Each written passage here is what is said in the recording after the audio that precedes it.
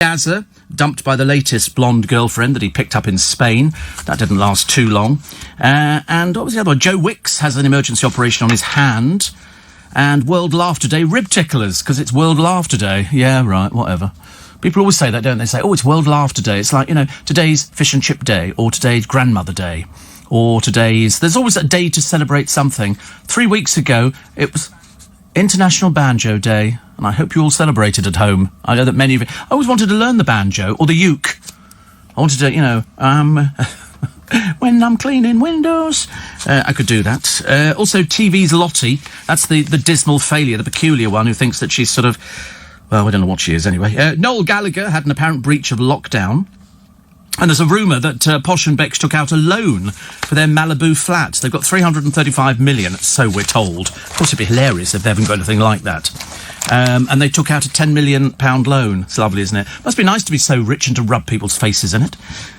Also, the Prime Minister's plan to get Britain working, including social distancing and face covers. And there's people feeding in, where were the other day? London's Hyde Park, feeding these bloody parakeets.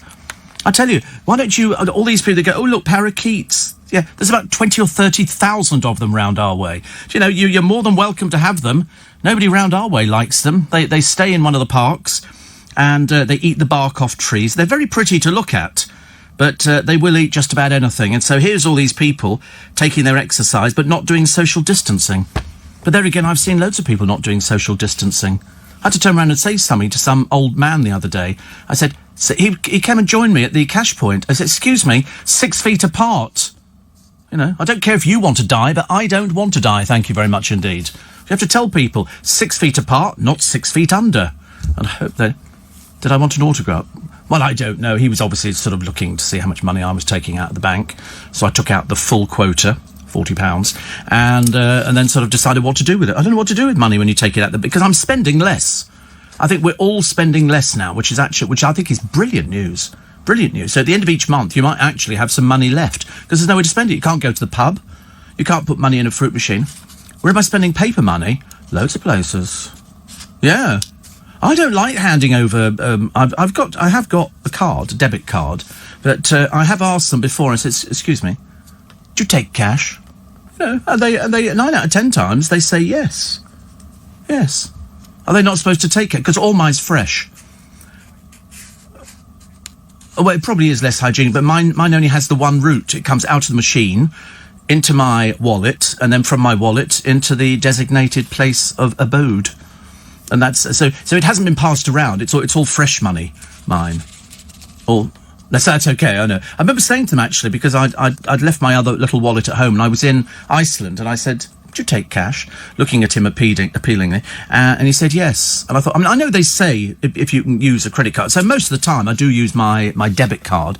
You have to. The price of drink nowadays, it's ridiculous, honestly. £19 for a litre of Prosecco, but the bottle is gold. It's a gold bottle, which of course is very pretty, but you can't see how much is in it. Normally in bottle, you can sort of have a quick look and you can see whether it's full up to the top. And I'm enjoying my Prosecco. I had a very nice day yesterday. My earth arrived. Do you remember I ordered? Because we don't have a garden centre open, so I've ordered some earth, and I bought it from a place online. I'll have to tell you tomorrow who it is, because I ordered 3 10-litre bags. Well, I know what size bags they are because I use them all the time. Well, these piddly little things have turned up yesterday. I think these are 5-litre bags, in which case I'm going to be having one hell of a ding-dong with this company, because they ripped us off to start with on the price. Normally $3.99. I paid $10.99 a bag, so it should be $3.99. And it wasn't until I realised a little bit later on, I suddenly thought, oh, what am I going to do with that? And then, of course, by that time, it had actually gone through, which was a bit late, actually. But these bags look particularly small, so I'm determined to have it out with her. I'm not going to be ripped off by somebody. Yeah, but they put plastic around the 3 bags together, so I'll need to... And I only saw it when I was coming out today, because it was by my front door. So I shall check it later. Oh, I should be having a right old ding-dong, I tell you. Nobody takes advantage of me, thank you very much indeed. Where's the hardest place in Britain to pass a driving test? Birmingham. Why would Birmingham be the most difficult place? Spaghetti Junction. Well, you're not allowed to be on Spaghetti Junction, are you, if you're a learner? Isn't it form part of a motorway kind of... I don't know. I've never been there. I've never been. Yes, you should drive bars. Yes. Oh, look, there's Birmingham. Very good past driving test. Stephen Fry says he hasn't used shampoo on his hair for 8 years. Now, actually, that's not as bad as you think, because after about the first year, your hair is self-cleaning. And so it produces naturally its own oils and everything else. So when people say, oh, I've not washed my hair for ages, all you need to do is get a dry shampoo, which is basically a bit like talcum powder, and you squirt that in your hair and then you rub it through, and then all of a sudden your luxurious locks are all over the blooming floor. You know, never stay on your head, do they? But Stephen Fry, he bottles his oils, does he? Oh, could he? Oh, I don't know. I don't know. What do you think it seeps out? I don't know how it works. I don't like the sound of that. Yeah. Run it through my own hair. Oh, I had another go at cutting it the other day. Honestly, it's a nightmare. I might as well just sort of, stick a knife down the middle and just go, take all that side off. I was thinking about shaving it all off. And then I thought, I don't want to look butch. I've decided that would not be the best look. Not for coming into the year 2020. So, I mean, I've sort of cleared out the pots and all the rest of it. But these 3 piddling little bags of dirt are not going to go anywhere. So I'm going to check them very carefully. But these bags don't look big enough. They really don't. No, they didn't appear to come from a reputable source. I'm a little bit upset by it because and I thought about it coming in, and I was thinking, if they've ripped me off, I'm going to make sure that everybody knows about them. That's the deal. You'd think they would have realised by now. What was the other one? Coronavirus could slash the royal income by up to £100 million a year.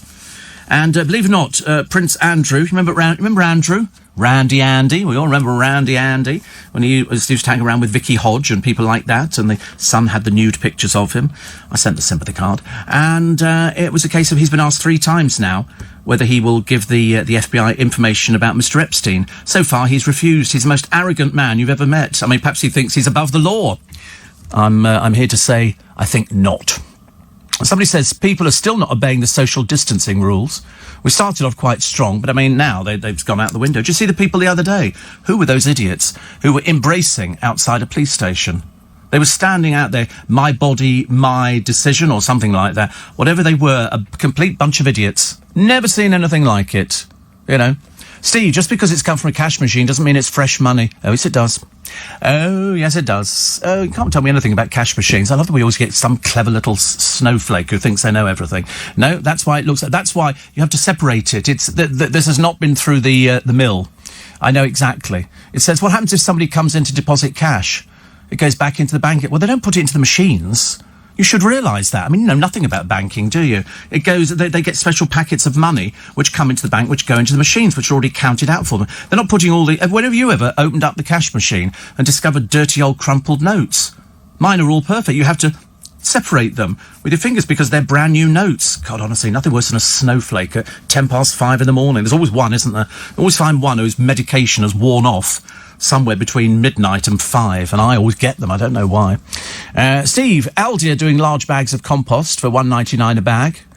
Yeah, it's got to be the right sort, though. I'm a little bit funny. It's like buying, Heinz salad cream or Heinz tomato ketchup. I'm sure that Aldi make a very good one, but I don't want to try it. I like to stick to brand names. I'm a brand name. Some people use Gucci. Some people have Fiorucci and all these other sort of labels. No, I'm Marks and Spencer's. There's no point in spending too much money on clothes, as you can tell by this morning's little outfit. But I am a little bit funny when it comes to buying Earth, and stuff like that. It's got to be the right. It's got to have a bit of Levingtons in it, a little bit of John Innes, number 1. Levingtons is the brand of compost, but it's got to be nice and rich, peaty kind of stuff. But they put a bit of John Innes number 1 in there, which encourages plant growth. So every year I put brand new soil in all of the pots, and I've got about 22, and I always put brand new soil in because what's the perlite? I don't know what that is. What's perlite? Is it like a little crystal? Oh, stones.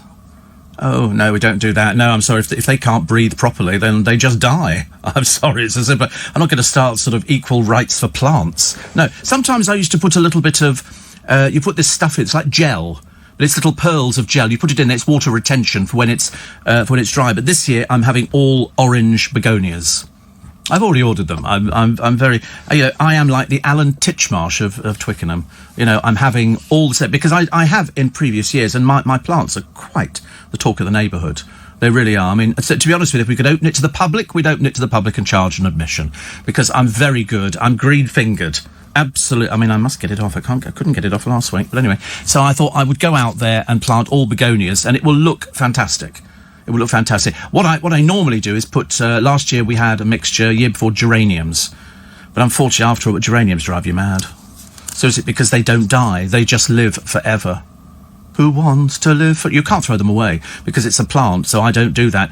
But deadheading them, you have to go out there and break off the dead flower. Well, these begonias, no deadheading needed. And that, as far as I'm concerned, is sort of like, that's a big plus point. That's I'm very pleased with that. So I think I might actually do a bit of filling up of the pot. I'm going to open these bags up and have a look at it because I have a sneaking feeling that they are 5 litres or whatever it is. Steve, if possible, pay for goods with a credit card and then you claim the back, get the amount back from Section 75 for discrepancies. No, I don't want to do it like that all the time. If you're just buying a little something, if I'm buying sort of a packet of things at £2, I'm not going to put that on a debit card, thank you very much indeed. And I'm certainly not putting it on a credit card. Who was the first person to use a cash point? I knew the answer to this one. No.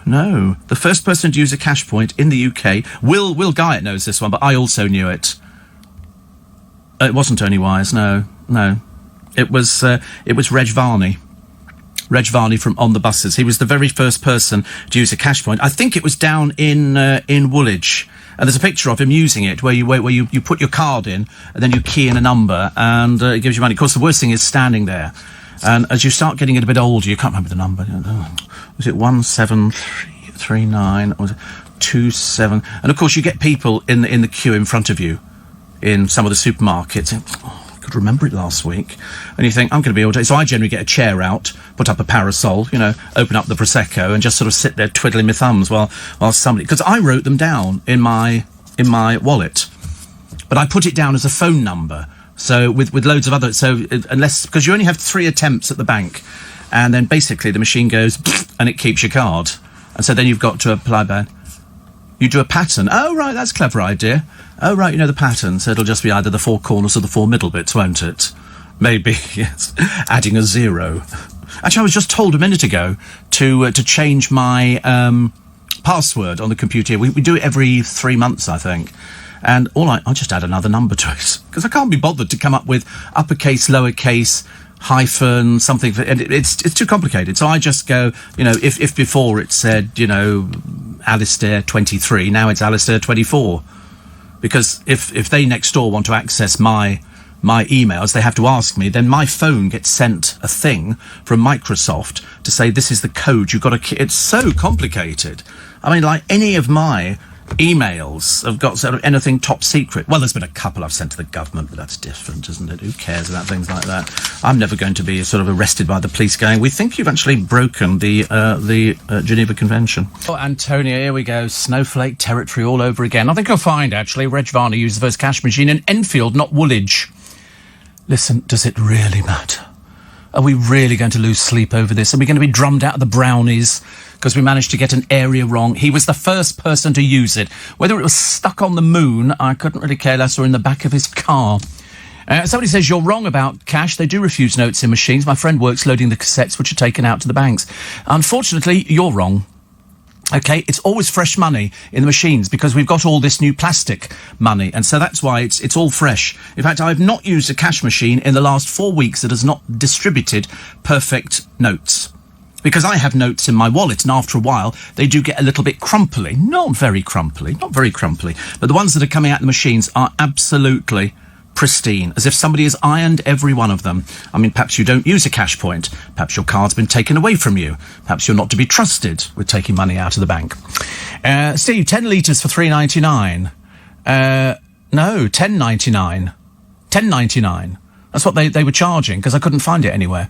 So 50 litre, 3 bags for £12. You've been ripped off, says Mags. Yes, I'm well aware of that.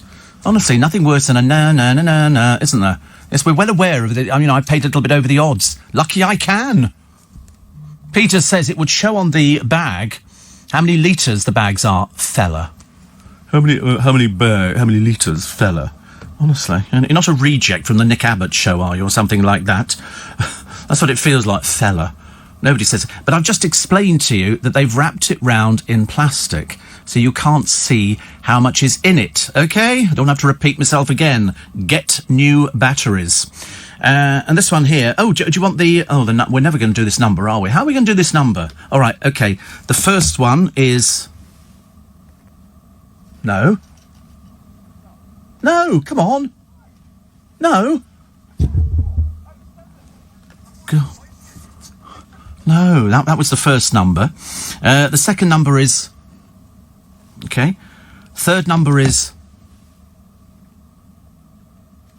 Yep. And that's the next number as well.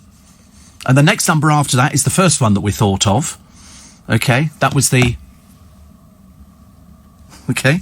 And the last number is... Yeah. We have to do this because otherwise it then means you have access to my... Which actually, I mean, to be honest with you, could be about the best thing that you'd ever done on a Sunday. Access to Steve Allen's emails. Has that worked? It's so clever. It is so clever. I love it. But every time we have to do it, I'm sort of holding up a number to them, and they think I'm pointing at the hand. So of course they're not adding on the first. It's like they did a thing on the what was it the other day? Is it called? Oh, Les Dennis used to do it. It's not Celebrity Squares, is it? It was Family Fortunes. That's it. Where do they get the families? It was almost like the remedial class has come out of school early, and they were looking at games you play at a party. Now, if you're over a certain age, the games that you play at a party would be Kiss Chase, okay, very popular game, or it would be musical chairs, or Pin the Tail on the Donkey. What were this family coming up with? They came up with Monopoly. Who sits down at a party and plays Monopoly? They come up with all these ridiculous games. And some of them, I wish I'd written down the answers because it was quite clearly the most balmy mad programme that I'd ever seen in my entire life. But it doesn't matter really, does it? Steve, 84850. Somebody says not all ATM machines distribute new notes. Look at the draw, mate. What is this mate thing? Why all of a sudden we've attracted everybody from a council estate? What is going on? Stop it. He says you live in a posh area. And you don't. So how would you know? How do you know if you live in a posh area? I'll tell you how you know that. The pigeons travel by bus round our way. They've all got the cards, but of course at the moment it's free to go on the buses, although not in the entire country, I discovered the other day, because we've been free on the buses for ages, because they used to get on in the middle, but they discovered too many people, even in a posh area, were cheating and getting on the bus and pretending to swipe in. I used to tell them off. Excuse me, mate, you need to swipe your card in. I always take a picture of them at the same time. I'm not above that. Give it to the local constabulary. And so then they roped off the bus driver at the front with bits of ticker tape. And so you then get on the middle of the bus, but they've now taken out the machines on the middle of the bus, and so you don't have to pay. So around our way, even on the single-deckers and the double-deckers, you just get on the middle of the bus and you stand there. Because you don't want to sit down, because strange people get on buses, don't they, really? I'm probably one of them. I don't go up to the top, no. I can't breathe. I can't breathe up there. It's dreadful. There's no oxygen, there's no nothing. They don't open the windows or anything. It's just sitting there. And you always get one person. Have you ever noticed, in the middle of summer, you'll get on a bus, and some bloke will get on, oh, hello, please look after my llama. And they sort of get on the bus, and they go around and they shut all the windows. So I go round, opening all the windows again. Yeah, I'll take you on, mate. Not possible. Not always possible to hug the ones you love, says Gaz. Yeah, but sometimes you don't want to hug people, do you? Hugging is not... it's okay if you're a very tactile person, you know.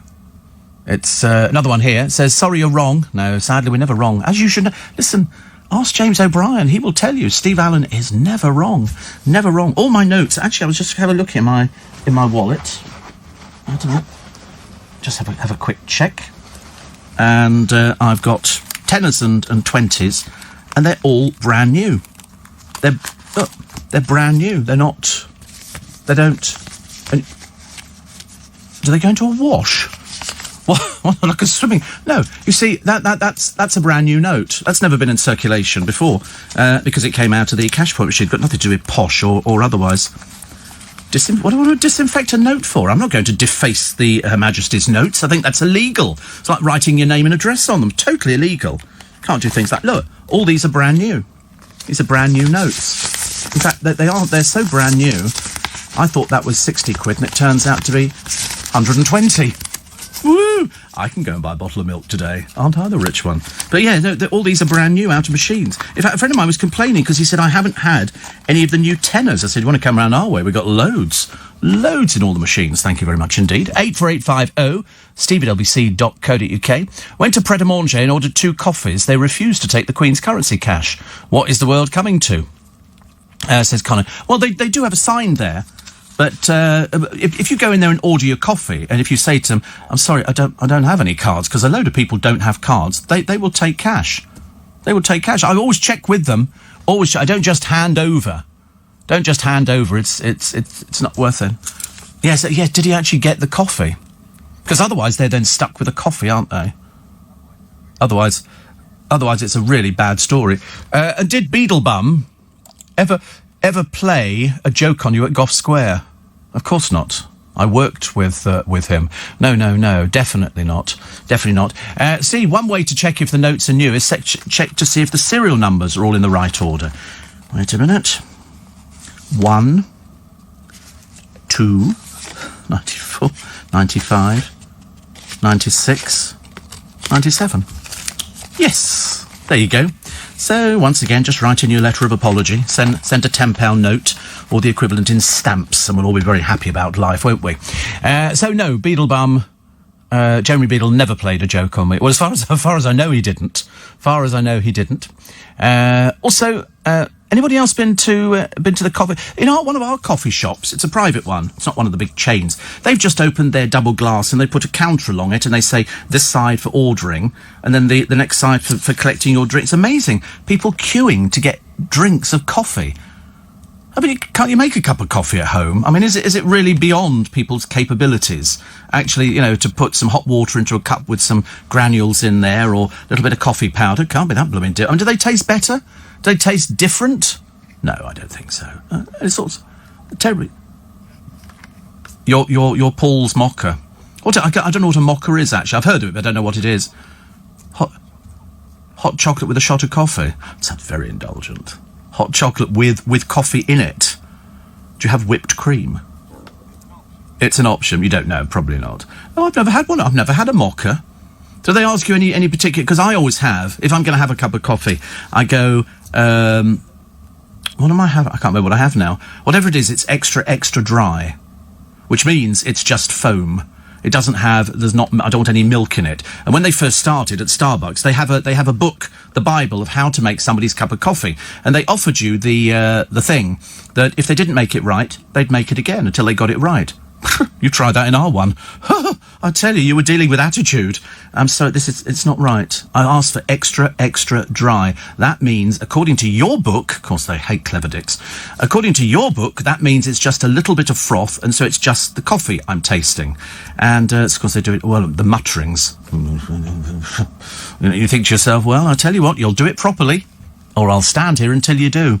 And eventually they do make it. It's a very slow process. Very slow process. It's terrible. Ideal World compost comes from the professional growers and is bagged and sold for Ideal World. Yep, I might be going to Ideal World later to get it. But I think that next week they're going to announce the garden centre's opening. That's what I think. Woo! I know it's amazing, isn't it? You get to my age, 43 3/4, and you think to yourself, I can't wait for the garden centre to open. Whereas years ago, somebody said, "Do you want to come around a garden centre?" I'll be going, "Are you serious? Go around? What do I want to go around a garden centre for? That's for old people now." I'm off up the garden centre at every opportunity. I love it. Picking up the bags, putting them on your trolley, seeing some nice plant you like, the look of it, put it on the trolley, get out there, load it in the back of the car. It's lovely. I always ask for the boot liner.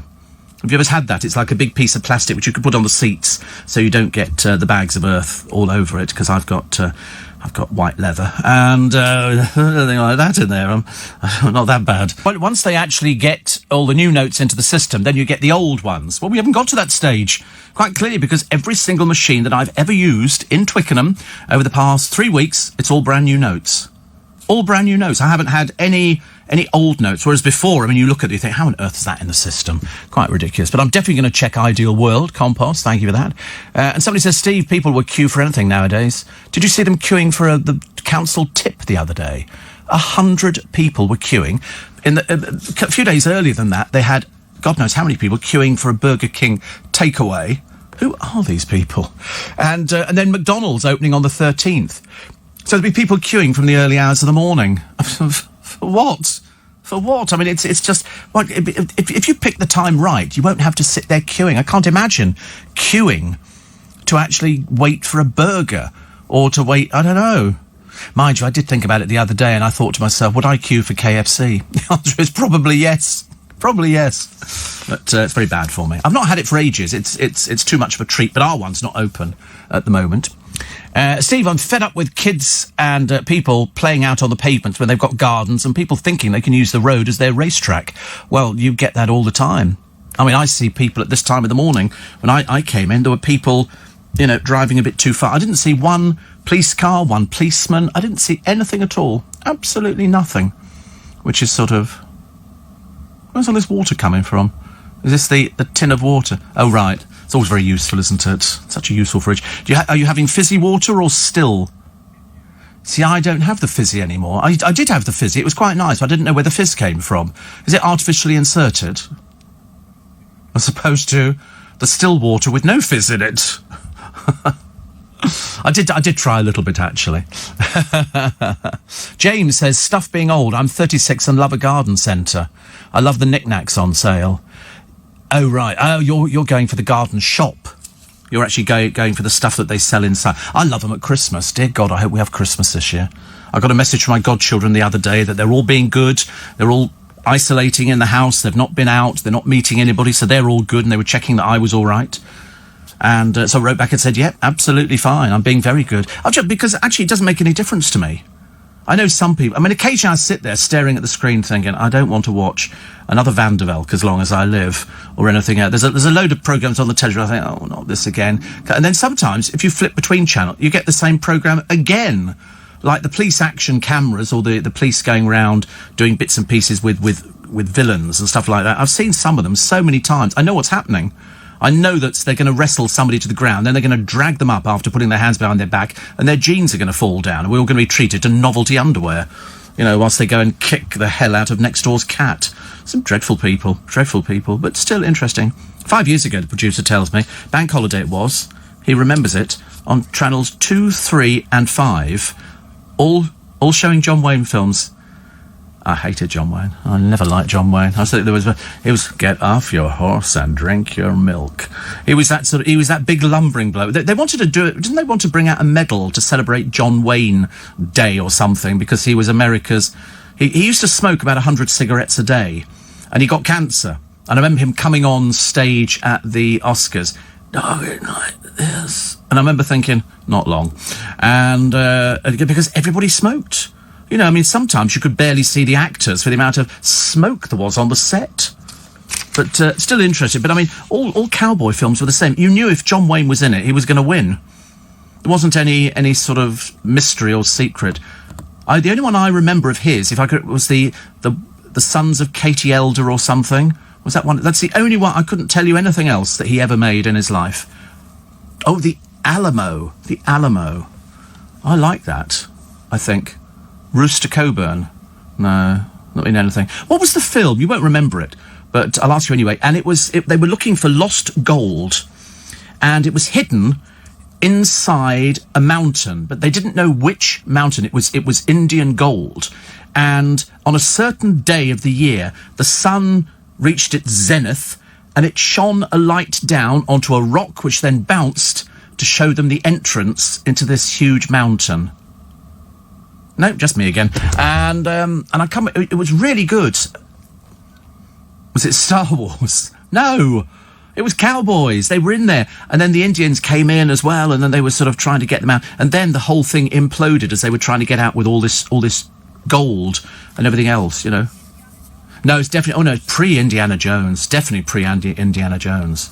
That was all done in a studio. They never went into a mountain at all. These people are actually inside. But it's this shaft of sunlight which shone to show them the entrance into the... And they went in there and there was a big river that ran... Somebody will write in and they'll say, I'll tell you what it's called. I think it's called McKenna's Gold. Honestly, sometimes I amaze myself. All of a sudden I'll be going, I wonder what that's called. And then all of a sudden it comes to me. I bet you anything. Somebody will go on, here we go. McKenna's Gold. Go on, put it in. McKenna's Gold. Oh dear, I love it actually. Steve, I had a massive row with here we go, McKenna's Gold. That's right. There you go, there you go. It's a Western directed by J. Lee Thompson. And so, good cast. Ted Cassidy, Gregory Peck, Omar Sharif, Telly Savalas.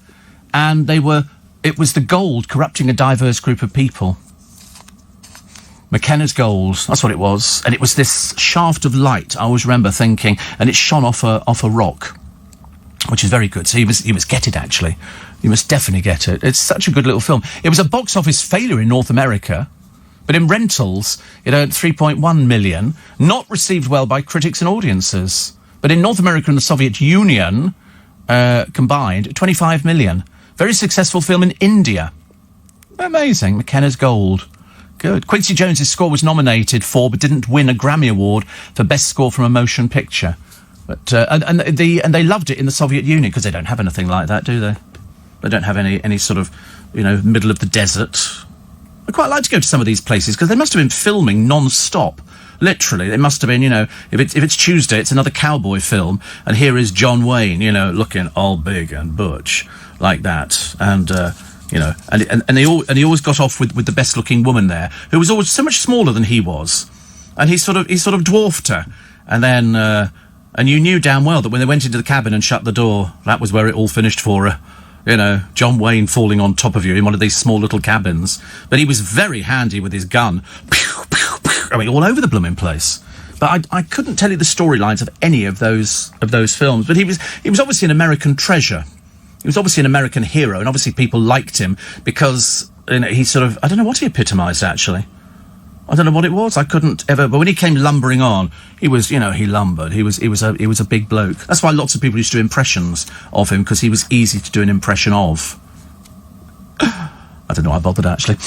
Steve, McKenna's Gold with Sharif and Gregory Peck, says H. Love the music, Steve. North to Alaska? No. John Wayne's last film, Could the Shootist, was very good. He knew he didn't have very long left when he made it. Nothing worse, is there? Will I get to the end of this film? Probably not. Probably not. But they can do things wonderfully now with bits that have been filmed, and then you can do it. You could just sort of put all these bits in there. They've done it with, what did they do it with? Was it a Star Wars film? 84850 steve@lbc.co.uk. North to Alaska was a great John Wayne film, about the same time as The Young Ones. Oh, I found another good Cliff Richard song the other day, written by, I think, Hank Marvin and Bruce Welch, I think. It's called Silvery Rain, and it's such a great song. It's such a great song. I don't know why, I was going through YouTube this morning, and I was discovering all these wonderful Cliff Richard concerts and things like that. Steve. Harry and Meghan in the newspapers again, are they? Surely not. Not for a good reason. Oh, well, she's lost round one of the court case, hasn't she? Which is taking a newspaper to court over what they thought was sort of a breach of confidence or something. Whatever it was, she lost that first round. And so I think the newspaper have asked for their cost to be paid for. So her costs, as far as I remember, was £60,000 just for this bit of it, and theirs were about £50,000. So that's £110,000 that she might have to cough up. Well, somebody's got to pay for it. But as we're still waiting for them to pay for Frogmore Cottage, I wouldn't be holding your breath anytime soon. But they will have to pay. They will have to pay. And then they've got the next bit of it as well. I mean, you've got no idea how these things go. It depends what sort of people regard as journalism. And whether it's in the public interest. Is it in the public interest that sort of people like Stephen Gately were outed? Has that got anything to do with anybody? No. Absolutely nothing at all to people. I'd rather find out from the actual journalists who wrote the stuff a little bit more about their private life, wouldn't we? When they phone somebody up, like Philip Schofield, because that's still one that intrigues me. Does that not intrigue you? Philip Schofield, happily, one of the biggest people in television, and then all of a sudden, he comes out as gay. Okay, he's got a wife and he's got 2 children, so, at the most bisexual, but he comes out as gay, and how intriguing that the Sun was actually there in the studio on the morning that he made the announcement. And I'm thinking, because I'm a cynic, do you think somebody said to him, listen, we've got this story, that you're gay, and why don't you come out and we will then... Because they did. The Sun then ran the story with Philip Schofield. And so he does this big thing, and Holly's going, you're very brave, and it's all this kind of... And I'm thinking, what's brave about it? I thought everybody knew about Philip Schofield donkeys years ago. And then all of a sudden a name emerged all over the internet, and I'm thinking, so is he going out with this person? Is he not going? I mean, even in this day and age, they make such a big deal about Philip Schofield comes out as gay. Who cares? You'll be telling me next there's gay MPs. Woo! Couldn't believe that one. That's clever. A gay speaker at the House of Commons. Woo! Surely not. They make such a big deal about it. And it's not necessary. I mean, you know, there are stories in the paper today. There's nothing particularly interesting. It's the same coronavirus, trying to work out what the Prime Minister is going to say to us in the middle of next week. When is he going to announce a cutting down? In Spain, they've started allowing elderly people and children to go out and go and do a little bit of exercise. But over there, they really have been in lockdown. It's a case of if you go outside, the police will arrest you. They're not messing around. That's why in some countries they're very good at going into lockdown. Over here, people think it's just, it doesn't make any difference. I saw people walking along the side of the road when I was coming in this morning. I'm in the car with the mask on, you know. Makes me look a bit like the Invisible Man, I've decided. With a pair of dark glasses on and the mask, I do look like the Invisible Man. It's a very good look. But you see all these people out there, they're not social distancing. And you feel like saying to them, are you really stupid? Are you really thick? Yes, they're really thick. They obviously think it's not going to affect them.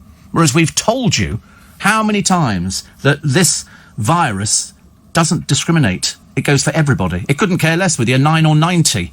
If you're going to get it, and you're, you know, maybe somebody who's sort of battling other diseases or illnesses, it seems to just hit you very hard. Few days, you're gone. And that's all because people don't self-isolate, because people happily... I mean, to watch these bunch of buffoons in the middle of Hyde Park standing next to each other with parakeets on their bare flesh. Filthy, dirty, disgusting parakeets who walk through excrement, who literally... And people have them... Oh, aren't they cute? Are you mad? That's like you wouldn't want pigeons to come sit on your head, would you? Oh, you probably would, actually. You probably would. That's why they have to have a hawk in Trafalgar Square. It'll be there this morning. He'll be there this morning. He'll be his man walking around. You'll notice him because he's got a hawk on his wrist. And kind of a giveaway, you know. I wanted it to be a combine harvester, but they weren't having that. And so he's got his hawk, and every so often he sends it off around the square, and the pigeons go, run, run! And so the pigeons run for their lives. And it just basically scares them. It scares them. But they did a thing. Phil, and was doing a thing the other day on country houses, and this was Belvoir Castle, spelt Belvoir, but pronounced Beaver for reasons best known to themselves. And they lose 20 pigeons a year because they nest in the roof, so they have to bring a hawk in, because once the hawk has dive-bombed the pigeon a few times on its nest, it won't go back there. I tend to find the same works with a giant water pistol round our way. They don't go again. They definitely don't. And at the moment, they're nest building. Disgusting. Right. Let's take a short break. Actually, why we keep changing the names? We were talking... I don't know why we were talking about it. Top Cat and Boss Cat. And apparently there was a brand of cat food called Top Cat. So they had to change... Benny. I used to love that. Officer Dibble. I just remember there was a light. Choo-choo. Oh... It was so funny. But there was a light at the end, didn't he? He had a light because they lived in dustbins or something, and then he turned the light. I thought they were really clever, really good. But then I remember the Milky Bar Kid, who was strong and tough, and only the best is good enough. The creamiest milk, the whitest bar, the goodness that's in Milky Bar. And then this little squirt with glasses on and bleached hair goes, the Milky Bars are on me. Well, they practically kill him to get to these Milky Bars. And then at the very end he goes, Nestle, and he's got his gun out. I'm thinking, oh, here we go, massacre at the Nestle shop. And he gets his gun and goes, the Milky Bars are on me. And then it goes, Nestle's Milky Bar. Well, then they changed it and it became Nestle Milky Bar. At one time, there was a planet up there called Uranus. Well, magically that turned into Uranus. All of a sudden, overnight, people are saying, sorry, what are you saying, Steve? I'm going, Uranus. Again, no, I think not. It's called Uranus. Mars. And Mars turned to Snickers as well. And where did Spangles go? That's what I want to know. The things we worry about. Thank goodness we're all in lockdown at the moment. Well, most of us. James and Roger the Cat are sorting out collectibles. Loving you this morning. Okay, great. That's cool. Ollie says, something that would never happen before coronavirus. Allowed to go into the bank with a masked face on, demand money, and nobody calls the police. I know. It's very funny, isn't it? I went to Tesco's the other day, and I took all my sort of suitcases and washing and ironing in because it said they will pack your bags. So I was quite pleased, actually. I thought if I'm going to go on holiday, they might as well pack it properly, and folding it, doing things like that. So, yes, you're quite right, actually. Before, you imagine going into coronavirus. I mean, they didn't even want people going in with their helmets on, with their crash helmets. Now we go in with a mask on and go, money, give me money. And they give you money. Well, not all of them, because our Lloyds Bank is closed. I think they just got bored, to be honest with you, because they were only allowing 2 people in, but they kept all the lights blazing, which worried me a little bit, because I thought, we're actually paying for that. I'm not, because I'm not with Lloyds. It doesn't bother me in the slightest. Lovely sunrise over the sea and the island, Steve.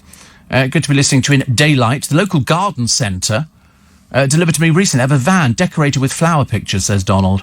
How lovely. I'm going to check these bags of earth. I tell you, if they're the wrong ones, they're... You want to get on the wrong side of me, definitely. And this one says they're so far advanced in medicine, they can take a man, give him a new heart, and in 4 weeks he's looking for a job.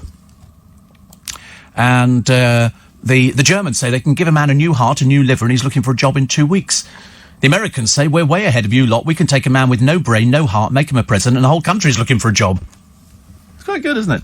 Very old gag, but I quite... It's always very adaptable. Steve... we had a gay king and nobody cares. Did we? When did we have a gay king? I don't remember that one, actually. And, I don't remember that. Who's the gay... Well, now I'm going to check on whether we've had a gay king. I know we've had gay speakers at the House of Commons, haven't we?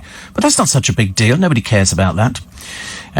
Steve, John Wayne died from cancer along with many others from the film The Conqueror. They were irradiated as the filming location had atomic bomb waste. Oh, crikey. Another good film as well. A lot of people talking about Harry and Meghan, and I seem to have missed this one, apart from the fact that I've got a picture of some house they're looking at, which is worth 10 million. I don't know how they would have that. Neither of them have jobs. They don't have any money, so how would they afford 10 million? What are they going to do, borrow it? Suppose they probably could. The Sun on Sunday, they've got Boris on the front. Doctors, we're ready. We're ready for me to die. I mean, I have to be honest, he's been through and he's popped out the other side. And that looks good, doesn't it? Stephen Fry and his shampoo, saying he's not used it for ages and ages. It doesn't seem to make any difference, does he? He's still hilarious. We still love him. Plus this baby who's called, this is Boris's child, Wilfred Laurie Nicholas Johnson. So that's quite nice, isn't it? That's quite nice. And it's got loads of hair. The secret history of the gay kings and queens of England. Well, they'd all be queens, wouldn't they? King William the Rufus. Do you remember him? William Rufus? Died in 1100. He wasn't very old, was he? 1087 to 1100. He wasn't very old at all. He's a pretty-looking boy. We've got a photograph of him here from 1087. Obviously, they were way ahead of it in the royal family. Richard the Lionheart. I always thought he was a bit suspect. 1189 to 1199. He's only 10.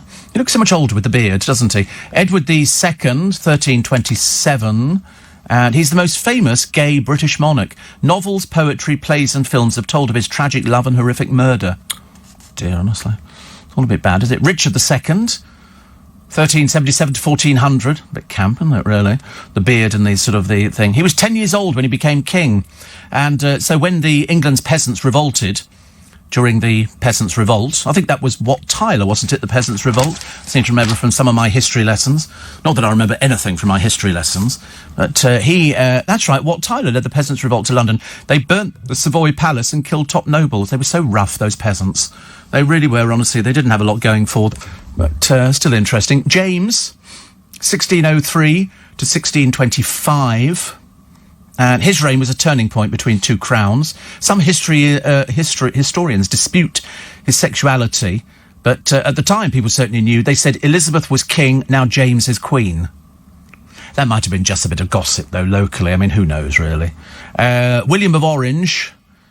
Yeah, well, I mean, again, we've got photographs of all these people. I'm telling you now, they looked absolutely out and out as if they... I wasn't sure if they were allowed to come out in those days. Anne! Good Lord, we found a woman.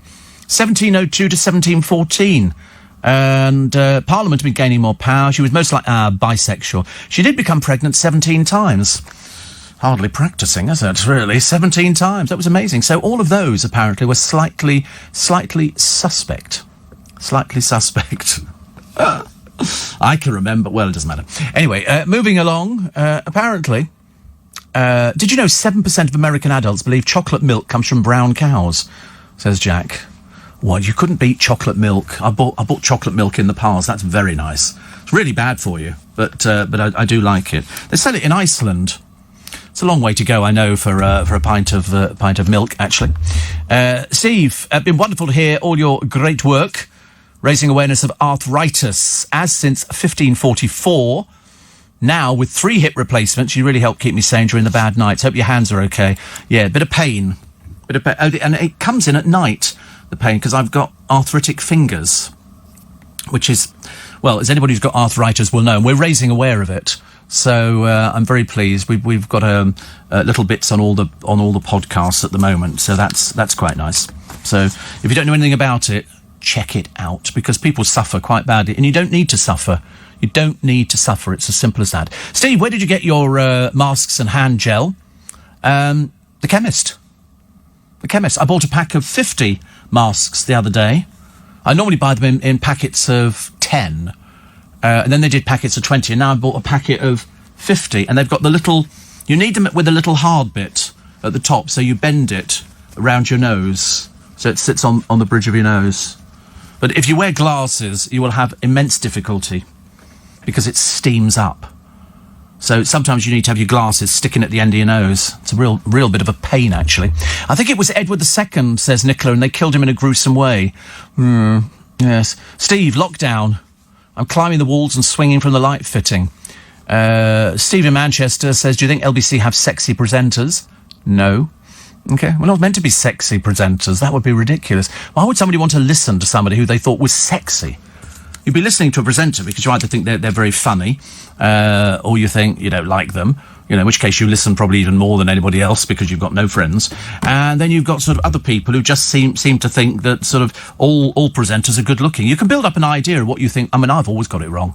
Presenters that I've listened to over the years, not now, but years and years ago, I'd think, I wonder what they look like, and I'd have an image in my mind. Then you see a picture of them and you go, blimey, they don't look at all like that. There used to be a lovely woman. She was on, I think, one of the BBC programmes called Sheila Trace. And it was in the days of CB radio. And it was all kind of new for a lot of sort of elderly presenters. And I always remember that she would do break a break for a copy. And it was all terribly breathy. And then I saw a picture of her, and I think she might have been over 60. I might be doing her a disservice. But the postcard that they handed out was a picture of her sitting on the front of a truck with a hat at a rakish angle. She looked like she'd wandered out of the cavern in Liverpool. I don't even know if she's still alive. She might still be... But it was so funny because everybody was trying to embrace the CB radio because there were all the truckers all over the place. Sheila Tracy, British broadcaster. Oh, no, she died in 2014. She began her career as a trombone player. There you go. But she died at the age of 80 in 2014 at the Princess Alice Hospice in Esher. Well, I know that very well because we have a Princess Alice shop in Twickenham. She was given the freedom of the City of London and, survived by her son. So there you go, but I always remember the picture. She wrote 2 books, Bands, Booze and Broads, a collection of interviews with American sidemen who played with the top bands, and she was a popular lecturer on P&O cruises. Wow! She joined BBC Television as an announcer. I used to love those voices. The announcers' voices were the best ever. They really were. Coming up to the news at 6 o'clock, so 11,000 letters, 10,900 have been sent out. These are warning letters about COVID-19 to dead cancer patients. Some have been dead for 14 years. The families whose relatives have died were sent the letters after a computer mix-up. Yeah, but who programs computers? People. They don't program themselves. Oh, look, Richard and Judy. What has he done to himself? Richard's dyed his hair, and he's sort of got this funny fake tan on. Judy's had a 12-week quarantine letter. This may tear a couple apart, says Richard Madeley. Oh, listen, I'm sure she'll find something to amuse herself at home, She's always been very good at that, as our Judy. She'll probably write another book, actually, about it. Oh, news. I knew there was something. You can always tell when that music starts. So, Celebrity Juice team captain Holly Willoughby has quit the comedy game show after 12 years, mainly because her husband, Dan Baldwin, has stepped down from it, and presumably she doesn't want to be there anymore. And I think that now... Keith Lemon, or whatever his name, I don't know, he's got 2 names, but it's the same person all the time, who sort of drags out the dirty side of her. I think he said before that now is the time to stop the programme. So, you know, who knows? It's the right time to bow out and she can spend more time with the family. She's still best of pals with Lee Francis. Already, it's the 3rd of May. I cannot believe it. It only seems like yesterday we were sort of plodding through April, and now we're into May. So here it is. This could be the royals' new home.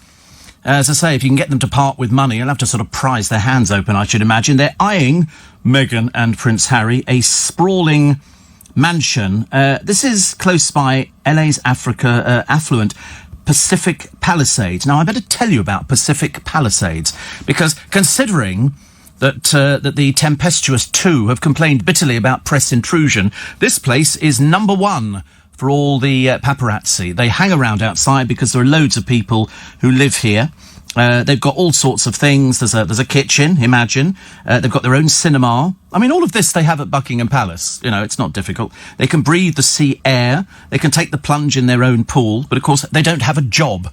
They don't have anything to do at the moment, which is a bit of a shame. So it's a very nice house. I'm assuming that every estate agent in the area is now sort of shoving it through. Oh, they're definitely looking at this one here. Definitely. And so it's got a 1-acre garden and a pergola. There's a giant children's play area, perfect for Archie. It's a bit pokey to me. A pergola. It's like one of those things you have in the garden. It's like, have you seen The Sound of Music? Okay, where she dances in the pergola. You are 16, going on 17, with the boy Nazi. That's right, with the boy Nazi. Yeah, that's a pergola that they're in, which is generally sort of like a building, like a little conservatory that stands by itself in the garden with no friends whatsoever, and it's lovely. And so they have a pergola. But to be honest with you, a friend of mine, actually, she knows a lot about films. She did decide the other day that she would watch Suits. She got as far as 2 episodes and suddenly realised that Meghan Markle couldn't act for toffee. She said it was the worst thing in there because they kept making a big thing about, you know, Meghan Markle acting. And you think, but that's not all she's done. It's like, you know, Harry, he's like everybody's favourite royal. Well, he was. I think everybody's gone off him now, so they've had to move to America. He's obviously not British at all. Otherwise, he'd be here, you know, supporting Her Majesty and his father and his brother. But he's obviously decided that he wants to be something. What? We've got no idea. But as I say, can we please have our money back for that little cottage that you conned us into spending on? Because we don't want to spend on it, please. We can put it to much better use. Much better use. Steve, polish your glasses with soap. Leave the soap on, they won't steam up. Leave the soap on. Oh. Anastasia said, where'd you get the face masks? I got them from my chemist, but you can buy them on Amazon. There's loads of them on Amazon. They all look roughly the same. There's not a lot to them, but they're definitely there. Lee in Sudbury, I'm glad you enjoyed the Hot Money programme, which was very good indeed. And is Lucinda Horsley sexy? I don't know. Why would you mention that? She's not even here this morning. Odd thing to say. People are very odd about that. That's sexist. You can't say that. Definitely can't say that. I've noticed that Boris's son is Wilfred Laurie Nicholas. Pretty cool. That's... NHS is in there somewhere, as well as the doctor's name. Well, we told you that it would be, actually. We always said it definitely would be. And then we've managed to find a picture of a rather fat, tubby tyrant, Kim Jong-un, who has come back from the dead. 1 minute, we were thinking he was dead as a dodo, but then here he is back again. He's carrying too much weight. He's 36, and to be honest, the trouble is he's eating all the wrong food. Now, I don't want to tell the leader of North Korea how to live his life, but even he must be struggling at the moment. I mean, putting one foot in front of the other one. He must have legs the size of tree trunks. Go on a diet.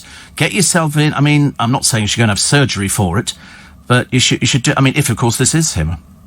That's the odd thing, isn't it? I mean, you know, we know that people have used doubles and duplicates over the years, and in fact, we actually did it over here, didn't we? When we did it during the war. And we had somebody who played Monty. In that great film, I Was Monty's Double.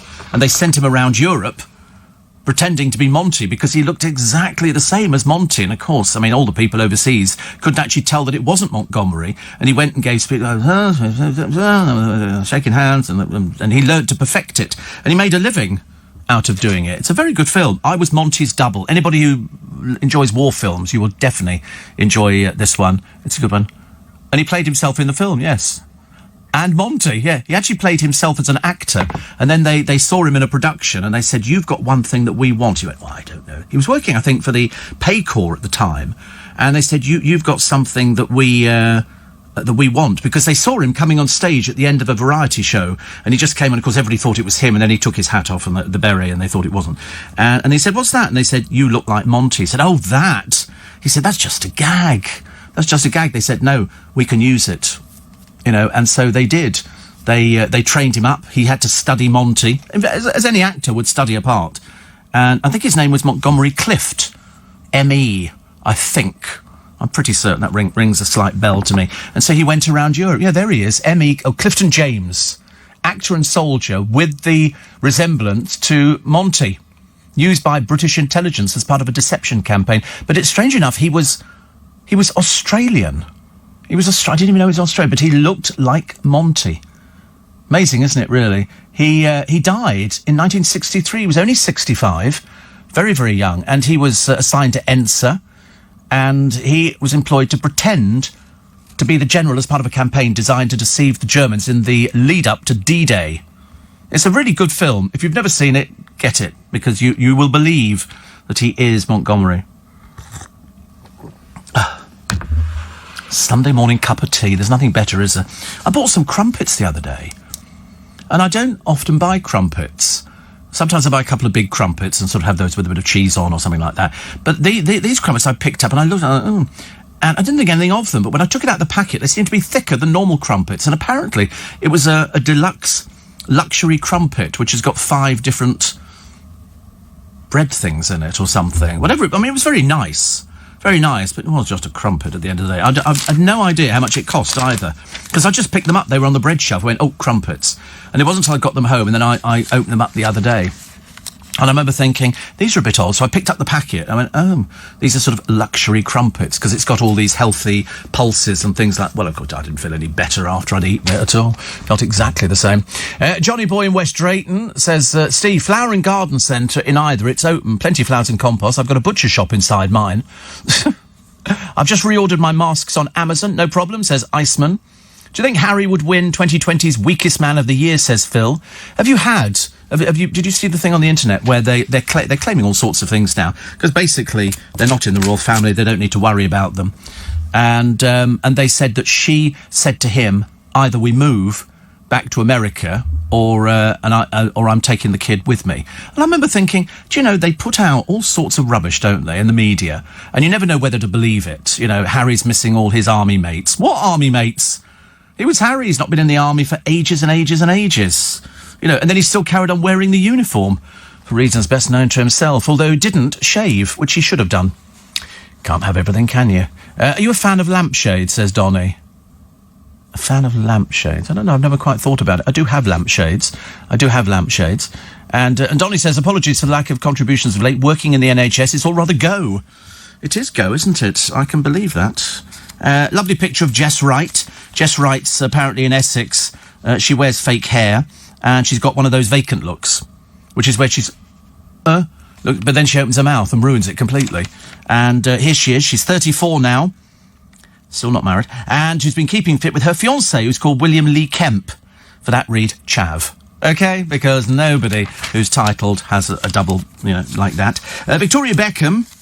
apparently took out a loan, they say, to buy the luxury Miami apartment. What do they want it for? Why don't they just stay in hotels? Far more classy, Victoria. Far more classy. And also, you should know that property in America doesn't go up like over here. I couldn't believe the other day, they showed a picture of their house in Notting Hill. Very plain.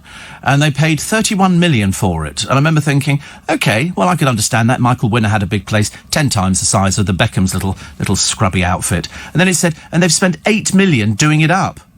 8 million? Well, I looked at it. No pictures on the walls, nothing. What a dull place. Goodness sake. Honestly, if I'd spent 39 million, I'd expect furniture by Versace and pictures of, because they thrive on pictures. I'm surprised there were no pictures on the walls, no pictures going up the pokey little staircase. I'm a Holland Park house. And seriously, you'd have been better off buying a caravan on a site in Bridlington. God, and they go, and they spent 8 million. I thought somebody's had you over a barrel, darling. Definitely. Steve, in the Facebook Ultimate Spikers group, we've had 2 birthdays this week. Oh, this is amazing. I love birthdays, actually. I've got to wait till next year to get another one. So shout out to Kathleen and Jeannie. So happy birthdays. for the both of you. Also, and wait a minute. Oh no, I can't do that. It's a rude joke. I started reading a joke the other week on the programme, and I scan ahead. I scan about 2 or 3 lines ahead, and I got to what I thought was the punchline. I suddenly realised I couldn't repeat it at all. Even if you did the cleaned up version, it was definitely not going to work. Definitely not going to work. So here's Liam Gallagher and Noel Gallagher. Good Lord, 2 pictures on the same page. They're the most boring couple, aren't they? The warring brothers, you know. Are they going to get back together? Who gives a stuff? Nobody cares anymore, do they? Boys do worse at school than girls because they lack passion about their goals. Well, I don't think it's all like that, is it? Mind you, this was people in Iceland. They managed to find young people in Iceland because fervour, grit and a positive attitude are closely linked in women's minds, helping them to succeed. But it's in Iceland. Have you been to Iceland? Dear God in heaven, there's nothing going on there. They've got a few geysers, they've got some of these sort of sulphur pools which you sit in, and they have the worst food I've ever seen in my entire life. But Darren Adam loves it. He loves it. He's learning to speak Icelandic because there are so many opportunities round where he lives in Scotland to speak Icelandic. But he's been over there. He's had all the food. He loves it. He can't get enough of it. Obviously goes for that sort of rugged-looking men, you know, the big, thick beards and let's have a drink, you know, which is kind of thing. But it's never interested me in the slightest. It's just full of volcanoes. The whole of the middle of Iceland is just volcanoes, active or otherwise. I think the whole island is a volcano, isn't it? I saw one. They did one on the television. Who was doing it? Might have been somebody like Helen Skelton. And they go to the top. They're climbing this mountain. Climb. And they get to the top. And she goes, wow. And they look over the ridge. And there, something like 300 feet below them, is a lava lake. Bubbling. And, you know, it's a bit like the one in the middle of the desert, Alta Ali. Have you seen that one? Alta Ali. Oh, that's amazing. That is a 24-hour bubbling lava lake. It is the most amazing thing you will ever see. In the middle of nowhere. Middle of nowhere. It's a bubbling lava lake. I mean, you could cook your eggs really fast. Really fast. And it just literally is throwing up all this... Oh, it's amazing. I remember seeing pictures of it years and years ago, and I looked at it actually the other day. And it's one hell of a sight to see. A white-hot lava lake where literally it's molten rocks. And it's fantastic. I mean, it really is fantastic. You have to land a little way from it, then you have to trek to the edge of the crater. And then you see... But it's almost like there's just a hole in the middle of the desert. Are you seeing it? Not seen it? Well, Alta... Oh, I don't know how you spell it. Alta Ali. Try A-L-T-A-A-L-I. 2 words. Active lava lake. It's... I knew you wouldn't find it. I can't spell it either, but I'm just guessing that's what I think it is. It's quite... No? No, you're not having much luck, are you? Wait a minute. No, you're fine. Alta Ali. Why don't you put out volcano after that? No, leave Alta Ali and put in volcano. Okay.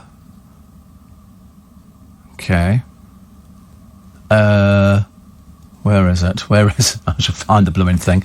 No. Loads of different... Oh, look, Iceland's disruptive volcanoes.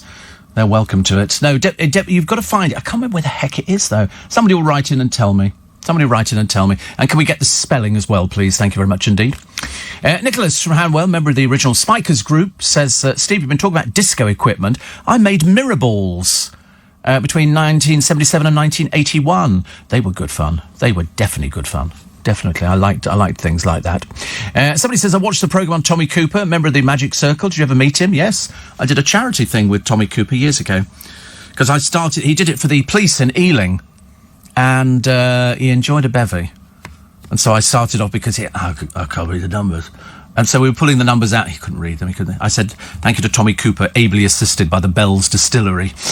Which he was. He was a very nervous performer, but he used to live just down the road in Ealing, I think. Morning, everybody, coming along at 7 o'clock this morning, the Weekend Breakfast Show with Andrew Castle. Up for discussion this morning. Coronavirus lockdown set the free healthy over 70s, say doctors. I'm not over 70. Also, Fearful Britons insist don't open restaurants, schools or stadiums. Because I wonder, if he says he's going to open things, and you might think the same as well, I don't think you're going to get people who are going to want to go to restaurants. Not just yet. And also, do you want to get on a plane? No. Would you want to go and sit next to somebody on a plane? No. Absolutely not. Spain, the lockdown's being eased, masks to be worn on public transport. You see, nowadays, you see more and more people wearing them. You don't feel such an idiot wearing the blooming thing. Listen, if it's actually going to sort of get you through this, well then, I'm all in favour of it. So you can discuss that with Andrew Castle. At 7 this morning for the Weekend Breakfast Show here on LBC. It's Erta Ali. ERTA ALE, says Rosie. Here we go. We're so excited by this. The producer's just going to be going gaga when he sees it, when he actually looks at the little film on it. So, Erta Ali. There you go. It's unbelievable. You look at the picture down, where you've got Global Volcanism Programme Erta Ali, and you look at that thing. This is 24 hours a day. This lava lake is bubbling like that. I mean, you'd survive about a nanosecond if you fell in. It's quite something. You should watch. Have you got moving pictures there? We've got moving pictures. Of course, we've got moving pictures, Steve. And you literally you watch it moving and bubbling, and every so often throwing up all this sort of stuff in the air. And this is 24 hours a day. It is quite something. You climb all the way up this thing. And it is quite a way. And look, it's almost like a lake of water, but this is molten rock. This is molten. The whole thing is just about getting ready to sort of give up. You'll all be trying this now, I bet you anything. Even at night time, it looks spectacular. It really does. It looks absolutely amazing because you suddenly realise that this is something on this planet we've got no control over whatsoever. But as we keep telling you, the biggest volcano in the world is Yellowstone Park, which they only discovered a few years ago. The whole park is the volcano. If that goes, it takes out the whole of America, and then some, I should imagine. I got a thing the other day from a magician, and he was sort of saying how he likes this in the program. He said, "Thank you for talking about." I think his name's Leon the magician. I think so. He says he lives in a world of magic and table tennis, and he sent me a thing saying, "Thank you for talking about the magic circle." Which, of course, is a bit embarrassing, seeing as I'm a member of the inner magic circle, so I was doing a little bit better than Leon, thank you very much indeed. Actually, I've just... The thing is, when you get this sort of lockdown, the one thing you do is you spend money on the internet. You go to Amazon, and you think, oh, I'll buy that. And then it says, people who bought this. So you buy that, and I've got all sorts of bits and pieces arriving. Seriously, it's almost like it's Christmas every day. Sort of. Steve, I saw Tommy Cooper walking along the Thames Path near Chiswick. Very tall. Yes, absolutely very tall. Russ the postie in Southend, still in shorts, he says, must tell you this story that happened to me 2 days ago. Delivering to a road, lots of packets in my bag. Go to a house side gate and heard talking. I went to the back and the owners were having coffee with another couple, all in their late 70s, and it was the lady owner's birthday, and I had cards and a small package.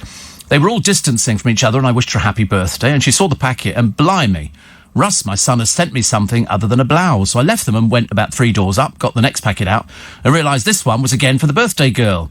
Realising now I've given her the wrong packet, I rush back. I can't find the end of it. How do you get the end of this blooming story? I rush back, and I don't know what happened on that one there. How do I get the end of it? He said, only to find the lady had ripped open the packet, and... we'll never know the end of it. That big one there. That big one. Now, how do I do this? Wait a minute. So, on air, back. No, I'm not doing back, am I? How do I do these things? Sometimes I discover things. Oh, no, lost it completely. Oh, I shall never know the end of it. It's too long, this thing. It goes over 2 pages. So, Russ, you'll have to come back and tell us what happened. When she opened the packet that you'd given her, what was it? What was in it? Was it something rude? I bet it was, actually. Steve, could you let people know not to set fireworks off on Thursday when people are clapping? Who's letting fireworks off? Who's got fireworks?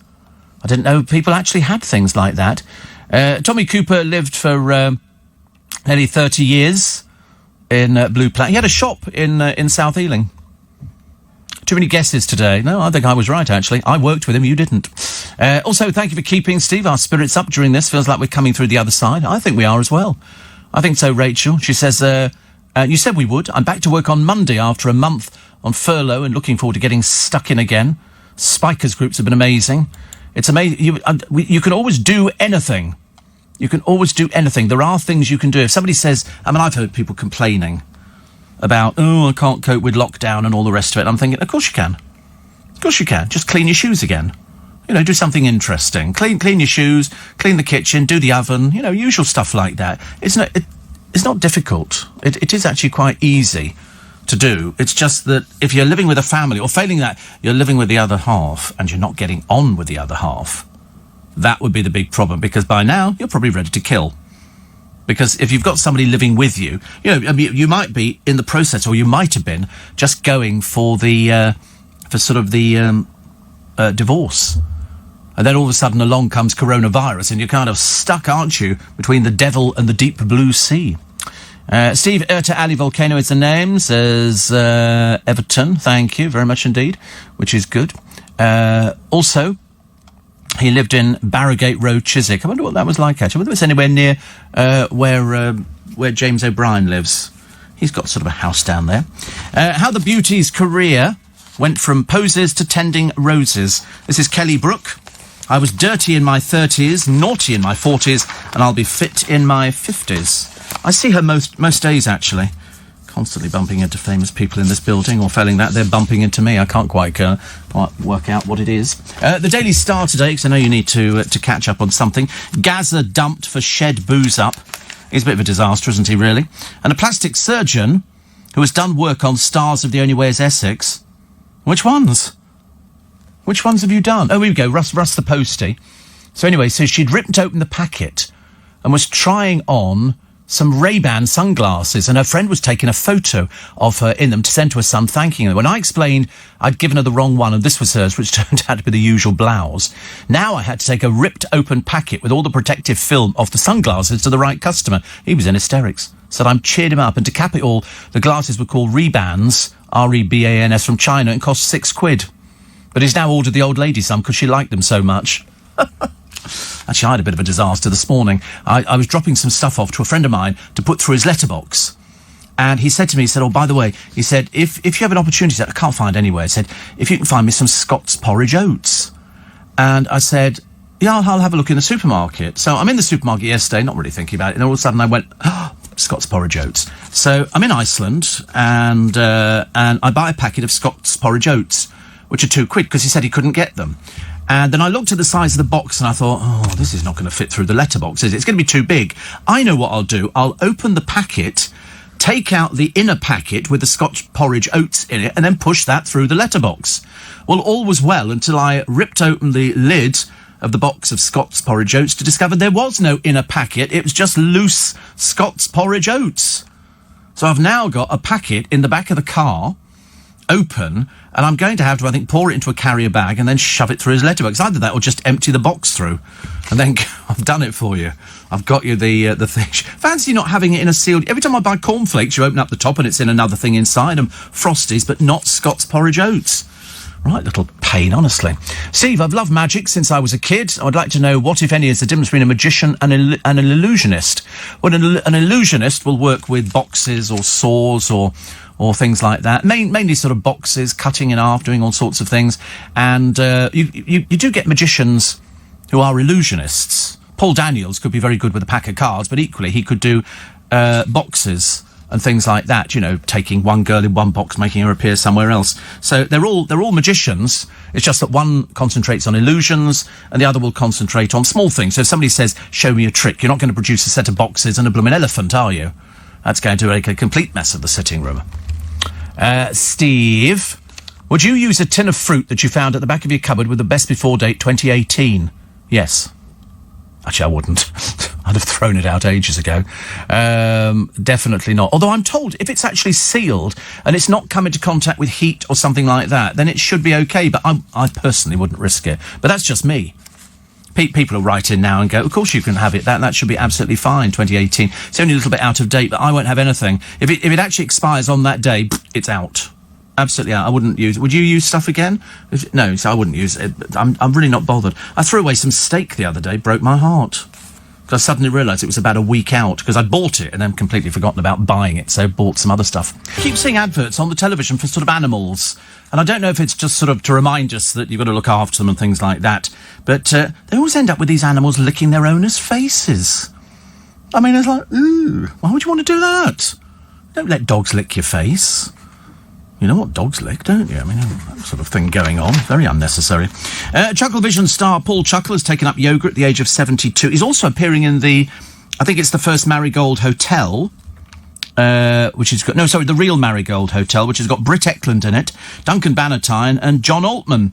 Nasty Nick from EastEnders. Britt Ekland, good Lord above, and Duncan Bannatyne. But he's going to do well. You know, to me, to you. I never saw them, but I always thought they were sort of good fun, actually. Also, the COVID idiot drivers, the menace on the roads. Well, just got to get them off the road. Get them off the road. Paul Gascoigne, dumped by his new girlfriend. Yes. And he'd found love with mother of two after meeting her in Spain. Makes you wonder how these people afford to go and live there. But anyway, Wendy was livid because they'd self-isolated in Bridlington. Well, there's enough to drive you round the bend, isn't it? The millionaire's playground of Bridlington. And she says, unless he could change his ways, she didn't want to see him again. Well, fantastic. There you go. He's not going to change his ways. It's Gaza. It's Gaza Gascoigne. He's not going to change his way at all. He admitted that he blew his fortune, but he said this. He said, I can walk down the booze aisle in Sainsbury's. My arm doesn't reach out to buy it. So much now I can control that urge. I'm in a better place. Yeah. Well, there you go. Whatever. You know, the sort of people who live by the sword die by the sword, unfortunately. Simon Cowell has vowed to get David Hasselhoff back on Britain's Got Talent. God knows what for. Can't we find anybody British? Must be some British people there, mustn't there? I would have thought. And here it is. In this street, there is a £38,000 house right next door to one worth 2.3 million. It's a lovely I have to be honest, it's a really lovely house. I mean, I'd love to... It's called Tyndale Towers, built by the Keens 13 years ago. 5 bedrooms, a pool, badminton court, dance floor, bar for 50 people and a 6-car garage. The person who owned it, Mike and Jules Keane, it's an award-winning Art Deco mansion. He said he needs the money. He said, we're still paying the bills, but we needed the money for a while. It's a beautiful house, gives the town a good image. It does need cosmetically upgrading, but the house looks great. For 2.3 million, but I mean, do you want to live next door to a house that's only worth 38,000? Yeah, buy it, knock it down. For 38,000, that's nothing, is it? They were doing a thing the other day. They were looking at Belvoir Castle. I know it's spelt Beauvoir Castle. And the bloke who was having it built, they started going through it, and then all of a sudden, they had a huge fire. And they lost Van Gogh, they lost Rembrandts and all sorts of fantastic paintings and all the rest of it. And it was insured, but only for £5,000. They managed to get up to £18,000 off the insurance company, which in today's terms, once they'd finished rebuilding the castle, it was the equivalent today, I think it cost them about £250,000, the equivalent of something like £800 million. 800 to build this castle, and it is a place and a half to see. I mean, it really is. It's the kind of place you go into in the rooms, you go, wow. Really fantastic. Really, really lovely. Nick Ferrari is doing the column in the Daily Star today, which means that it will also appear in the Express. He's talking about the 6 million small to medium-sized businesses in the country. There are interest-free loans of up to £50,000. But when you learn that only 17.4 billion of the 330 billion made available to businesses have been handed out, you have to question the effectiveness of the plan. Also, the major headaches, which aren't they closing down one of the hospitals? With one of those ones that we built really quickly. It's had no patients at all, and so they're sort of getting it sort of cut back and everything else. I mean, I'm hoping, but I'm really not hoping beyond hope. I'm just hoping in the same way that everybody else is, because they've screwed up in Germany. They actually went out of lockdown. They've now got even more cases, and that's what might happen here, because I think people will actually forget. And I think that they're at the moment they're all going out. They're all pouring into London. Don't know what it's like around your neck of the woods, but in certain places, like Spain, as I say, we spoke to Chris Lowry, who lives over in Spain, and he said, you know, you do stay in. If the police say lockdown, you're on lockdown. If you go out, they're going to stop you. You can be fined. You know, you go into shops, you're only allowed in at certain times. They've never had any shortages. They've always been absolutely fine. But the worst thing is, he said, being, you know, isolated in. Luckily, they have a gym in their flat, so they're doing a lot of working out and stuff like that. Whereas I think about working out, and it doesn't go any further, which is good. Talking of out-of-date tins of fruit, Steve. I ate dinner and fancied some pears with custard, so I duly opened a tin and covered them with creamy tinned custard. Oh, I love tinned custard. Something nice about tinned custard, isn't there, really? Having then devoured the lot, I glanced at the lid of the open pear, only to see the date was 2008. Jay says, needless to say, I was fine. 2008. Yeah, I mean, I'm told that as long as you don't sort of open the tin and then leave it with it, because it's going to grow mould. But if it's still sealed, because they're heat sealed, aren't they? When they actually seal them, I think that it's heat sealed. I saw them doing pears in a tin, actually. But I do quite like, but I wouldn't risk it. But that's just me. There's probably loads of people who go, don't be so silly, you can eat it, it's fine. Look, didn't do me any good. Dropped dead the next day. Steve, biggest volcano eruption was probably at Tambora, Indonesia, killing 12,000 people. How many did it kill at Mount Etna? Mount Etna's erupted more times than I care to mention. They must have lost quite a few. You're going to take a guess at... Etna's the one where they're all, they're all that cast, yeah. Are you thinking of Mount... Oh, is that Mount... I don't know, I can't remember. There was Mount St Helens, wasn't there? St Helens, that was quite a bit. I don't think that killed as many as 12,000. Etna, I don't know. Did we find out how many Etna killed? I don't know. All I know is that people must be delighted.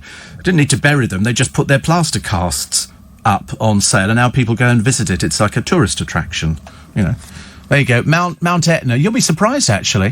1,500 people in 1669 and 56 more people in 1834. Wow. Amazing. When was the last major eruption of Etna? When was that?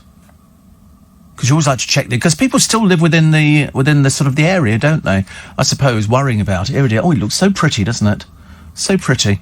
So, in a constant state of activity, the very fertile, volcanic soils support extensive agriculture with vineyards and orchards. I know, until the bloody thing erupts, and then you're back where you started again, aren't you?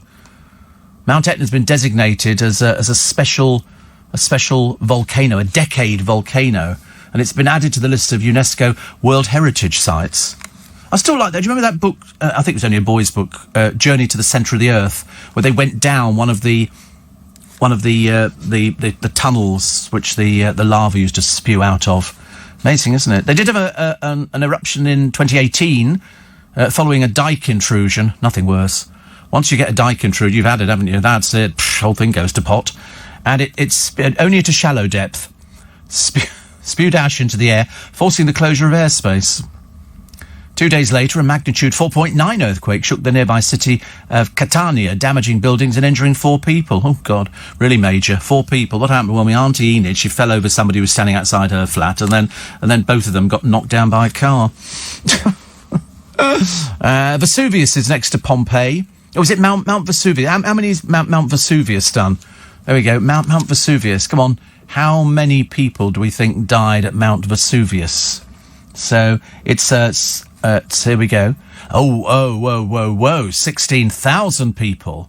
16,000 people. It's had 8 major eruptions, but it is in 17,000 years. And the 79 AD one, photographs are available, is one of the most ancient eruptions in the world. It may have killed more than 16,000. It buried the cities of Pompeii and Herculaneum.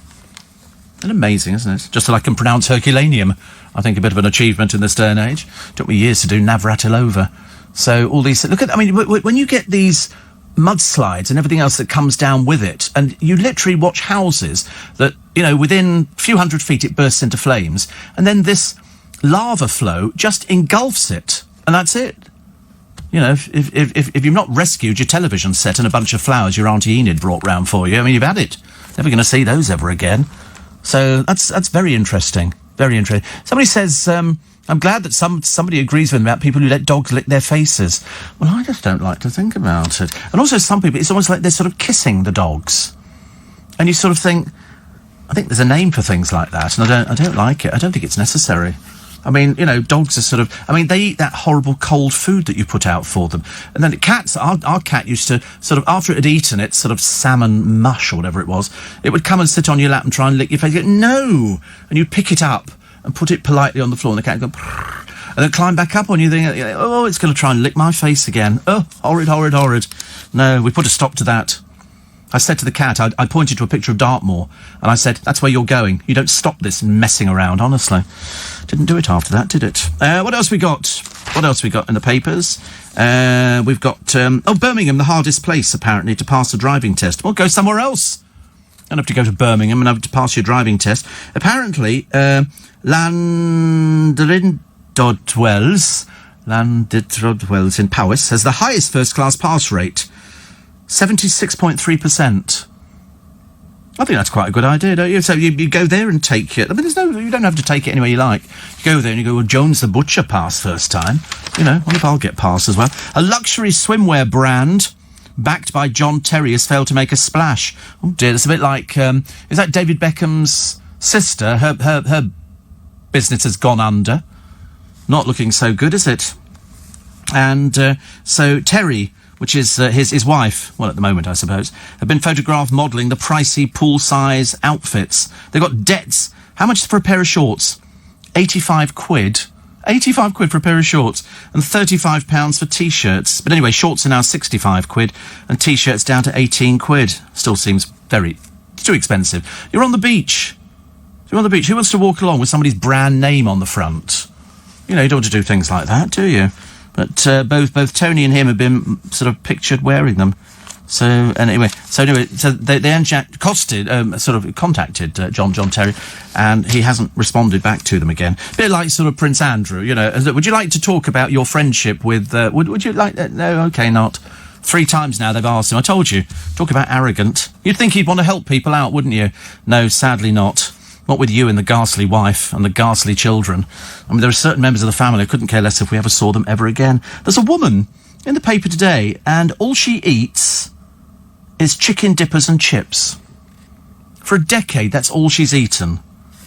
I mean, to be honest with you, she's had a rather bad perm as well, which I don't think helps. I don't think it's anything to do with the dippers. And so a hypnotherapist has tried to get her to change food. And so her friend said, why don't you just dip the chips in some curry? Which sounds lovely, doesn't it? All these class meals I'm coming up with for you here. But anyway, so she then sort of met this person, and she's good now. So she's found a hypnotherapist. When my boyfriend came home, says Candice, after the therapy, found me munching on strawberries. He was in shock.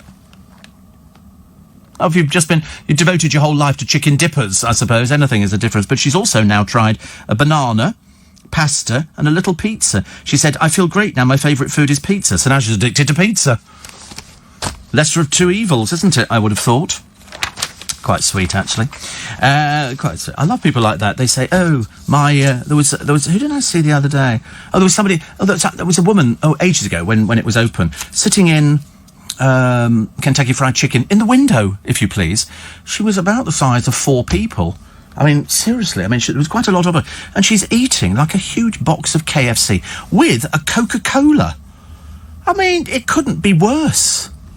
I mean, I had my little nose pressed up against the window and I'm mouthing to her, don't eat it, don't eat it, you'll explode. And she waved a chicken leg at me. And I remember thinking, it's so bad for you. Every so often you can have it.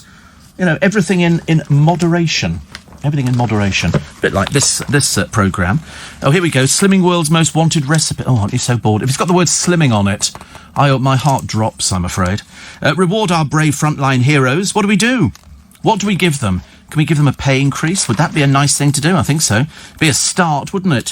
What are we doing? What are British Airways doing about all these 12,000 people they're looking to not just furlough, they want to get rid of them. They want to pay them off. I mean, I'm looking at a picture of Bournemouth Airport, and they've got about 30 planes lined up going nowhere. The unions question whether the cuts are legal. 12,000, I don't know how many staff they've actually got, but I mean, it's an awful lot of people. And I've got a friend of mine who possibly could lose his job because he earns a lot of money, but he's been with them for years, and they're looking to get rid of people and just make sure that sort of junior members do long haul and short haul. Different it was before. It was the people who've been there the longest got to pick the routes, and they did upper class, and it was much better. Steve, one here says Perry, a garden centre, been open all week in Wantage, not far from where you lived. Wantage? What? Never been to Wantage. I might have been, actually. Vesuvius is next to Pompeii. Yes, that's why they actually got the brunt of it, I suppose, didn't they? There were sort of people there going round and going, no, it's only a volcano, you know. It's like a little firework display. It's like November the 5th in Pompeii. Or Herculaneum. Twice in a programme.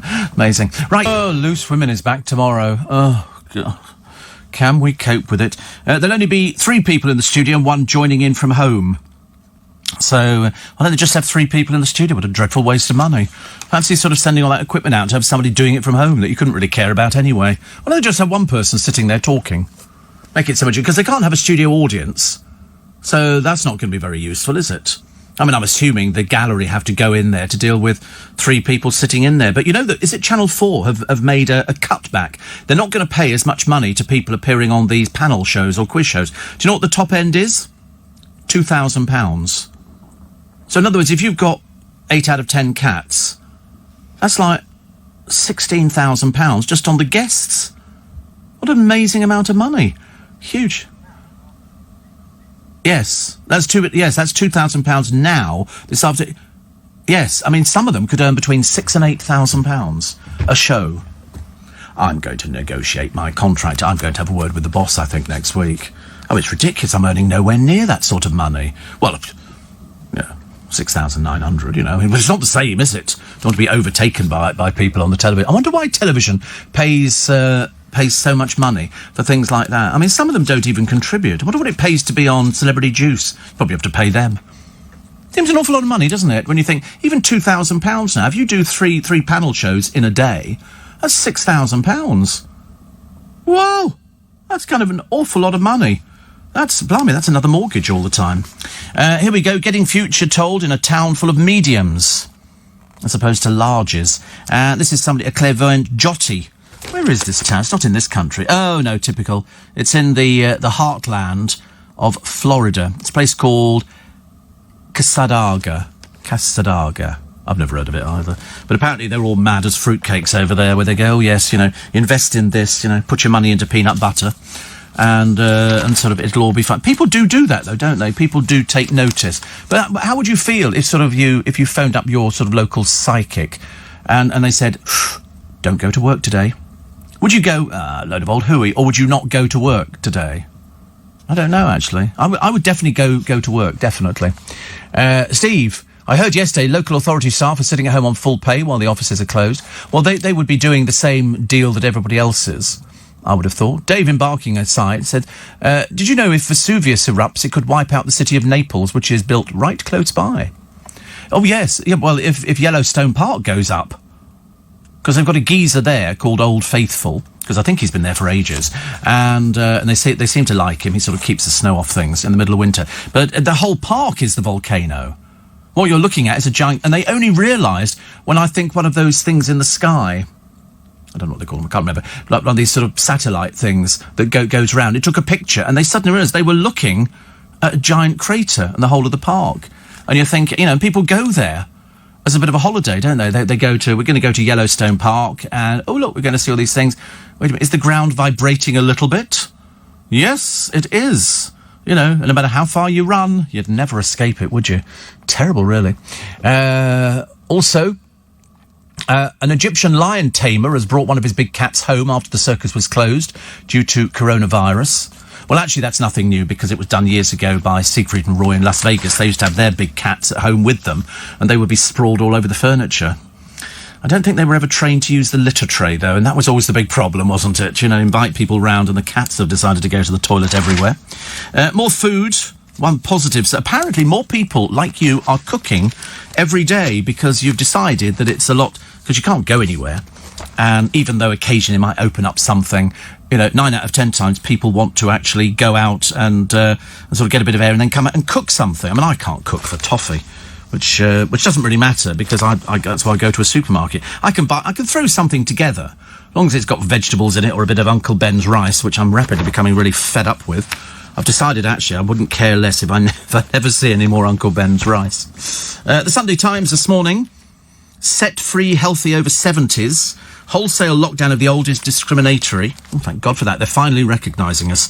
Finally. Art students will be the last to go back to university. And Kim back in the public eye with a mystery mark up his sleeve. He was opening a fertiliser plant.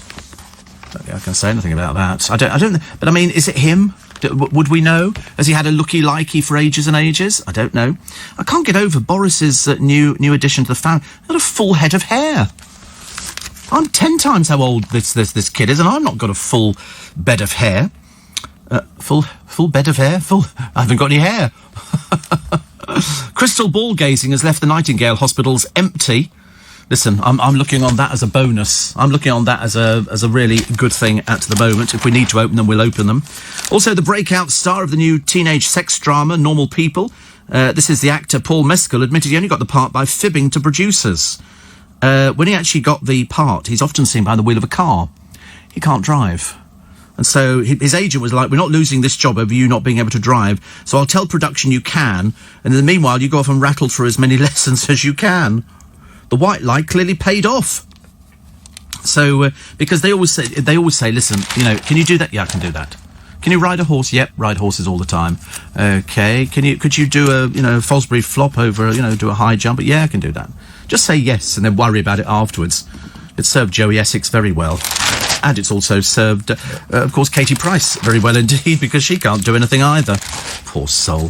Also, sex, money and family in the age of COVID. It's interesting, isn't it? Life under lockdown. Which of the following would you say you most miss being able to do?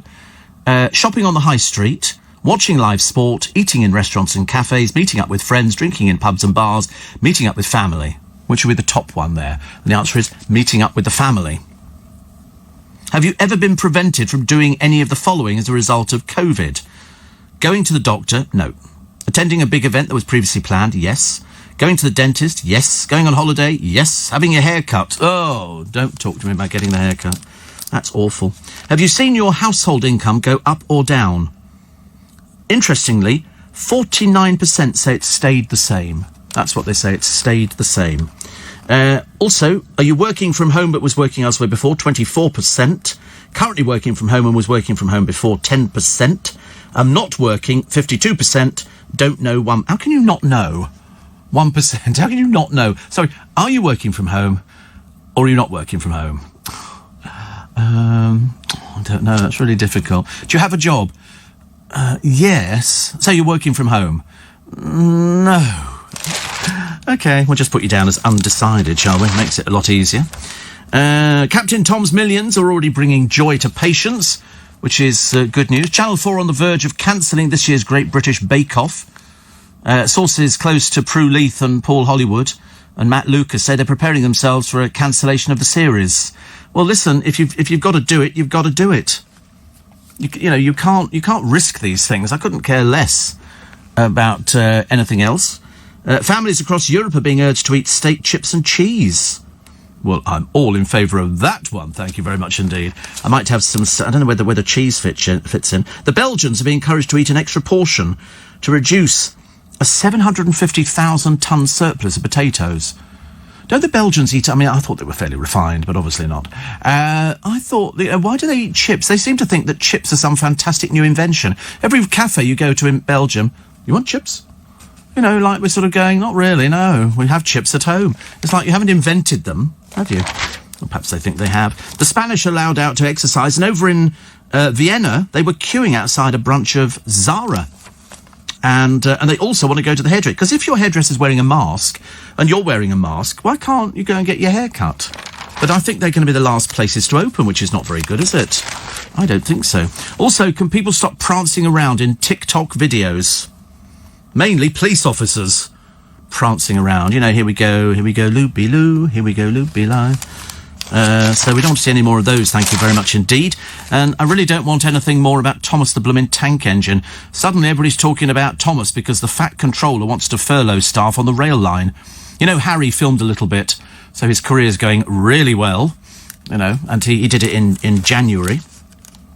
So Brian Sibley, who is the biographer and a magician... I know Brian Sibley. He was the one who knew the lady what wrote Mary Poppins.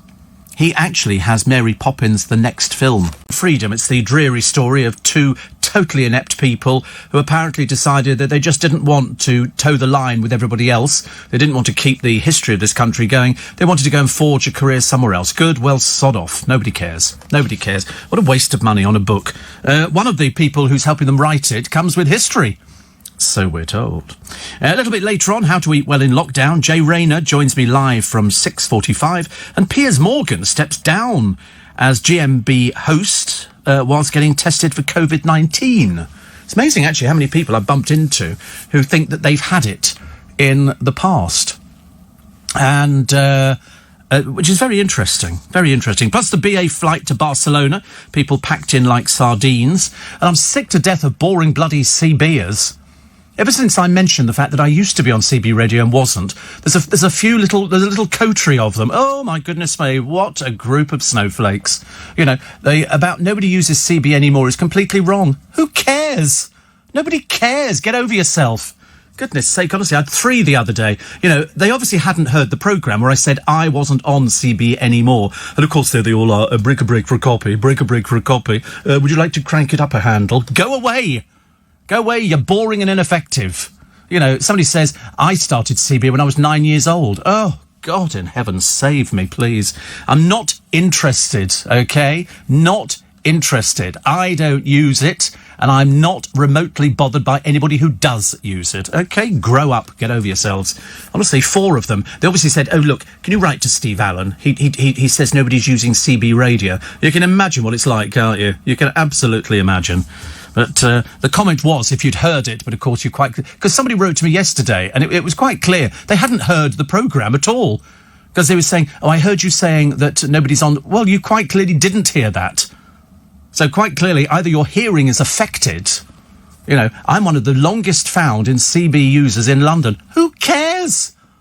Who cares? You might still be playing with Lego and stickle bricks, as far as I'm concerned. I couldn't care less. Go and sort of, do a Banksy somewhere. Just go away. Dreadful. Somebody says here, why do you eat KFC? Well, I've had it about 3 times in a year. So is this it's another snow? We're getting all the snowflakes out, aren't we, earlier? It says, you seem to eat terrible food worse than somebody on benefits. What's actually terrible about it? It's an accepted food, and it conforms to hygiene standards. And also, how classist. You're obviously a peasant, aren't you? I can tell what you are. Oh, I wouldn't eat KFC. It's far too cheap, and you couldn't afford it, that's why. It says, you seem to eat terrible food worse than someone on benefits. Sorry, is there a medical condition going around out there? Have I missed something? What's the matter with being on benefits as well? We know what you are. You're a sad little person all by yourself. Honestly, I love them. And another one that's... Oh, no, that's nothing to do with me, because they were talking about alcoholism. Because apparently Darren hasn't had booze since something like February, which is, which is great. Gabby Roslin's given up as well. She's on SodaStream. She likes SodaStream. To be honest with you, I've just discovered another bottle of Prosecco. This one is gold Prosecco, and it's cheaper than the one that they were doing in Waitrose, because that's a posh store, isn't it? Do you remember we had a snowflake a couple of weeks ago? Oh, you can afford to shop in Waitrose. Quite clearly, the biggest peasant under the sun. You know, obviously never been in Waitrose. Why would you think? It's like going into Harrods Food Hall. Do you think it's really expensive? It's no more expensive than Waitrose or any of the other places. But of course, only if you were out of town and a bit of a snob. I suspect the one who wrote to me about the KFC is probably somebody called Hyacinth Bucket. I suspect. Definitely. Did you play arcade video games? Absolutely not. Absolutely not. No, why would I play things like that? That came in way after my time. The only thing we had is Pac-Man. But I never went out to play that. I had a life. You know, all these people who sort of stayed in. I like break a break for a copy. Break a break for a copy. You know, I had a life. I was sort of getting out there doing things, which was much better. Steve, Shane says, I love Kentucky. Do you think it tastes the same abroad? It's exactly the same formula, the 11 herbs and spices, because I suppose it must be. Sorry? I don't know. I used to think that the Colonel was a made-up person, but it wasn't. He was true. He actually existed, Colonel Sanders, and he did invent Kentucky Fried Chicken, and it was because people in the deep South loved chicken. And to be honest with you, it's lovely. It's delicious. Unfortunately, it's really bad for you if you're on a diet because it's very fattening. The chicken's all right because it's steamed. So you're right with that, but of course it's the coating that makes it. I mean, you can taste it now, can't you? Rachel Gerrish sent out for a pizza earlier on. She had a pizza. I said, what was in the box? She said, chips. She said pizza and chips. Luckily, I am not swayed at this time of the morning by pizza and chips. Occasionally, years ago, we would send out for Chinese food overnight. Because there's something very satisfying about eating Chinese takeaway in the early hours of the morning. You know, really nice. Sweet and sour chicken, special fried rice, a couple of pancake rolls. They did it on Come Dine With Me the other day. The woman was Vietnamese and she was making Vietnamese pancake rolls, which was sort of not unsimilar to normal pancake rolls. I ordered some in a takeaway about 6 months ago, and they were huge. I ordered 3 thinking they'd be just like the normal kind of little ones that you get, but they weren't. These things were the size of sort of mortars. They were absolutely enormous. Steve, I made my first ever order from a milkman last night. I believe milkmen are going to make a return in the coming months. It's just that joy of having the milk and fresh produce there when you wake up, says Dan in Chester. Yes. It's well, we've got loads of milkmen who listen to this programme every morning, because this is exactly the time they're out there delivering, because they are a vital service, the milkmen. And I'm not, you know, one thing we've never discovered, milk women. We've only discovered milkmen. I suppose because there is the risk of being robbed as you're driving round and then you sort of go and deliver your milk. We've had that before from people, but we have quite a number, including young Kevin, who's been with this programme for ages and ages. And he, when we've not had milk in the building, he has delivered milk to us in bottles, glass bottles. Glass bottles. Lovely. Ryan says it doesn't taste KFC as it used to, and the skin isn't as crispy. Really? Obviously getting it from the wrong place, because it's been the same formula since it was first invented by the Colonel.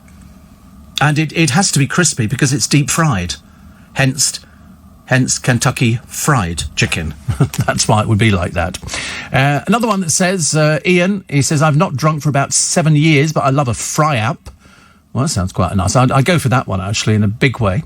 They're putting out episodes of Coronation Street and EastEnders. Why can't they put a good film on instead, says Brenda.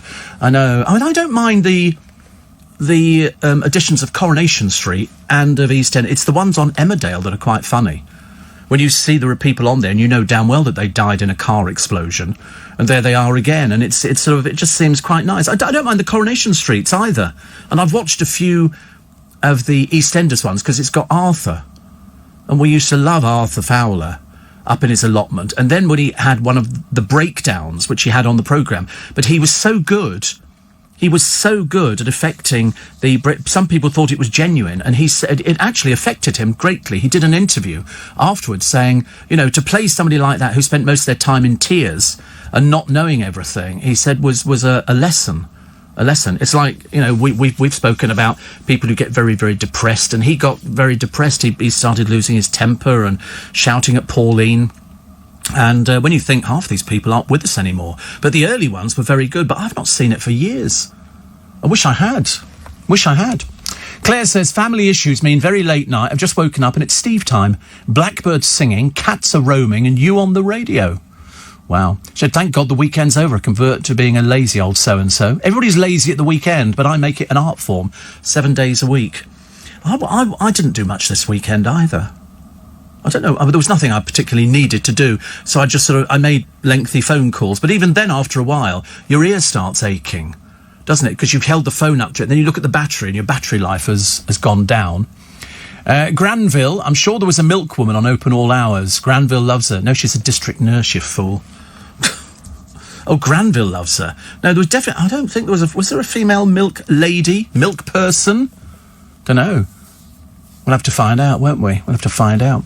Steve, watching Love Thy Neighbour, says Dell, in sickness and in health and on the buses on YouTube. British comedy at its best. Well, of course, the joke about Love Thy Neighbour was the black family next door always won. They always won. That was the twist to it, which was good. In sickness and in health, I can't remember if that was Alf Garnett. In sickness and in health, I can't remember, but I do remember on the buses, because I thought they were great. And of course, what was the clue in on the buses? Reg Varney on the buses was the first man to operate a cash point in this country.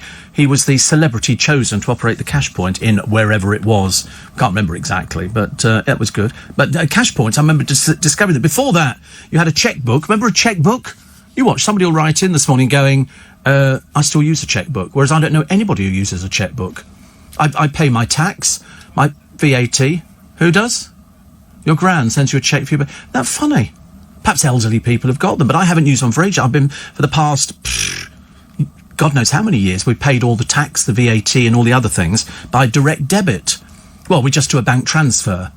As long as you've got all the key bits on there, I get a friend of mine who looks after my accounts, and she just does the transfer over. So I've never physically had to write out, but I've still got a checkbook. But before you had the cash point machines, you had to go into the bank and write out cash, £40. We were hoping you'd get 50, and then sign it. I can remember going to a Lloyds Bank once, and she said, "Can you sign it again on the back of the cheque?" She said, "Because it doesn't look like the cheque on your little card, your bank guarantee card." I said, "Of course it doesn't. Look how much space you're given to write your signature. Mine's a very flourishing signature, my darling." Like that. And you're supposed to fit it in on a piddly little strip thing. But no, haven't written cheques out for ages. It's so much easier not to, isn't it, really? My autograph's worth more than the cheque. I don't know. I had a dream about something last night. What did I have a dream about? It was very, very realistic, because I woke up in a panic thinking, oh my God. And I think it was something to do with make some noise. And it was something that we've thought of. But I'm blowed if I can remember what the heck it is. I normally have the attention span of a gnat, because your dreams only last about 2 seconds, don't they? And then you wake up. And I used to be able to go back to sleep and pick up on my dreams, but I've not had my recurring dream for years, which is in a castle, going up the staircase and then going through a door which leads out onto the battlements. And it's very precarious because I get panicky over anything that's got a huge drop the other side, because I know damn well that I wouldn't be able to manage it at all. It's really very embarrassing. I was trying to sort that out, actually. I've obviously got vertigo problems. But it doesn't break for a copy. It doesn't really bother me, though, actually. Somebody said you were talking about the magic circle the other day for 45 minutes. Was I? I can't remember. I said, well, I did mention the magic circle. I did mention the things in there. But a number of people who listen at the magic circle said you spoke about it for ages. And then somebody said, thank you for talking about the magic circle, which is a bit embarrassing, because I'm a member of the inner magic circle, and this person was only a member of the magic circle. I'd sort of moved up the step. Nick says, I still use cheques. My kid's music teacher still wants to be paid that way. Bank keeps sending me new books. Can't you do the online stuff? I mean, in theory, you don't need to go into a branch ever again. You can do everything online with a bank. It's so much simpler. So much. I mean, I have been in. If I need to take out, an amount of money which exceeds what I can take out on the machine, I've still got an overdraft facility, which I've had for about 25 years. A friend of mine, when she worked for the bank, she set up an overdraft facility. She said, just in case you overspend in a month. I thought, oh, dear Lord above, I don't want to go down that route, thank you. And so they put in place this overdraft facility, which I suppose some people think, oh, that's extra free money. No, you're paying the interest rates on it. So I've never used it. But strangely enough, it's still there. It's still there. And it's a substantial amount of money. But luckily, I've never used it. Thank goodness. Steve, at the beginning of each show, the milk float pulled up outside the shop and Granville would be waiting for the milk lady. The milk lady was played by Barbara Flynn, says Ken. I don't remember that at all. Was that in the early editions? Might have been in the early editions. So it was somebody else says it was played by Barbara Flynn. There you go. Now you know. Somebody says, lovely to hear you so perky during these dark times. Well, somebody's got to be, haven't they? Somebody's got to be. You've got to be a little bit cheerful. Why not? Marion says, Gloria Hunniford was saying on Loose Women, she still writes cheques. Wow. I shall check with Glow. I would have thought that her and Stephen would have been into transfers. It's so much easier. For example, I've got, what are we up to now? April, May, June. Oh, I have to pay tax again at the end of July. And then what we do is that they send me a piece of paper from the tax office saying, because I always know how much it is. I've known back since October, November, how much the tax is going to be this year. So end of January and then end of July. And then on the back it's gone, pay this amount. And the lady who looks after my account says, is it the same sort code? Is it 213847, I think? And would you write that down? As if I'm going to give that out. Although it's only the tax office's confirmation. So if you want to pay money to them, good luck. And then she says, right, how much is it? So-and-so, so-and-so. And then she just pays it. She goes, there you go, that's done. And it's as quick as that. Writing a cheque, you've got to find an envelope, you've got to find a stamp. Who keeps stamps? Me. I keep stamps. I go to Costco and I buy 10 books of stamps. So I've always got them. So at Christmas, when I'm giving out cards and stuff like that, I noticed that my godchildren have set up a shrine to me at their house. There is a shrine because they've got my Global Award, and which they're entrusted to, and they've got the brochure from the Bitches Back tour from years ago when we were at Fairfield Halls in Croydon, and they got a brochure, and so they've set that up with a picture of me as well, and the Global Award. That's quite nice, isn't it? And then Nathan proudly told me the other day, he said, we've set up a shrine to you, Uncle Steve. Just a slightly scary thing, but there you go. You know, I can't wait to see everybody again, because the time you see them, Nathan could have grown a beard. His mother certainly would have done, and there is the opportunity for actually sort of catching them before they get married or have children. Very worrying, isn't it? Talking to my driver this morning.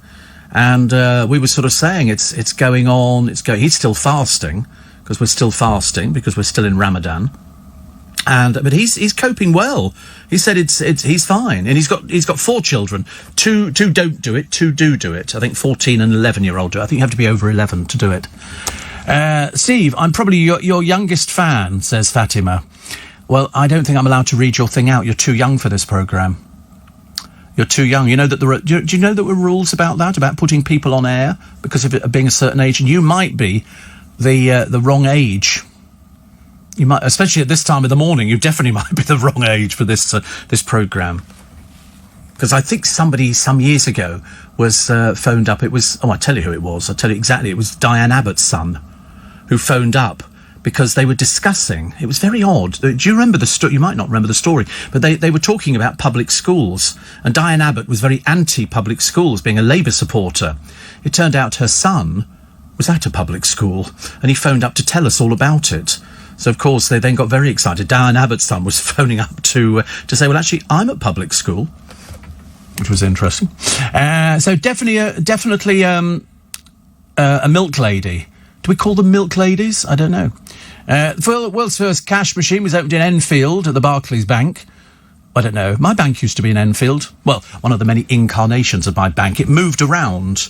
I moved, depending on where they moved to, or the lady who looked after my account. That's when I moved, my account. And so I've now got stuff up in Scotland as well. I quite like it being in Scotland. I feel as though I own a little bit of the bank.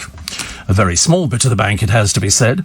Did you have a good weekend? Did we all have a good weekend? I don't know, actually. I don't know. I never bother asking. The producer always says to me, oh, you have a good weekend? I said, yeah, I went hang gliding on the Friday. Then I went water skiing, went in and out of department stores, and went to the garden centre, bought some stuff, and then went out. 4 of us went out for a meal, and then we were joined by another 10. And then we did a coach trip, and we're all flying off to Barcelona on Sunday. Ask a stupid question, get a stupid answer, I suppose. My good friend Ollie loves watching the old Coronation Street episodes. And I think that solicitors still use cheques. You think so? Oh. Why would they use cheques? I've never paid any bills at all by cheque. But it takes such a long time, doesn't it? Nowadays, you're either going to hand over your debit card. Well, don't hand over your debit card, please. Or use that for sort of swipe.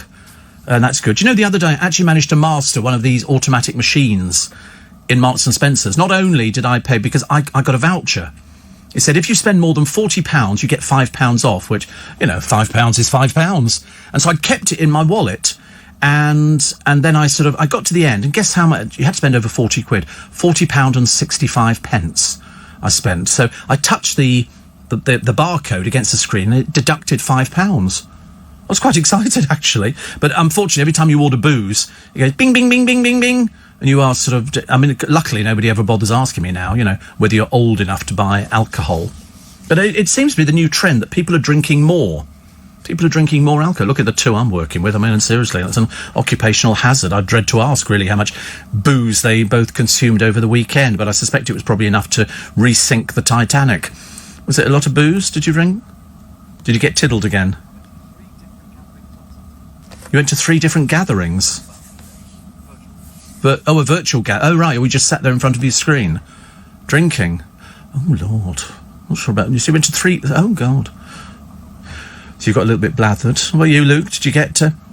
You did Prosecco. You're pushing the boat out. I tell you, you are living that rock and roll dream. You're just copying me, aren't you? You know, if I said I was drinking, Brut champagne, you'd be there going Brut champagne. So you were drinking Prosecco. How much Prosecco did you drink?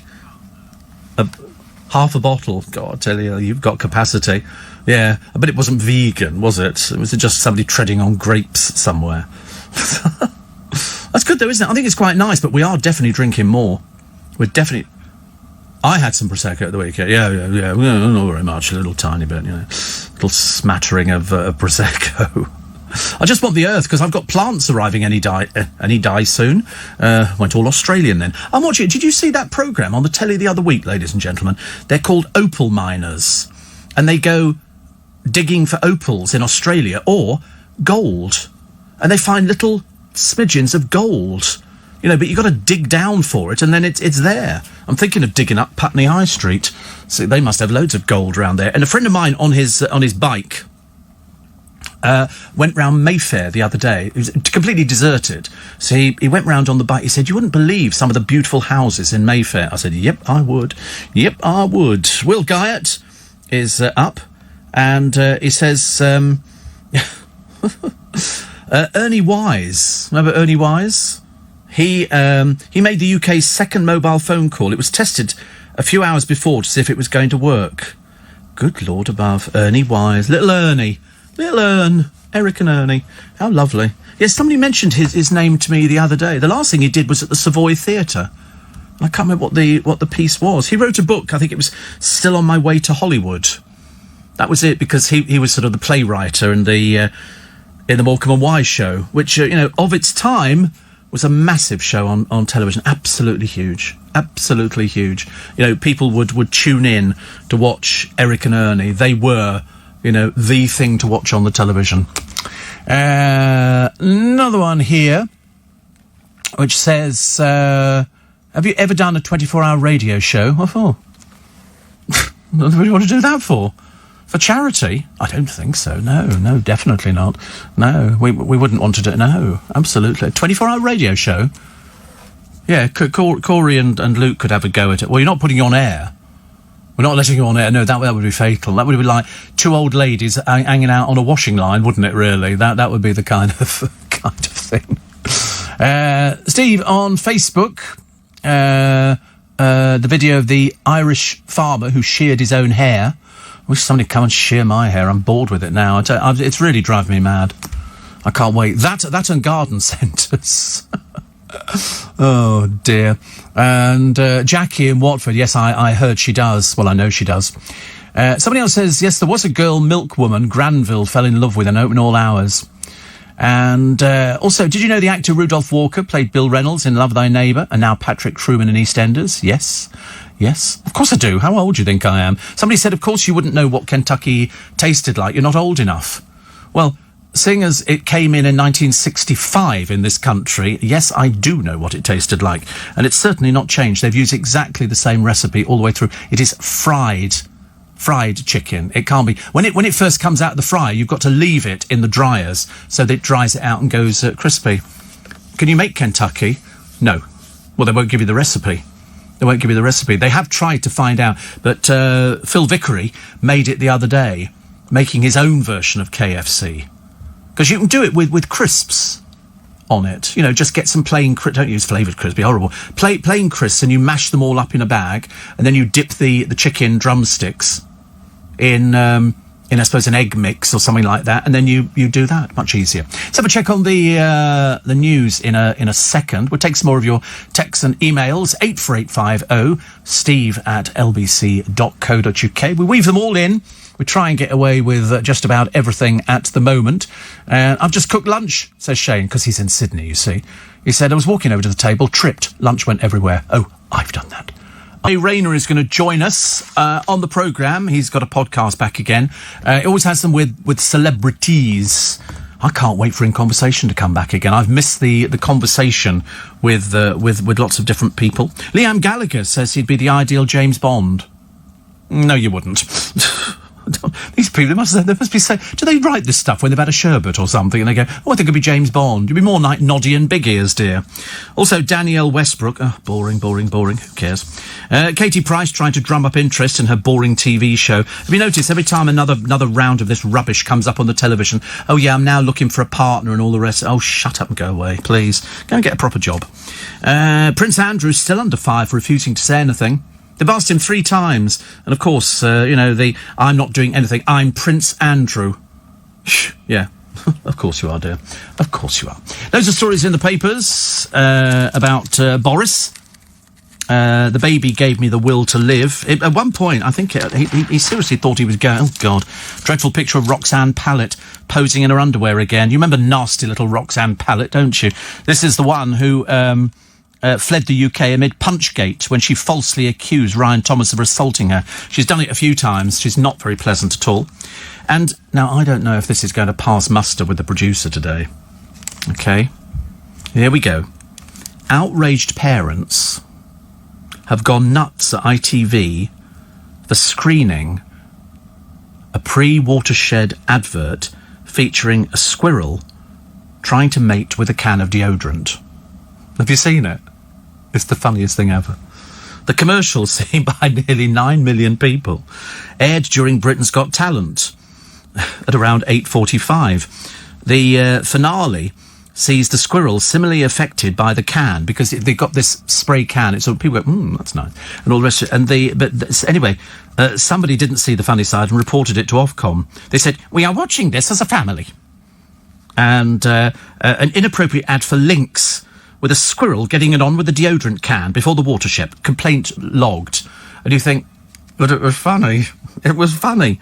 Another fumed, inappropriate filth. You can imagine what these people are like, can't you? Go outside. What, without your head covered? Get back inside again. Do not talk to strange people. But it marked the 25th anniversary, kicked off in 1995. And then it's the look on the squirrel's face. I think it's very funny. But there again, if you were slightly prudish, you wouldn't be letting your children, would you, watch Britain's Got Talent? Why would you let them do that? Because you're a serial complainer. Outraged of Chingford. I was watching the television the other day. I'm a fully fledged vegan. There was an advert for steak on the television. It's absolutely outrageous. I felt quite sick. You know, people complain about everything nowadays, don't they? I heard Steve Allen this morning. He was too cheerful. What's the matter with him? Is he on drugs or something? Why was he so cheerful first thing in the morning? I don't know. I said to the producer, because he said it's Monday. I said, I love every day of the week. I don't have a bad day. I don't go, Monday. The only day which is sort of, I don't have a bad day. Sunday I love, because it's only a 2-hour programme, which is a blessing for most people. But the rest of the week, I absolutely love it. Monday, Tuesday, Wednesday. Sorry? I like Saturday. I tell you why I like Saturday. Because I wake up at stupid o'clock.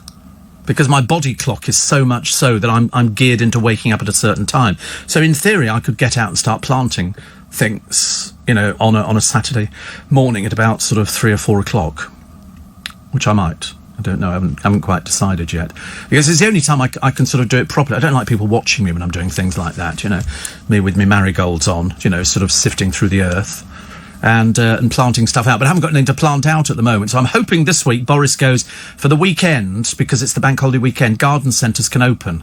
Because they've got all the stock in, all the stock's still being moved around, they've still got things. So go on, open up.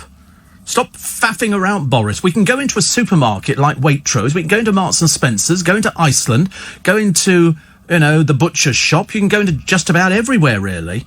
And yet we can't go into a garden centre. What is... I've got the earth delivered, but I've unwrapped it. It is 10 litres. They're only small bags. They're only like that. Well, I've got 20 pots to fill, so I need a lot of earth. So I'm going to have to go today. I might drive and get some, or failing that, I'll order it online and then wait for it to arrive. Because I get through a lot of earth. I've ordered loads of plants. All the plants should be, on their way from the nursery, which I'm looking forward to. And I've got a story about Amir Khan. Still to come, about how he told his daughter that Hollywood star Bradley Cooper is her father.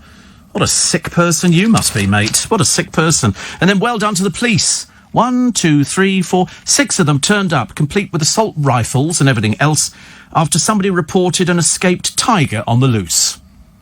OK, I know. Again, nobody checked. So in it came. They had their submachine guns, a helicopter overhead using thermal imaging, and the tiger that was sitting in the grass, upright and not moving, because it was made of papier-mâché and chicken wire. And this woman made it 20 years ago. Juliet Simpson, she's 85. Her son rang her up to say there's police, 10 armed police on the hill beside my house. I mean, as she said, it caused a great deal of amusement. Well, I should imagine so. In other words, we've got so many police officers, these divots can go and stand there looking at a papier-mâché model. And she said, any escaped cat, I mean, quite clearly they don't know anything. They wouldn't be basking in the sunshine, looking up at the nearest footpath. They lie down asleep. They spend 23 hours a day sleeping. But obviously the police don't know this. This was in Kent. I mean, she said, do you want to be introduced to this wild tiger? She said, caused a great deal of amusement. Hilarious, I should imagine. But my favourite story in the paper today, well, I'm going to find it because I want to... Oh, first of all, we will come back to Harry and Meghan's new book, or as I call it, a work of fiction. It's called How We Found Freedom. What a load of claptrap. What do you mean, finding freedom? The cushiest job in the entire world for Harry, a bloke never known for doing too much over and above. And they've got this book, Finding Freedom. Well, I hope you feel satisfied with yourselves, because to be honest with you, at one point, this country might have forgiven you. I think it's very unlikely at the moment, very unlikely. Where is this story? I've got to find a story, because it's such a good story. It is when I first read it, I thought, no, it can't be serious. It can't be serious, but it is absolutely... Oh, it's not here. But it is absolutely a serious story. So I'm determined to bring it to you. So don't forget, this Friday is Bank Holiday, and it's VE Day. OK. David Beckham celebrated his 190th birthday. The tattooed wonder, with his grey beard, and no hair, because he wears his hat when he's about to eat it. And so his mummy, Sandra, arranged a special delivery from Tony's Pie and Mash Shop in Waltham Forest in Essex. I'm surprised they didn't actually, the Beckhams, print down the postcode as well, and we can all get it for free. That'd be quite nice, because it's got to be the best free advert they've ever had.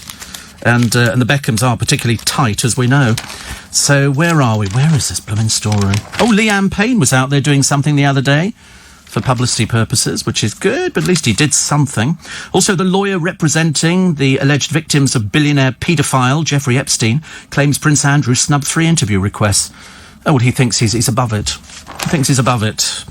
But no. Somebody was telling me, do you remember the other day? I can't remember which day it was. Was it Friday? We were talking about gay kings and queens, and there were a few gay kings in this country going back, and there was a bisexual queen, although it doesn't matter. So so near yet so far, and not that far, and that's about the size of it as well. And so and somebody said, yeah, you don't want to know how these kings were made to suffer, but let's just say it involved a red hot poker. Well, I'd heard of this before. This was part of the... when they killed people, apart from the usual beheadings and hangings, they also used to do the hanging, drawing and quartering and the red-hot poker. And it was basically to sort of prolong somebody's agony. So they would half-hang, take them down, and literally while they were still alive, they would strip them, tie them to a ladder against a wall, up the ladder. The executioner would climb up next to them and literally open their stomach from their neck down to their groin. So it used to go on. Terrible. Where is this blooming story? I'll find it. Oh, the North Korean troops. We've got a good story about them coming up a little bit later on. We've got a story about Nigel Benn, the boxer. Also a clock, which was given to a social reformer by Florence Nightingale. That's a good one, isn't it? I quite like that. You know me and history. I'm all in favour of history. Where is this blooming story? Isn't it funny? You go through the papers at the beginning of the programme and you go, that's a good story. I'm definitely going to do that. Michelle Mone has lost, so much weight. And looks absolutely fantastic. Boris is talking about the doctors ready to declare that he'd died, because they obviously have to think about things like this. Tracing app to be tested on the Isle of Wight, then the rest of the UK will follow. Spain relaxing its lockdown rules, and let's hope that one goes well. And we've got birthdays to celebrate today a little bit. And also temperatures, they always say, don't they, it's going to be as good this weekend as it is in the south of France. Well, of course, if you've never been to the south of France, what's the point of telling you that? I don't mean diddly squat. Might as well say it's as hot to you as a volcano. Beckham turns 45. Still playing age of about 16, I should imagine. And I cannot find this blooming story. It'll be here. I promise you, it will be. Otherwise, I shall lose my temper. And you wouldn't want to hear the programme if I lost my temper. I'm normally very good at things like this. In fact, it was in every paper earlier on. In every paper, and then you come to find it, and all of a sudden it's vanished completely. Oh, it's a new £2 coin, which I'm very much looking forward to. A story about Daniela Westbrook, which is of no interest to anybody whatsoever, including Daniela Westbrook. Wayne Rooney splashing out on stocking 2 lakes at his country mansion with prize fish. I'm sure he's an absolute... Oh, here it is. I found it. I can't do it now. I'll have to do a short break, and I'll tell you about it. It's a lady called Hilary Munro. Hilary Munro, OK? You don't know who she is, but I'm just telling you that's what her name is. And it's very important for this story, because Hilary Munro celebrated a birthday. Yeah, how old is she? I'll tell you. Oh, here is the lady. Her name is Hilary Munro. Ta-da! Why is Hilary Munro in a bad mood? Because the place where she worked sent her a birthday card.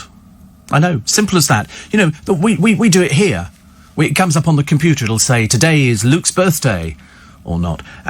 Or today is Steve Allen's birthday. Steve Allen is 195. And then everybody knows how old you are. But it's no secret unless you're really, really strange. Anyway, she's a sensitive secretary. Oh, she's a little wallflower. Oh, yes. Hilary Munro sued her firm when they bought her, wait for this one, a 50th birthday card. A 50th birthday card. They wrote... You buy these cards now. They've even got... Believe it or not, Hilary, I don't want to surprise you, dear, but they probably do them for 51, 52, 50, and all the way up to 100. And then when you get to 100, you get a bigger card, but the writing's slightly inflated. Anyway, she claimed, Hilary Munro, 50, she claimed she felt ambushed, punched, slapped and humiliated after colleagues exposed her milestone age. She's 50. Why is that a milestone age? 60 would be a milestone age, or 70. She even demanded that her age be referred to as X during an employment tribunal, as the revelations would further violate her dignity. Now, I don't want to be rude about this woman, but frankly, she's obviously got 1 or 2 screws loose. Bristol Employment Tribunal threw out the claim against the law firm Sampson Coward LLP and ordered her to pay her former employer £1,700 towards their costs. The hearing was told the card was sent as an act of kindness. In other words, if I was celebrating my birthday tomorrow, which I'm not, but thank you for asking, it's March, and the company, get together and they all send me a card, I get a card from my boss or somebody like that, I look on that as an act of kindness, that somebody's recognised it's my birthday. The legal secretary sued the firm, based in Salisbury, for age discrimination and discrimination due to whistleblowing. Sampson Coward, LLP, concerned with her performance, offered her a reference, a month's salary, and 1,700 quid if she left. It was after this that she launched her action. Mrs. Munro claimed a fellow legal secretary joked about her birthday. If it was your 50th...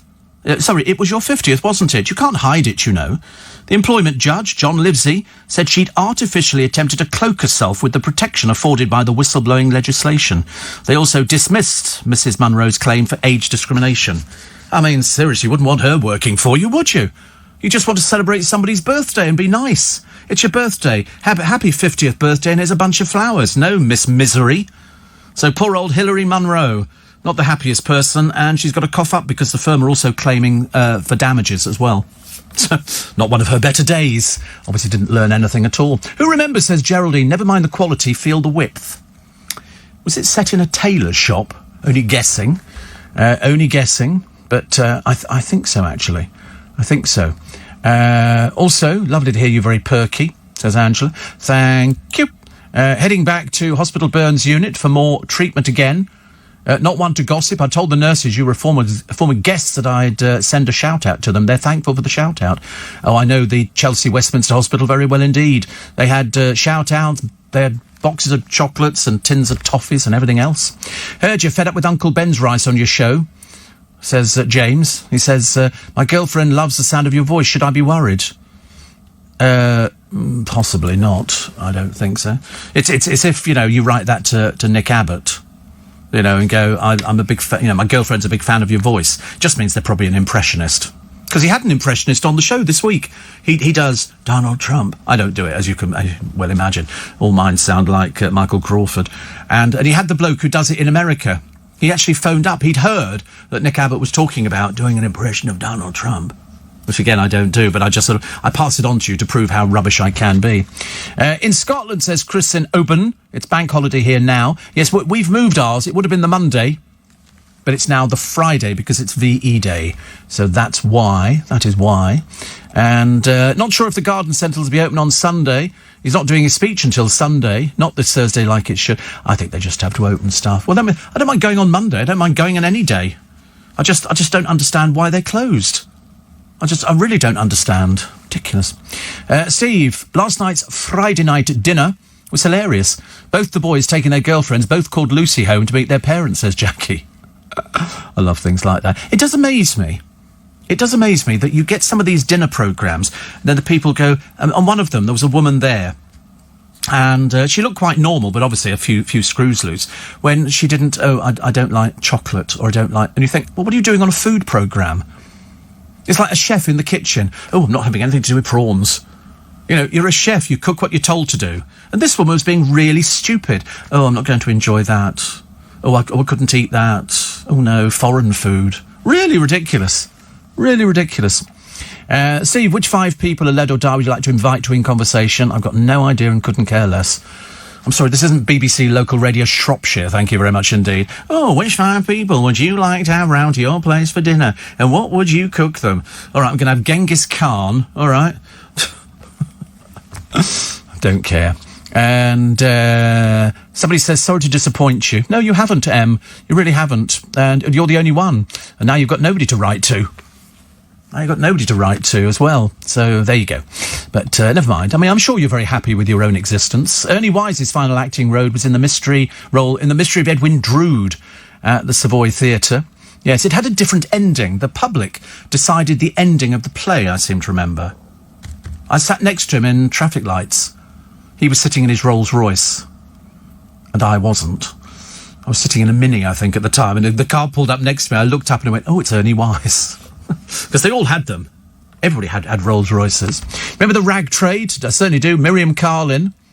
And Steve, Harry and Meghan will not just become a hated couple for making up stories, but a laughing stock. I'm just not remotely interested. They sort of make it out like it was a really difficult job to do.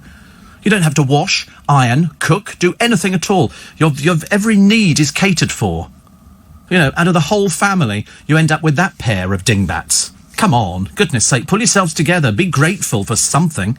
But as I say, let's wait and see how it sort of goes. Perhaps Harry will go out and start doing impressions. This is one of my father. This is one of my brother. And this is my grandfather. They'll all be just falling apart laughing, I should imagine.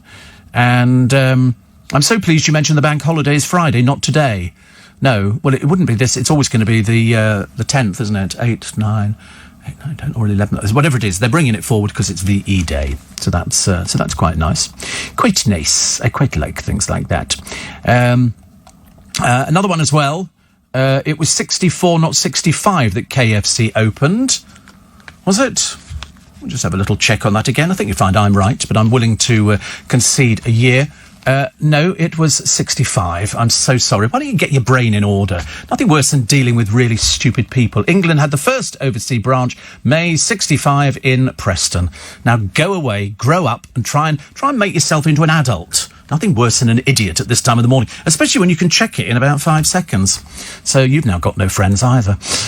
Also, we are drinking more, Steve, because I work in a large brewery, and we're selling more now than we do at Christmas. Really? Good heavens above. I mean, I don't know how much we're actually drinking at Christmas, but that seems a lot. We sold 3.2 million cases of booze last week, and it's increasing. Where are you sending it to? 3.2 million cases? There's no pubs open. I mean, I've not seen people staggering out of supermarkets with sort of cases of booze or anything like that. I'm a little bit disappointed that the larger bottles of Prosecco have not become available in the supermarkets. But, you never know. Neil Morrissey has revealed he was a lad behaving badly. Love Neil Morrissey, which is great. And Britain's facing a bank holiday blackout because we're not using enough electricity, apparently, or something. And what was the other thing they were telling us? I only thought about it the other day. There's loads of stuff's being produced, like milk and wine, which you're not buying. Well, if we're drinking more booze, who's buying the wine? Must be somebody. And apart from it can't just be the producer. He can't be getting through that many cases of wine. But all those people who used to go to France, there's nothing like that, so they might have to go to supermarkets. Can't go to France now, can you, and go and pick up in the wine warehouses because there's no boats going over there. In fact, there's nothing. And is it going to be ready by Christmas? No. Absolutely not. But there's no shortage of booze. I've been round Waitrose. I've been round Marks and Spencer. The shelves are groaning with booze. It's also asparagus month or something. Asparagus, very nice. Side effect, but I mean, doesn't really matter too much, does it? But I love asparagus. So I bought asparagus yesterday. And I'm going to have it today with some rice. And some bacon, I think. Something cheap and cheerful and fill it. The person who looks after my cat, she thinks I'm mad. She says, what are you eating? I said, well, I'm just about to have some Uncle Ben's rice and some asparagus tips. She went, your diet is all over the place. And then I was explaining to my driver this morning about what fruit I can't have, like strawberries and grapes and melon, much as I love it because it's got too much sugar in. The melons, absolutely filled with sugar. And strawberries have got fructose in, and that's not particularly good for me. So there's all mango I can't have, and grapefruit I can't have because of the medication, the heart medication. You can't have grapefruit, and I used to love grapefruit juice. I could keep a fridge full of grapefruit juice, ice cold.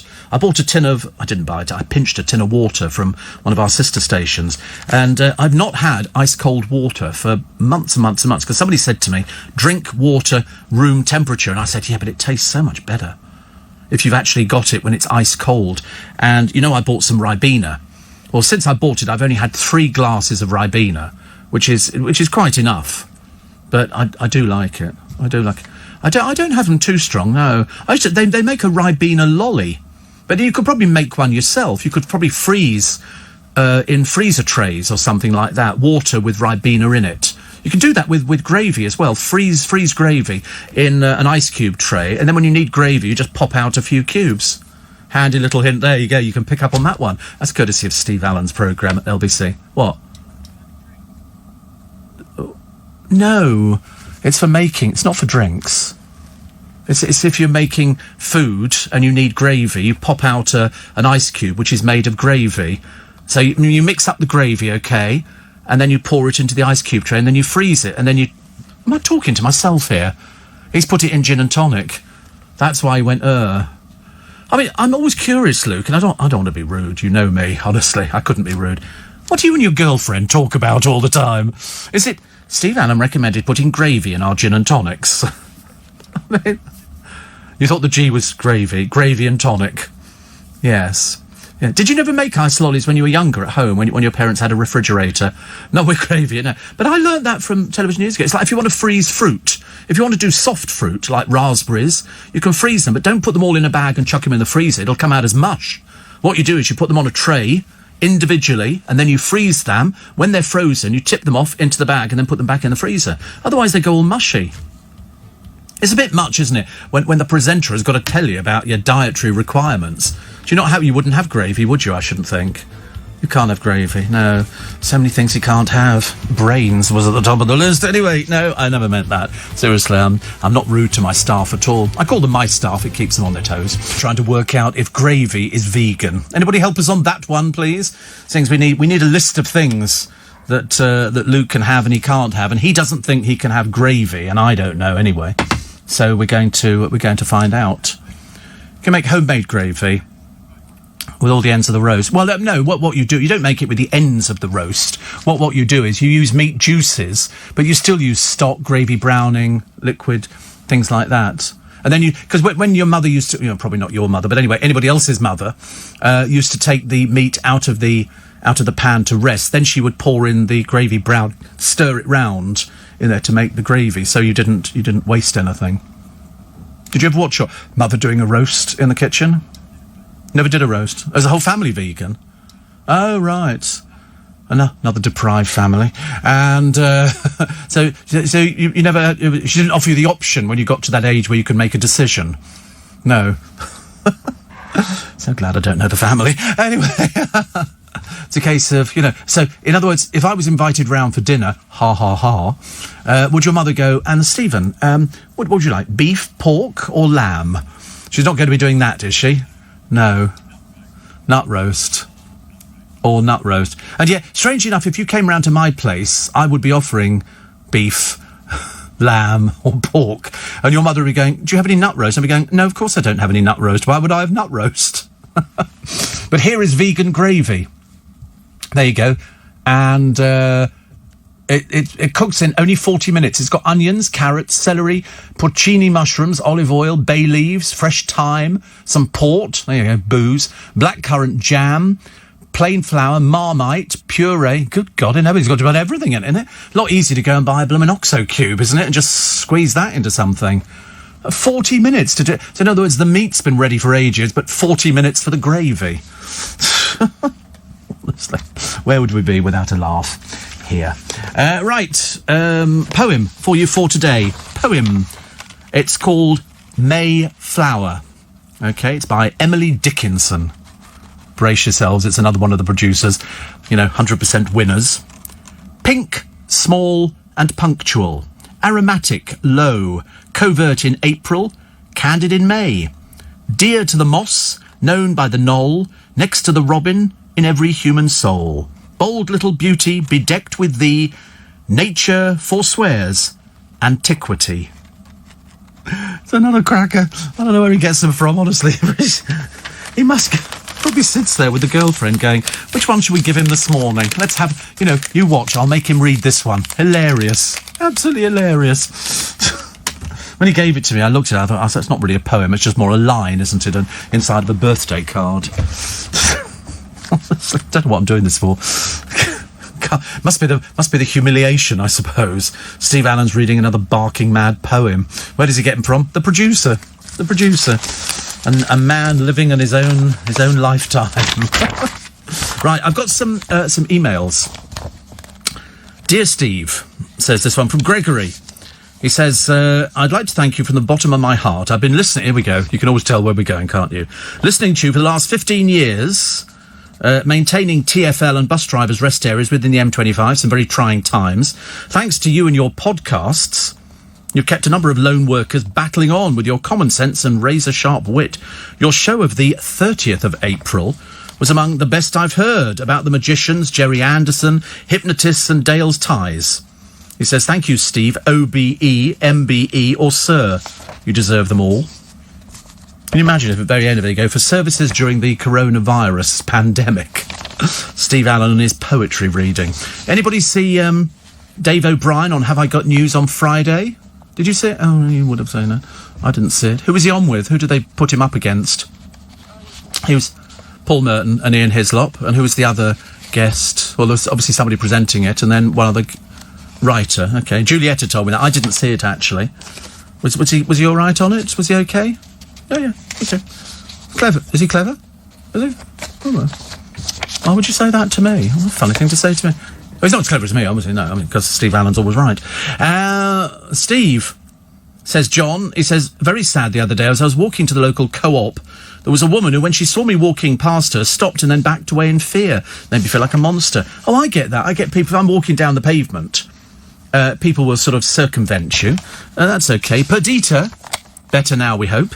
A friend in Australia messaged me to say they have their lockdown eased, stage 1 of 4. They're now allowed to see family, travel 50 kilometres, exercise in national parks, and have a picnic on the beach. Tough life for the Aussies. I know. Steer. And Nigel says, the chap who complained is a spoilsport. This was about people letting off rockets and fireworks. My son left a box of fireworks in his bedroom when he left home 10 years ago. I've still got rockets in my hallway. I've never let them off since. I sort of saved them. They must be about 15 years old, I should imagine. And one from Marco. And he says, one of your super fans has nagged me into submission to tune into your show. I've listened to bits and pieces of you last week and finally relented to listen to the whole show, and glad that I did. See? Obviously works, doesn't it? Thoroughly enjoying the banter. And I wish we had a Waitrose over here, because he's in the Netherlands. We did have an M&S, but some bright spark decided to close down this profitable European arm of their empire. So there you go. And also, I shall walk my dog at the beach, because it's allowed here. You just mentioned the arthritis podcast. There is, because people are talking about arthritis at the moment, we are no different on this programme. And I'm trying to find out where all the details are. So leave it with me, and we will find out for you, Mark, as well. Richard in Wapping says, Edward the number 2 was gay. This was the one murdered with the red-hot poker. I mean, seriously, they thought up the oddest things. And Dom says exactly the same. Edward II was gay. He died a very horrible death. I mean, to be honest with you, I don't think it gets any worse, does it, than the red-hot poker. Also, I work for W.H. Smith, says Paul, and at the moment, new notes or not, we're not allowed to take cash. Only card I was told by several customers, Marks & Spencer's, were the same. But knowing you, I thought you brought it to our attention. Well, in fact, in our Marks & Spencer's, some of the machines take cash. Iceland have taken cash. And he says, from tomorrow, Stagecoach Greater Manchester will still take cash, but won't give out any change, so exact money only.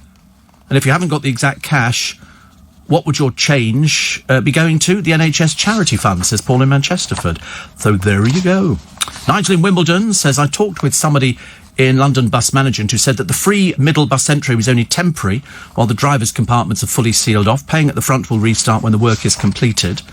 It doesn't make any difference. I mean, it doesn't make any difference to me. I'm quite grateful. Also, John and Eden Hamlin. We live in Greater Manchester. Is it Moseley or Mosley? I can't remember whether it's Mosley or Moseley. But anyway, she's celebrating, is Eden, 44th birthday, despite even her mother Sylvia thinking her daughter was 43. Basic subtraction, 1976, year of her birth. We've been waking up to you since we got one of those newfangled DAB radios. Very newfangled. And it was so much better on the quality, you know, as opposed to... This is London. Not very exciting at all. But I find your style very much like the late... like the great Ray Moore, but without the music. So there we go. They were hoping for a shout-out yesterday, but they didn't get it yesterday because I didn't get the thing through. But we will celebrate properly when we're allowed out, says John, and birthday celebrating Eden, which is lovely. And Noreen says, I'm so cross. She says, I missed your show on Friday. I podcasted it. You mentioned Peter Noon, Chip Hawkes and Michael Crawford, 3 of my faves. Peter toured the UK last spring. We went all over the place to see him, including Glasgow, Liverpool, Skegness. He does a chat in the early hours, sometimes on Facebook, which is lovely. Due to see Chip in June, but I'm not holding my breath. We're due to see the Tremolos in Glasgow in June, but that's been cancelled. And we saw Michael Crawford in so many things. Billy 3 times, Barnum. Same time next year, No Sex Please. Recently, The Wizard of Oz and The Go-Between. But Phantom, I didn't fancy it. And then we got... the reviews, and they were amazing. So we tried to book in London, couldn't get tickets, transferred to LA. By coincidence, we were flying to LA the day it opened, so booked, front row, spellbinding. Could have heard a pin drop. One of my favourite shows, Phantom. It was so far. That and Miss Saigon, so far ahead of their time. They really were absolutely fantastic. More of your texts and emails, 84850. Steve at lbc.co.uk. Jane says, due to the unexpected demise of my radio, I'm currently listening in mono. Steve, did you go to sort out the compost? Told you to go to Aldi. We don't have an Aldi near us. I don't have an Aldi. I can't go to... and I don't want to drive anywhere, because I'm not doing that. Although, to be honest with you, today I've got to go and get some petrol, because I'm running a little bit low. Which is good. Martin is in the kitchen, all because you're talking about food, says Jenny. He's eating last night's steak, spuds and Brussels sprouts. And I'm having the last glass of Prosecco. Oh, I can't drink Prosecco first thing in the morning. It's the only thing I can't do. I don't know why, actually, because I like it the rest of the time. I listen all the time. Don't forget Bubble and Squeak with bacon. And I've been on YouTube for the Lynx advert. Almost had a little accident laughing. Needed to giggle, says Desiree in Sheffield. You're a great comfort in these times. I think it's quite funny. But there again, if you're watching Britain's Got Talent, you know, and you go, oh, I thought this was disgusting kind of thing, you think, oh, grow up and get a life. Pathetic, isn't it, really? Some people are so sad, so sad. A friend of mine phoned me the other day just for a catch-up. And so she said, what's that music I can hear? She said. And I said... It's the Sound of Music. It's the children of Captain Von Trapp saying good night. So long, farewell, auf Wiedersehen, adieu, adieu, adieu to you and you and you. Dun, dun, dun, dun, dun, dun. She said, you're not seriously watching The Sound of Music again. She said, how many times is that? I said, well, loads. And so she said, you're quite mad, aren't you? She said, why are you watching that? I said, because I love it at the very end, because the helicopter was up at the very end of the film and at the beginning of the film.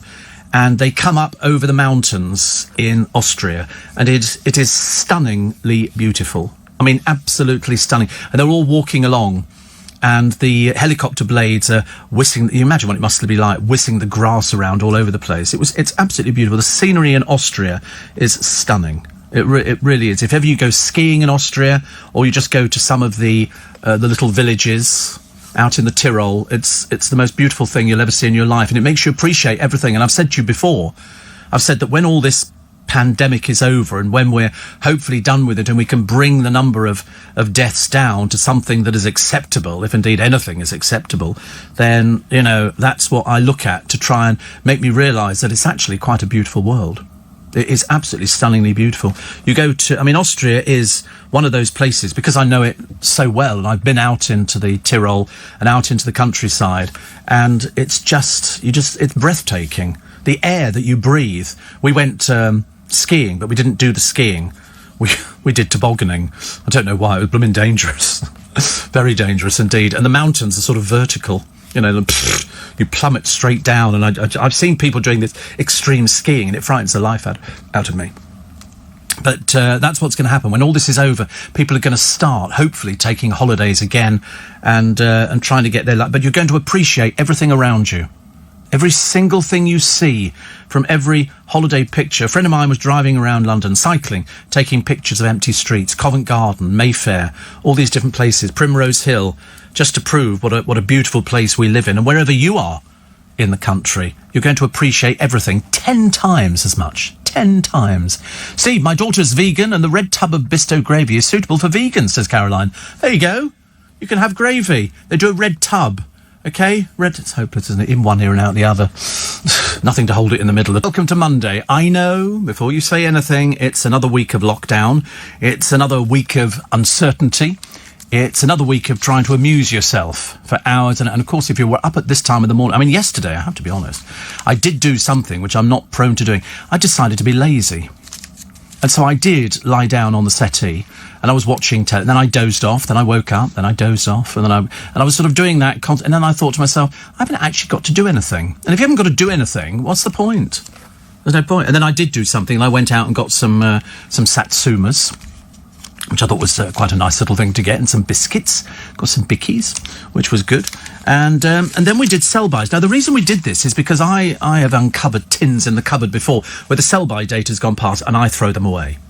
But they have said that some foods can be eaten 3 years after the best before date. 3 years, if they're tinned. So, pasta, tinned soup and meat and jars of jam and sauces can be consumed safely up to that long after the date stated on the label, provided the packaging is intact. So in other words, if there's a hole in it or something like that, well, that's not going to be particularly good, is it? Or if you subjected the can to some heat or anything like that. So you have to be very careful. You have to be very careful.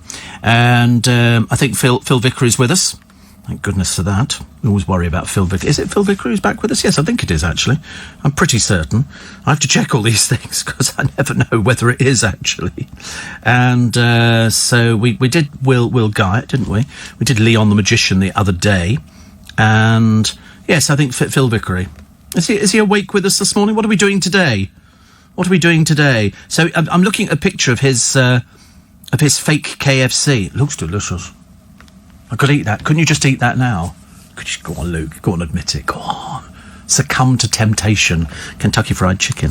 Other items like crisps could still be crunched a month after the sell-by date. This comes from the government. Also, some fruit and vegetables can last up to a week later. I know, unless it's got sort of bits in it, in which case it looks slightly... early start for Phil Vickery today. Early start. I think early start is great. I don't care what anybody says about early start. I mean, the roads are still pretty sort of empty, aren't they? What was the coating on the Kentucky Fried Chicken version of Phil Vickery's? Was it crisps, as I thought? Or breadcrumbs? I don't know what you put. A crisp seems to be fairly popular to do sort of crispy chicken. But there's something nice about you. You've got to make sure it's cooked, though. But I nearly bought some cold chicken the other day. I thought, shall I buy some cold chicken? I thought, no, don't buy cold chicken. I tell you what I do miss, though. I really... Oh, here we go. Here, I've got it, Phil. I've got it. 8 large chicken thighs, bone in, skin off. Sorry. Buttermilk or yoghurt. Table salt. Just flour and herbs and spices, says Phil. Bone in, skin off. So there you go. That's our that's our rule for the day. Dried oregano. The Americans call it oregano, don't they? Thyme, cumin, white pepper, cayenne pepper, flour, eggs, cold water, sunflower to fly. To fly. Yes, good Lord. We were trying to catch the chicken as it flew around the kitchen. It was very difficult, proving difficult. Sounds quite nice, actually. Bake in the oven for 15 to 20 minutes and then let it rest for 15 to 20 minutes. I don't think I could wait that long. That's the trouble, isn't it, with sort of anything like that. It looks delicious. See, I thought my version was going to be really silly, but you can also get Phil Vickery's KFC coleslaw. Have you ever made coleslaw? Have you had coleslaw, Luke? That's nice, isn't it? You could have that. Cabbage, carrot, onion, mayonnaise. Oh, can you have mayonnaise? Vegan mayonnaise. He can have vegan mayonnaise. We're right there. Dijon mustard. That sounds delicious, doesn't it? Phil Vickery has sent me a photo as well. Let's have a look. What have we got? Oh, it does look nice. And there's just enough pieces for me, Phil. 1, 2, 3, 4, 5, that's 8 pieces. I'm not going to share. I don't want to share with the boys. You know what they're like. I mean, Luke wouldn't eat it because it's got chicken in it. And it's not a vegan chicken. I mean, how do you know how the chicken lived? You don't no idea, have you? Could have been a vegan chicken. Might have only eaten grass or something. You could have that. The trouble is, he's such walking a tightrope at the moment. He knows very, very soon he's going to fall off the tightrope and it's going to be into the Steve Allen kitchen. And he's going to be eating bœuf bourguignon, because it's got red wine in it. If it's got booze in, that apparently takes away any problems about veganism or port. And he's going to be having his gin and tonic without the gin, but gravy. So it's going to be gravy and tonic, which sounds delicious. It must be like drinking a thick milkshake, mustn't it? If you imagine, it sounds delicious. Do you know, Christmas lunch is not the same without gravy, and I'm already dreaming of not only a white Christmas, but Christmas lunch. I'm going to be furious if we're still in lockdown at Christmas. I'm going to be so cross because it's going to ruin it for everybody. What's on my Christmas list? Christmas lunch. No. Christmas lunch. Yorkshire puddings and turkey and sprouts and pigs in blankets and gravy and stuffing. No, not nut roast. No, we aren't. Sadly, we're all meat eaters in our family. We all eat. In fact, I think we're all meat. I can't remember, actually. Now that my brother's got married, I can't remember whether or not any of Marion's family are vegan. I don't think they are. I think they're all... It was lovely last year. I love it. And I get 2 Christmas lunches. But this will be the first one that has been... One of them be cooked on an Aga. Because my godchildren have moved to this house, which is very old. I think it's about 16th century. And in the kitchen is an Aga. So this is going to be hilarious. Oh, yesterday I bought some wraps. You know those wrap things, like big giant pancakes? And I put some squirty mayonnaise in the middle and then spread some ham out in it. And then rolled it up. That was delicious. I had 2 of those. Because the ham had another date on the sell-by. I didn't want to go to it. Steve. Bisto original gravy is vegan, says Lizzie. There you go. Bisto original gravy. You've had that? Oh, good. I'm so pleased that you're expanding your horizons. Must be quite difficult for you. You must be a nightmare going out into restaurants. You go to restaurants very often. You sort of... They see you arriving and immediately pull down the shutters and we're closed on the door. You know, it's that bloke who's going to complain about everything. So what have you got that's vegan? Nothing, sir. We haven't got anything for you at all. But we've got some Prosecco and a creme brulee. Oh, that'll do for me. I'll stay. I can't believe you seriously told me that you eat creme brulee. Yeah, you couldn't have anything with more double cream in if you tried. And that's why you're the size you are, isn't it? Because you've been eating a lot of creme brulees. You're fasting again now. Well, I mean, if you like, I can bring you in some creme brulees from Costco, because they do a pack of about 12. Well, your one's not vegan. No creme brulee is vegan. It's got cream in it. How can it be vegan? It's got cream. I love the way... Who did you make this from scratch? You bought it. Oh, there you go, then. That's it. It's full of cream. Double cream. It's all it says on creme brulee. I've never found a recipe yet that says start with gravy and take it on from there. You might as well eat rice pudding. You know, you can eat stuff like that, probably, I should imagine. So. It was a lovely picture of a family of Egyptian geese going out for a walk in Wandsworth, up the middle of the road. There's mummy and daddy and 6 chicks. They're so cute when they're little, and then they grow up. Steve, what a lovely tribute, says Pamela. Our local park in Woburn normally has large patches of wildflowers. This year, a large NHS will soon be blooming with wildflowers. I'll send you some updated pictures. Please do. Steve, great fan of Andrew Lloyd Webber musicals. First I saw was Superstar with Paul Nicholas in the 70s, and I've seen it many times. Love Phantom, says Jill. Would love it so much if Andrew would write another timeless hit musical with a fabulous song like Cliff with Sarah Brightman. Yes. Actually, I played this. Well, the producer found it for himself. Silvery Rain by Cliff Richard, and he liked it. So tomorrow I'm going to introduce him to a couple of Cilla Black songs, which have got fantastic orchestrations. It's the orchestrations that make the song. The songs itself are sort of, I think they're lovely out of all the stuff. Shane says, I laughed at the Lynx ad. We didn't get that ad out here. Probably not. Steve, lovely to wake up and hear your voice. It cheers me up and reassures me that life is still going on out there. After weeks of working from home, it's my turn on the rota to go to court today, because I'm a lawyer. I'm there all week, but can't wear my mask because no one will hear me speaking. They're not doing court cases, are they? A court's open. I didn't think courts were open. They are. Oh, we're still sentencing people. Oh, well. Well, you live and learn. You live and learn. Cornflakes, says John, wonderful on KFC. Right. And somebody says, I tried Phil's fake KFC. It was delicious. I also added some dried chilies to it and made coleslaw and a gravy. It was delicious. Don't try it at home, says Jace. Oh, there's no chance. There was no chance of me cook. He knows I can't cook. I freely admitted to him. I'm always quite honest with people. I can't cook for toffee. And Steve, oh yes, Christmas lunch, please. I like the idea of Phil's sweet corn and salad cream with his KFC menu, says Jane. Don't talk. Steve, I've just found a pork pie in my cupboard. Best before date, August 59. Okay to eat? I'd have to be a fool to say yes, but one half of me is tempted to say, I should imagine by now it must be banging on the cupboard door after 59. Actually, not jury trials. Oh, right, so they were halted in March. So you could just do straightforward trials, can you? Heavens above. Well, there you go. That's interesting, isn't it? Just if you're sort of thinking and you're sort of going, oh, perhaps my court case will be cancelled. No, you're going to court today. Elton says, ever wonder why the price of milk hasn't fallen like petrol? Just as they're the two commodities that are in overproduction but not being consumed much. Yes, I mean, milk, because the cows keep producing the milk. They don't know what to do with it, so they're pouring it away. And petrol, because nobody's driving. So I'm going to go and put petrol in the car today, do my little bit, I think. Really nice to have your company. So, HS2 Rebellion staging protests across London. Rivetingly exciting. As long as they stay 2 metres apart, couldn't care less. We've had enough boredom from people like that. Thank you very much indeed. Denise says, OK, so you got me putting wraps and ham on my shopping list after work. It kind of works.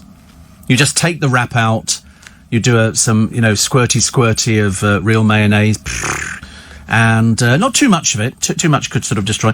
And then just layer the ham all over it and then just roll it up. It's delicious. I mean, if you really wanted to make it exciting, you've probably got bits of cucumber in, something like that. Bits of chicken. That'd be quite nice. In fact, just anything, really. Anything. Also, Blackadder star Tony Robinson has admitted he used to love getting hammered on the Costa Brava on lads' holidays. The man who played Baldrick, seems hard to believe. We've talked to him loads of times. 73 now. 73. And also here's dreary old Christine McGuinness, the world's worst show-off, next to the Beckham family and a few Rebecca Vardy and people like that. People with no discernible talent whatsoever. And Christine says, getting glam is my favourite way of making myself feel sexy. Bit embarrassing, really, isn't it? A little bit embarrassing, but there you go. I'm sure you're happy in your own little world. Also in the paper today, anybody watching this Van der Velk? I'm not quite getting into it. But I hopefully will. And coming up later in the show, tips on how to eat well in lockdown from famous food critic Jay Rayner. So we've talked to Jay, as you know, on the programme before. So he'll be joining us back 6:45 this morning, and we'll be having a look at coronavirus and what we could expect to be said. Steve, what you just said about watching The Sound of Music was beautiful. You must look to the goodness in the world. My daughter is 7 on Wednesday, and after a quick Google search, I'm going to take her to the Tyrol. It's beautiful, isn't it? It is beautiful. Esmian, 7. It is. The scenery is stunning. It is so... I mean, you really do see people in Austria, in the Tyrol, wearing lederhosen. It isn't something that they wear as a dressing-up outfit. You see people walking around Vienna. You know that they're from the Tyrol. You'll see a group of men together who've actually come in from Burgenland and places like that, and they're wearing Austrian national costume. People wear it. They still have programmes on the ORF. That's somebody doing the yodel hee-hee, all that.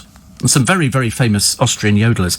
Now, hands up if you remember Freddie Parrotface Davis. You'd have to play. That was what he did. I can't tell you anything else. He's 82 years old. His career spans more than 50 years, and he's blasted Britain's Got Talent chiefs after they had the nerve to ask him to audition for their show. He's a comedian, an actor, and a magician, and he was a huge star in the 60s, 70s and 80s. He found fame on Opportunity Knocks. That's what it was like all the time. He's an ex-redcoat, famous for pulling a Homburg hat low on his head and pushing out his ears, and speaking with a comedy lisp. He was on Des O'Connor Show, Tom Jones, Sunday night at the London Palladium, had his own kids' TV series and all the rest. Anyway, he's had loads of stuff. He's very well known to certain people of a certain age, and I would be that age. He was stunned when a young Britain's Got Talent researcher called him up and asked him to audition. Freddie said, she said, "We believe you used to do comedy. Would you come on our show?" He said, "What a cheek. Why would I go on the show? If I won, where would I work? What's the point?" In the end, I told her, "I'll come on for £25,000. It's not the first time they've called me. They've tried several times. He still does live shows, and he appeared in a BBC pilot comedy called Bumps last year. He's not a Britain's Got fan either. He said, sadly, the show is not about the talent. It's about the judges. Now that they've all started filming the audience, commenting on the acts. Yes, I mean, because it's a setup. But fancy asking Freddie Parrotface Davis. Everybody, I mean, he's so well known. So well known. Here we go. This is the man who's not quite mastered the English language, Gino D'Acampo. Quite strange, seeing he's been living here since he was a child. But nevertheless, they've got... they think that Channel 5, they think the cheeky Italian might just be their secret weapon. Take it from me, he's not. OK? Just thought I'd tell you that now. He's very, very irritating. Very, very irritating. You know, once you've got over the fake accent... You know, I mean, I don't know. I don't quite understand why he sort of puts it. We were talking to somebody a while ago who worked on some of the shows and said it's put on, which I, of course, thought was hilarious. You know, because he'd talk like this, and you think if you've been living here so long now, you wouldn't be talking like that at all, would you? Steve. Kevin the Milkman says the reason the price of milk has not gone down is simple. The farmers cannot afford to drop their selling price any lower. If they do so, many would go bankrupt. We'd have to buy milk from abroad when this crisis is over, and then the price would shoot up. See? And he knows. He's a milkman. He knows these things. He knows these things. So, please, it's just, you know, we need to sort this out. Steve, how are the HS2 protesters going to get there? Doubt that will involve social distancing. To be honest with you, the last thing we need in London is a bunch of people out there disrupting the capital again. Mind you, as they're going to discover, nobody's going to give a toss. Seriously, excuse me. And they're just not going to bother about things like that. If they're 6 feet apart, just drive through the middle of them. Don't really care. More people talking about Christmas lunch. I know. Steve, my wife owns a hairdresser and I've got a barber shop. Whilst we'd love to reopen, I honestly don't know how we can. The government are indicating that although there is a plan to release the UK from some of the lockdown measures, it's clear that a form of social distancing will remain in place for some considerable time. He says, I mean, to be honest with you, they've opened the hairdressing salons in Vienna, and all they're doing is the customers are wearing face masks and the hairdresser is wearing a face mask. So, I mean, would that not be feasible here? It says, you know, it's a bit of a contradiction in terms for hairstylists and barbers to physically touch another person's head. Well, you wouldn't need to touch my head. In fact, you don't need to touch my head because you use clippers. You don't need, you know, gone are the days of, you know, even if you're doing a lady's hair, you comb it, you don't need to touch the hair, or you don't need to touch the head. You can definitely do that, can't you? I would have thought so. Steve, I cleaned out one of my cupboards, and under the carousel I found a tin of sardines, best before October 2010. I don't know how fish copes. Well, you'll know when you open it, because you'll better smell if it's gone off. I don't like sardines anyway. Sorry. And Steve, during this lockdown, the most amusing notice I've seen on a shop door simply and succinctly said, "We're closed till it's all over." Surely any pea-brain doesn't need an explanation from that, says Mark. Hey, Connor's in. Must be cold outside. What's the matter with your hands? Oh, look, you're taking your bandage off. Haven't you? Look at that. Is it your hand functioning? Is it working? Because he fell over some time ago, and he had to put a little bandage on, which seemed to last for weeks. I mean, it's been functioning throughout, yeah. Is it a lot... Yeah, that's all right. You putting anything on? You putting sort of just a little bit of cream or something? No, nothing. Right. Well, at least you're looking okay. You're looking a lot happier than you were on Friday, when you looked about as miserable as a dog who sort of lost his bone. You know, nothing worse, I suppose. But no, it's lovely. Looking forward to the week ahead of you? Yep. No? Yeah? You're good? That's what we like to hear. We like to hear. Yes. I'm going to see people in daytime hours tomorrow, because I'm up here in the office. I've got a meeting. So I'm going to see, but I haven't seen some people for ages. I'm going to have to bring a photo identity kit, because I don't know who half of them are. They're going to come up to me and say, "Hello, Steve, I'm Connor." I'm going to go, "Connor who?" It's going to drive me mad, isn't it? I'm never going to know. It's bad enough when I walk in and Luke's here. And each day we have to reintroduce ourselves, because I can't remember from one day to the next who it is I'm working with. I have to go, "What's your name?" And he has to get out his ID thing. Well, I say ID thing, it's a tag that's put on his leg by the police. And then at least it's got his name on it, so we can find these things. Have you ever heard of freezing gravy, Connor? You probably don't do any cooking, do you? No. Oh, you do cooking? Yeah, I bet it'll be something simple like pasta. You know, spaghetti. Oh, do you do posh food? Do you do proper cooking and things? Do you? Chicken satays. Look at you, honestly.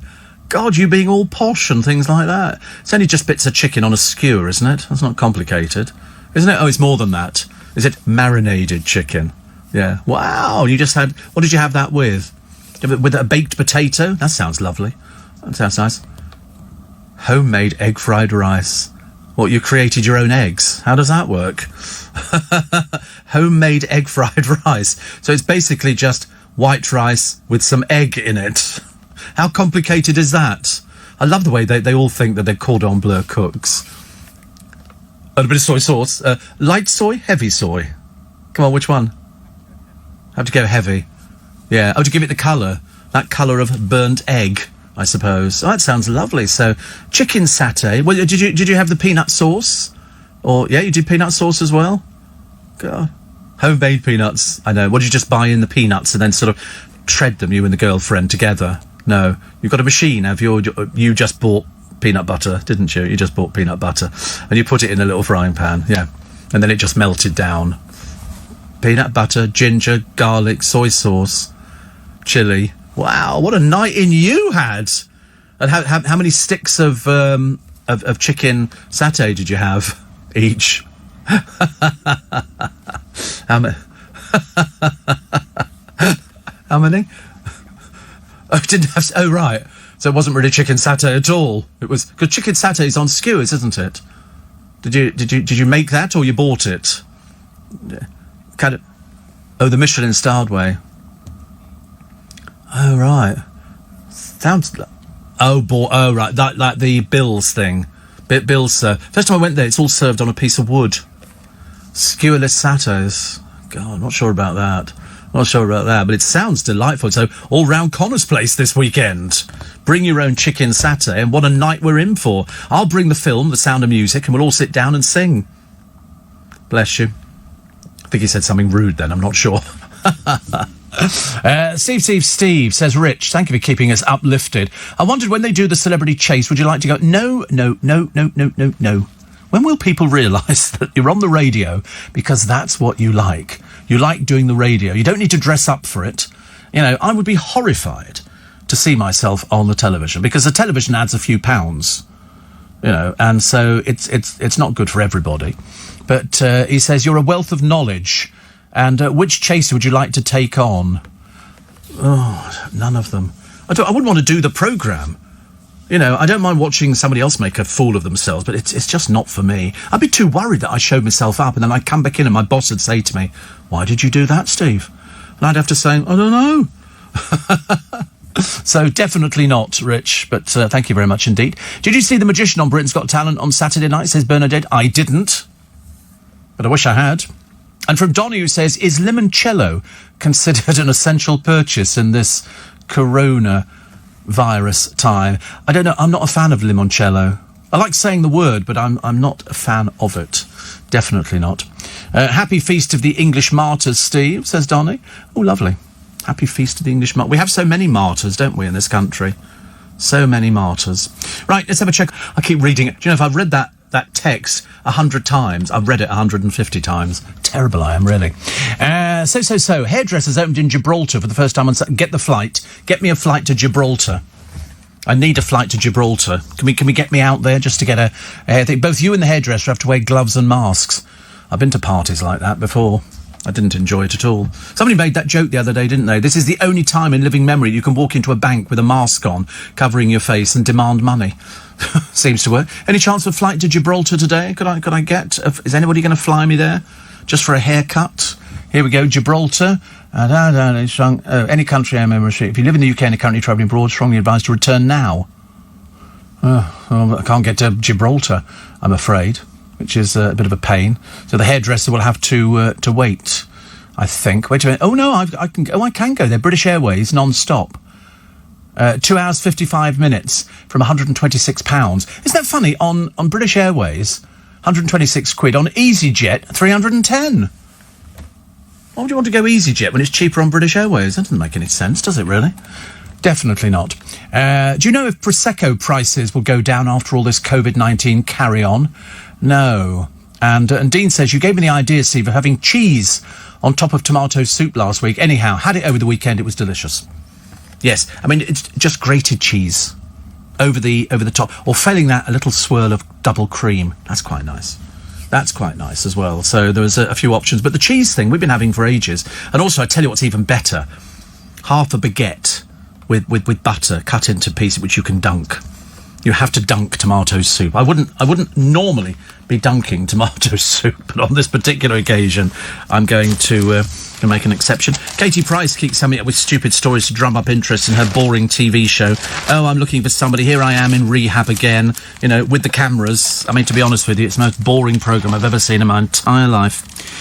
Born on this day, Alice Liddell. Go on, I defy anybody to tell me who Alice Liddell is. My two will not have the faintest idea. Who's Alice Liddell? Do you know? Do we know who it is? Who is Alice Liddell? Come on. No, don't cheat. Don't cheat by going on the internet. No, it's not multiple choice, no. She was born in 1852 and died in 1934. The clue is in the name. Liddell, he says. Her name's Alice Liddell. Okay. Like a ladle? She didn't invent the ladle, no. Her father was Dean of Oxford College. Okay, does that give you another hint? She was the girl who inspired Alice in Wonderland. You weren't about to say that at all. Why'd you fib? Nothing worse, honestly. You'd be hopeless, wouldn't you, on Celebrity Mastermind? Because you wouldn't be on the celebrity version. You'd be on the other one. Yes, he became a family friend, Lewis Carroll, and used her as the role model for Alice in Wonderland. Oh, good. Lovely. Glad nobody knew that one at all. Also, Russi Taylor. There we go. You're going to love this one. Don't cheat by going onto the internet. You have to play along at home. Russi Taylor. I'll tell you that Russi Taylor died in 2019. She was the actress who provided the voice of... Who? Not Snow White. No. Minnie Mouse. She was the voice of Minnie... Yes, it was on the tip of your tongue. We didn't quite make it, did it? But she married Wayne Allwine. Who was he? He was Mickey Mouse's voice. Absolutely. There you go. You've just won a coconut. Unfortunately, you have to go to Barbados to go and collect it. And pay your own flights. Because we're... Hello, Steve. You used to have such a funny voice. Hello, I'm Mickey... I can't do it, actually. Mine sounds dreadful, doesn't it? I can't even do Minnie Mouse. But they actually got married. Isn't that funny? Do you think they spent all their time going, shall we have tea now? Because Mickey Mouse first appeared in Steamboat Willie. which I thought was something completely different. But anyway, and there he is. But he looked different. He had a mouse's nose in the original one. They only softened it much, much later. So, what was Mickey and Minnie Mouse? I don't know. Do they have kids? Oh, I don't know. Never thought about that. I really don't know. What's a baby mouse called? A mouse. I don't think it has a name, baby mouse. Well, Eric or something like that. Because a lot of the Munchkins from the Over the Rainbow, Wizard of Oz, they all lived together in a little village of little people, and some of them were still alive up until a few years ago. And I think the last one died a short while ago. One of the last little Munchkins. Judy Garland had a terrible time with them on the set. They were drunk, all sorts of things. But here we go. I think there are there might be baby Mickeys, but whether they made it into the cartoons, I don't know. There looks quite a few of them, actually. Baby Minnie is all over the place. Baby Minnie Mouse cartoon. Whether these were cartoons that came up some years later, I don't know, because they've got Mickey Mouse babies. But was this a separate cartoon? Not knowing the answer. We don't get the answer to that one at all, which is a shame. If you know, do tell us. Have you ever tried banana cream? Banana cream. I don't know what banana cream is. I like bananas. I nearly bought bananas yesterday, and then I didn't. Steve. Another one here. This is from, if a person is told to work from home to prevent spreading or catching coronavirus, how can the person be told to go back to work until that person's been vaccinated against the virus? I've got no idea. A lot of people, put it this way, I'm in London, and believe you me, there are loads of people coming in to work. The cars coming in from the west of London, and that's only one of the major routes into the city. It's busy. I told you about 3 or 4 days ago, there was a traffic jam on the Hammersmith flyover. I thought I was living in another day. There was just, on my side of the road, there was just us. And on the other side of the road, it's sort of a case of there was loads and loads of vehicles. Yeah, this book's getting loads of coverage. This is the one about Meghan and Harry. You know, 2 people who couldn't quite hack it in the royal family. Yet the Queen at 94 manages to hack it, but they couldn't. They obviously decided they want to be celebrities. Well, she wanted to be a celebrity, and he had to go along with it. He didn't have any choice. David Beckham playing Pac-Man on his birthday. He's 45, and he still has candles on his cake. I know, I thought so as well. But, in fact, Victoria wrapped his gifts with paper bearing his name. Oh, his mother sent him pie and mash, and he drank a whiskey cocktail. Oh, isn't that lovely? Cruz wrote, "I love you" in ketchup on the plate. Right. You do worry about the Beckham family, don't you? They're not the complete ticket at all. And what else do we have? Oh, they've got lots of the things talking about VE Day. And that'll be this Friday when it is a bank holiday. But if there's not going to be anything open, what the dickens are we going to do? I don't know. And this one here, I think... yesterday's flight arriving. I don't know what that is, actually. All this food this morning has had me yearning for braised celery hearts. Does it go with egg and bacon? I don't even know what celery hearts... Well, I assume I know what celery is. I don't know what celery hearts are. And you bake those, do you, in the oven? Doesn't sound like my kind of thing at all. 5 to 6 is the time. We take all your texts and emails on the programme, 84850. We'll talk to Jay Rayner in the next part. Richard and Judy are in the papers. I think Richard's been dipped. His hair has changed colour, and he's got a very, very red face. Now, I don't know if it's makeup or if he's been on a sunbed. It's difficult to tell, because she looks very pale, and he looks as though she just met him in Madame Tussauds. And so he says the plans by the government to keep the over 70s in lockdown for longer than most of the population is ludicrous. Judy is 71. He's 63. He claims the policy could tear age gap couples apart. He said that she's received a letter from Matt Hancock asking her and all other over 70s to stay indoors for 12 weeks. He said that could mean Judy and I couldn't go out together. It's ludicrous. Well, I'm inclined to agree. But unfortunately, that's the problem, isn't it? So the over 70s, I think, will go on the rampage if they have to face a longer lockdown. Now they've come back with loose women, so they've given them a bigger desk by the look of it. And they've only got 3 on, then they're going to do somebody joining remotely. I don't know why they're bothering. can't we just have old films? They must have something else to do. And so today, I think you've got Andrea McLean, Brenda Edwards and Linda Robson, and then Colleen Nolan's going to join remotely. And you think, but why? There's no audience.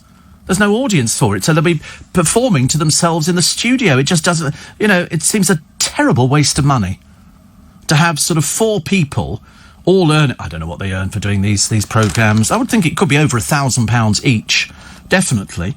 And so then tomorrow they'll have Ruth Langsford, Nadia Sawalha, Jane Moore, and somebody else via video link, and then they've got different people. Andrew says, Loose Women has been a part of my life for 13 years. God, is it that long? Seems longer. But I mean, I don't think we need it. Theresa May earned more than £160,000 for doing nothing after the coronavirus lockdown forced the cancellation of 2 public speeches she was due to make. Wow. And a lot of the cakes that were sent in to Captain Tom Moore, have been given away to other people. He received more than 30 cakes, including one from the Express, so that they've got a picture of their one. Gifts including cushions have gone to local causes. So in other words, most of the stuff that you all sent in, it's you can't eat all these cakes. He's 100. Lots of gifts went to the GP's surgery, and they said cake can be given to a local care home. And she says we wanted to ensure that the public shared these most fabulous cakes and gifts so they could be loved and cherished. He's 100. Can't send him in all these cakes. Did you notice Sarah Ferguson had one done for him, from the York family? You think, oh, God, not even the Queen sent a cake. But trust old Sarah Ferguson. Good old Fergie, honestly. Dear me. The Sussexes lifting the lid. This one could be the big disaster for the royal family. Apparently, they're sort of headlining it. A confident couple not afraid to break with tradition. What was confident about them? Absolutely zero. Zero. No confidence at all. And they've now got their hearts set on a £10 million home. Can we still get our money? Can you pay us back what you owe us? 2.6 million, I believe. I'd quite like that money back, but so far they've sort of closed their ears. La, la, la, la. Don't want anything to do with it. Seems to work quite well in the royal family. It's working with Prince Andrew about his friendship with sex trafficker Jeffrey Epstein. And a US lawyer wanting to talk to him says the royals' epitaph should be, I succeeded in escaping justice. They just want answers to questions. And for some reason, Prince Andrew is a bit immune to this. Obviously, perhaps he's got information that could be of any use to us, but so far, he's keeping it buttoned. May the 4th be with you, etc., etc. We've done the gag before. Coming up to 4 minutes past 6, it's Steve Allen's Early Breakfast. It's nice to have your company. I hope you are well. So the papers this morning are full of Boris and full of what's going to be said, and also millions of isolating but healthy OAPs over 70 could be having a rebellion. A lot of it, they say, we think they should stay in for weeks. And, of course, a couple of the main contenders are up the top of the chart. Richard and Judy. He's not over 70, but she is. So she's been told she has to stay in for another 12 weeks. So, in other words, they can't go out anywhere. He can go out, but she can't. But then yesterday, I can't remember, actually, if I've done this story. I know I've done it on the podcast. Have I done the story about the people queuing outside? No. So I'm outside. If I have done this, I apologise. I know I did it on the podcast, but I don't think I've done it on the programme. I'm outside Marks and Spencer's, and there's about 4 people in the queue. At the front of the queue, there's a couple, man and a woman, and a pram, mit kiddie. And we're all standing there, and they have a person outside Marks and Spencer's who, when somebody comes out, they then look in there to make sure, and then they'll let the next person go in. So you've only ever got a few people in there at any one time, okay? So it works very well, and it's worked very well for weeks. And that's what they do. Somebody will be standing outside with a mask on, one of these visor things, which look very good, actually, and they bought them. And they've now separated all the tills with plastic dividers. So anyway, somebody comes out, and this couple go in to Marks and Spencer's. And the woman on the door says, I'm sorry, it's only one person per household. And so they have a little obviously not happy with this. So for some strange reason, the woman with the pram goes inside. And so the bloke's standing there, and he starts complaining about it. And so then he just completely bypasses the woman and goes into Marks and Spencer's. So the woman standing outside doesn't really know what to do. So obviously people inside go, why have you let 2 people in together? And so she shrugs her shoulders because she told them that they weren't supposed to go in, one person per household. It's been the rule since the beginning. This couple were obviously a bit dim. So anyway, after a few minutes, the woman comes out, because obviously people in the shop went, I'm sorry, you're not allowed to have two people in here. We've told you. What, you're not learning about this? She comes out and says, well, of course, she's got a right old cob on. And so she starts moaning about it. Well, what am I supposed to do? I've got a pram here. And she says, well, you stand outside and he goes in shopping. How difficult is that? She didn't say that, but I wanted to say that for her. And this woman just moans about it. You know, well, it's not fair because I've got a baby in a pram. Well, don't take the baby in the pram. Stay at home and send your husband out there. So annoying. And this is why it gets to that stage where you think to yourself, these people are just too stupid for words. One person goes in the shop. What is it about that you don't understand? You stand outside with the pram. You don't take a pram around a store. God in heaven, really. Too much, too much. Do you know that vegetarians, are much more likely to suffer from depressions and should invest in extra strategies to protect their mental health? They've done a study in America of 160,000 people. They found that 1 in 3 people who shunned meat had depression or anxiety. You ever had that? You ever had depression, anxiety and nothing? Happy-go-lucky little person, aren't you? Luke's a very happy-go-lucky little person. Really? So, you do. You're a happy little soul, aren't you? Generally a sign of madness as far as I'm concerned. Somebody who goes around smiling all the time. But apparently says, if you're vegetarian or vegan for ethical reasons, then please invest extra in strategies. What sort of strategies would they be? I don't know what you could have. You're supposed to... Me, I'm your saving grace. Bless your heart for that one. If you just write that on a postcard and send it to me so the postman can see it as well, I'd be more than happy to... Send it to the management, please. I'll give you the management's names and address. You must send it to the management. Steve Allen makes my day, you know. Always puts a smile on my face. Why? Because he's pushed a coat hanger into my mouth. And I've often thought that there must be something. So anyway, let's go back to Finding Freedom. It took 2 people to write this. Harry and Meghan and the making of a modern royal family. What's put it this way, they're not a modern royal family at all. They're not in the royal family. So there's the first lie. There are also fears that it could be used to settle scores. And they say they have a new life in Los Angeles. What new life would that be? Not working. She's narrated a sort of a little documentary about elephants, and he's not done anything apart from with Thomas the Tank Engine. Hardly a career-busting move, is it? So they've got their hearts set on a £10 million home. And, as I say, we're still waiting for them to pay for the last thing. What they've basically done is she doesn't want to have anything to do with this royal family at all. The Queen at 94... solidly goes on. They have to be seen to be nice because that's what the Queen does. I should imagine privately Prince Philip is seething, as is Prince Charles, who has no control over his youngest son at all. And they say this Finding Freedom is an honest, up-close and disarming portrait of a confident, influential and forward-thinking couple who are unafraid to break with tradition, determined to create a new path away from the spotlight. You're joking. They've walked straight into the spotlight. That's their whole raison d'etre, is being in the spotlight. They want to build a humanitarian legacy. More garbage that comes out of people's mouths to flog a book. Really embarrassing, really embarrassing. And it was originally going to go on sale in June, but it's going to hit the shops on August the 20th. And so the making of a modern royal family. They're not in the royal family. Why do they persist in these lies? Neither of them are in the royal family. They're not allowed to use the title royal because they're not anymore. They just want to go and line their pockets. That's all it is. They don't have any experience. You know, the only experience they had was because he was surrounded by, you know, hundreds of people who do things for him. Now he's by himself. Who's paying for all these people?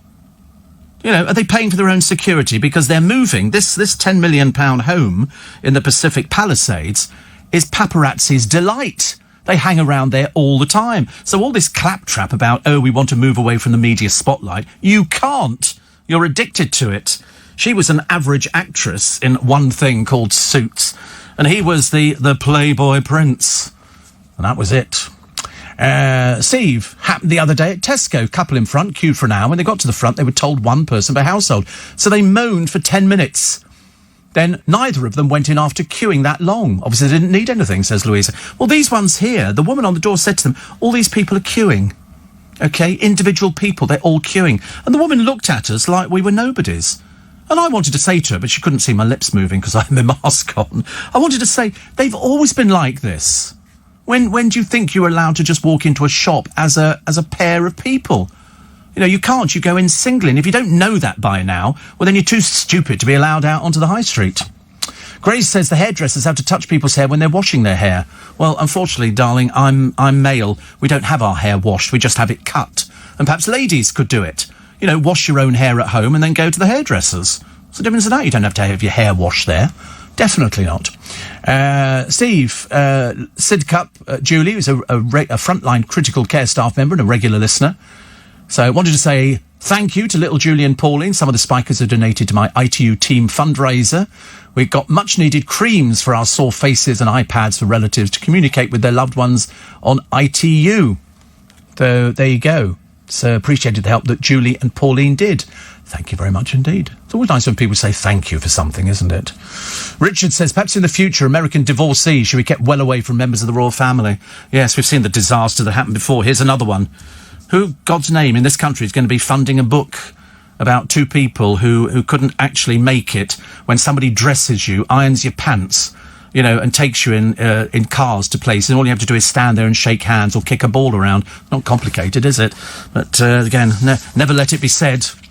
But they were the hard-working people. Any idea when the Goring is set to reopen, says Donny? I don't know. Love the Goring. That was the hotel that the Middletons used the night before the royal wedding. They stayed there. It's a family-run hotel near Victoria. And I've had afternoon tea there a few times. In fact, we've actually done it. We did for Make Some Noise a couple of years ago. We did an afternoon tea there. And I got to have afternoon tea as well. Which actually is no hardship as far as I'm concerned. You can tempt Steve Allen with little sandwiches and little tiny cakes, but actually more the sandwiches than the cakes. Tuna? No, Steve. I do beg your pardon, Steve Allen. Have you not heard the jingles? Why do you think I've been called tuna? I've got no idea. No, they don't do tuna in little sandwiches. They'll do chicken, and they probably do cucumber and egg mayonnaise. I don't think they do tuna. I'm pretty certain they don't do tuna. But they're always cut beautifully with the sort of the bits cut off, like whatever they call them, the crust. They do egg and cress, that's very popular. We'll always have a glass of champagne. It's a nice little treat in London. When all this is finished, ladies and gentlemen, you should, treat yourself to something. Like after... I'm not taking you and Corey out. Good God, no. The amount of food you two eat. And also, you're going to go absolutely spare, aren't you? I'm sorry, what have you got that's vegan? Oh, I couldn't bear it. Be sitting at the table while the poor girl's running through all the different teas you can have and the champagne, and all you'll be going for is, have you got any creme brulee? That's all we're going to end up with. I'm sure, actually, even the Goring could make you a creme brulee. But, no, definitely wouldn't be taking you. It's way too expensive. Way too expensive. It's a treat for people who've gone the extra mile. And as I don't really put out much hope for you going any extra 200 yards, let alone an extra mile, is the time. So Britain to get back to work, we think. How it's going to work, I've got no idea. And the Odd Job bowler hat. Remember Odd Job from the Bond film when he threw the hat and it sliced off the top of the statue? Could be worth, they think, up to £30,000. I don't know why it'd be worth that much. I mean, it's not exactly the most major thing. £30,000. Who would buy it? Amir Khan in the I'm Not Daddy prank. I don't know why they'd be doing this. The oddest story I've ever read. I mean, obviously, he's a little bit peculiar, but he told his daughter that he wasn't her father, that it was a Hollywood actor, and they filmed her bursting into tears. I mean, as you would. And Amir and his wife, according to The Sun this morning, have been blasted for a prank that told her that Bradley Cooper is her father. The boxer and his wife filmed 5-year-old's daughter's tearful reaction as she heard Amir was not her biological father. The couple have been branded cruel. I mean, to be honest with you, it's not necessarily cruel, but a bit stupid if it's true. She points at Amir and says, this is what the wife says, that's not your real daddy, this is your real daddy. And then she says, do you want to talk to your dad? They then set up a fake phone call with an assistant called Carl, and he then pretended to be the father. He tells the child, I've missed you. Is your mummy all right? Have you been a good girl? What? Are these paired? Is there something the matter with them? She then accidentally connects to FaceTime and sees Carl's face. She bursts into tears as Farrell says, oh, we're just joking. The girl screams. She's 5. I don't like jokes. The clip included a laughing emoji saying, "I pranked my daughter." The video was viewed 9,000 times and racked up 70 comments before it was removed. Amir and Farrell were asked to comment. Are they the stupidest couple in the world? How marvellous. Hope social services get involved. I've never heard of anything like it. I'm sorry, this isn't your father, this is your father, and here's some idiot at the gym pretending to be the fake father. OK, how's your mummy What? How to screw with a child's mind. What a thick couple you must be. What a thick couple. Ghastly. Ghastly, ghastly, ghastly. Do you know there's an emu called Enid running riot through the Cotswolds? Which I can't work out at all. And movie stars reveal all days before they were famous. And it's all sorts of different people who are famous now, but they weren't famous. Well, obviously, you don't come into the world being famous, do you? I'm still trying to work out why my car this morning to take me home is here so early, like an hour ahead. Which I've never done anything like it. They seem to be all over the place at the moment with their timings. Oh, coughing, sorry. Oh, do you know, this is lasting quite a long time. I'm convinced that my hand lotion is multiplying by itself. It seems to go quite a long way, actually, which is very good. Also, one of the public outbursts, it's the dreary Oasis brothers again. But if there are two things Kanye West is, it's sensitive and eccentric. But don't even think about telling him, because you can't have a conversation with Kanye West. La Rue, who's obviously some sort of singer, found out the hard way when she called him weird following a studio session with him and was forced to apologise. She says, you can't talk about anything normal. You can't just have a normal conversation. I didn't manage to anyway. I found it impossible. He's on show 24 hours a day. I saw him. He's a bit not all there in the upstairs department. She says, and so after... there was a podcast or something, and she told Kanye about her opinion. He didn't exactly react well. He demanded Ellie say sorry, so she wrote him an email to make amends. She said it was quite creepy. He's obviously a bit too peculiar for words. Anyway, we don't care about him either, so don't worry about it. The rise of tools has soared as Britain's on lockdown tackled DIY job. Paint trays have more than doubled in price. Paint trays? Why would you get paint trays? I thought you'd be buying one of those rollers they advertise on the television where you fill it up with the paint and then it doesn't drip, or you just do your ceilings and everything else with a broom handle. It always looks quite good, actually. I'm quite sort of impressed with it. But at the same time, I should imagine cleaning it must be a nightmare. I'm looking at the queue of cars, all queuing for McDonald's takeaway, because they've opened a takeaway. What's the matter with people? Can't people cook anymore? The answer is no. No, they can't. No, they can't. Somebody says, Steve, LBC News, they're full again, runners passing each other, coughing, children on cycles. Yes. And that's it. That's it, I think. Clarification, when Beckham's mum sent him pie and mash, did the postman post it through the letterbox on a plate covered with cling film? I've got no idea. Did they pay for it? That'd be the next question. Or is it a free bit of publicity for the bloke who makes it in Epping? Didn't even know there was a pie and mash shop in Epping. Martin says, I had my hair cut yesterday. Handy having a niece who's a hairdresser. Masks were worn. I held mine while she did the cut.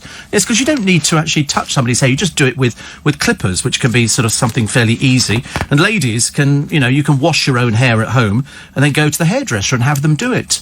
They don't need to touch it. You can just touch the hair. But not everybody manages that. But we still haven't got any of the hairdressers opened round our way, which is a great shame. Great shame. Ministers in talks over immunity passports to get the UK back to work.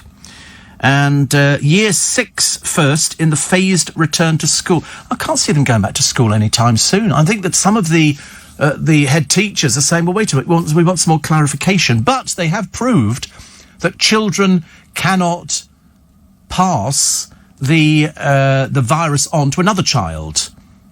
Children cannot pass on to other children. I don't know why not. They did that the other day. But of course there are adults in the school. So there is that. Yeah, children cannot pass on. Definitely. Chris says maybe the driver thinks you're finishing at 6:30. Well, no. And the car's booked for 7:15. Or 7:10. But, to sit there for that amount of time, it's just ridiculous. Ridiculous. They seem to get earlier and earlier in the morning. Although I spoke to other drivers. I checked with the driver the other day. He said, no, it's booked for 7:10. So he thinks it's booked for 7:15. Well, it can't be. I've finished work at 7. How can I be booked? I mean, they're really becoming a little bit vague with it. God knows what happens till we get to tomorrow. Steve, I watched some old Gimmes last night, seen with Dale and Kathy Burke. Yep, he did that. I don't know, I think he only did the one, actually. Somebody else saying about, in future, American divorcees. Yeah, because they love the fame and the attention, don't they? They love that kind of stuff. There's also Laura and Rob Hardman with baby Ray at home. Do you know how many children have been born in Britain since lockdown? 23rd of March. 50,000. 50,000. Tip of the iceberg. Tip of the iceberg. And a dog is for life and not just for the COVID lockdown. A charity is warned after online searches about getting a puppy surged by 120%, which is not very good. Police officers patrolling Clapham Common. Ministers looking at ways to end the lockdown. Doesn't seem to make any difference, does it? The amount of people who are sort of going out there, doing all sorts of little bits and pieces, and going out and friends sitting next to each other on the buses. I don't know, it's working. And there is a woman sharing a picture of her dying mother to share the reality of COVID. This is Deborah Buchanan from County Antrim, when she was asked by her mother Joan to take the photo last week in what were some of the final words she uttered. And so they've actually done it with everybody with masks on and all sorts of things. However, there was good news on the other side when a 16-year-old girl woke from a COVID-induced coma on her birthday. Marisa Bapu spent 21 days in Southampton Children's Hospital's intensive care unit, mostly on a ventilator. But she's fine. Mum and Dad say the nurses were always holding my hand. She was one of the few children who have become seriously ill with the virus. Her father, Roshan, from Basingstoke, said we'd all been suffering from the virus and were recovering, but she didn't.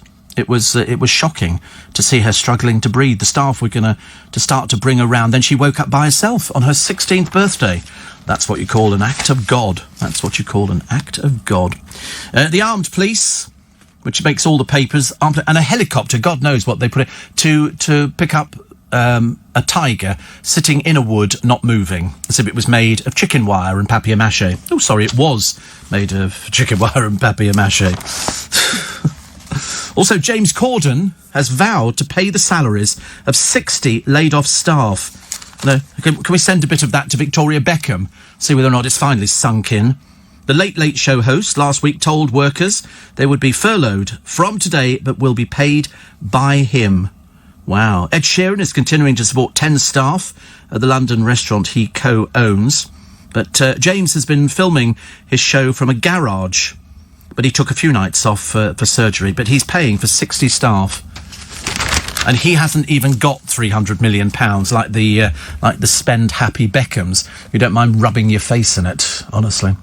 Steve says, Trevor, do you think the children will see the fact they can't pass the virus on being a challenge? No, you see, I'm worried about the fact that there are teachers still in the classroom, because teachers can take the virus and run with it. That's the trouble, you see, because nobody knows exactly what it is. We're literally, you are fighting the assassin that you can't see, because you have no idea what's actually going on.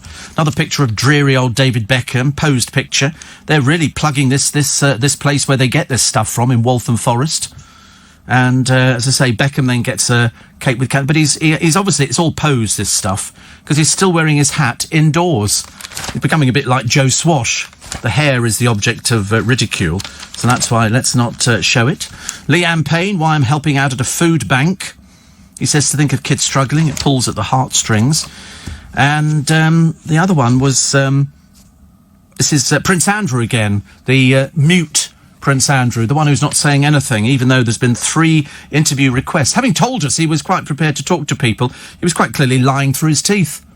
You know, I don't see why we should think he's any different from any other person. I don't know whether or not you can subpoena somebody like that.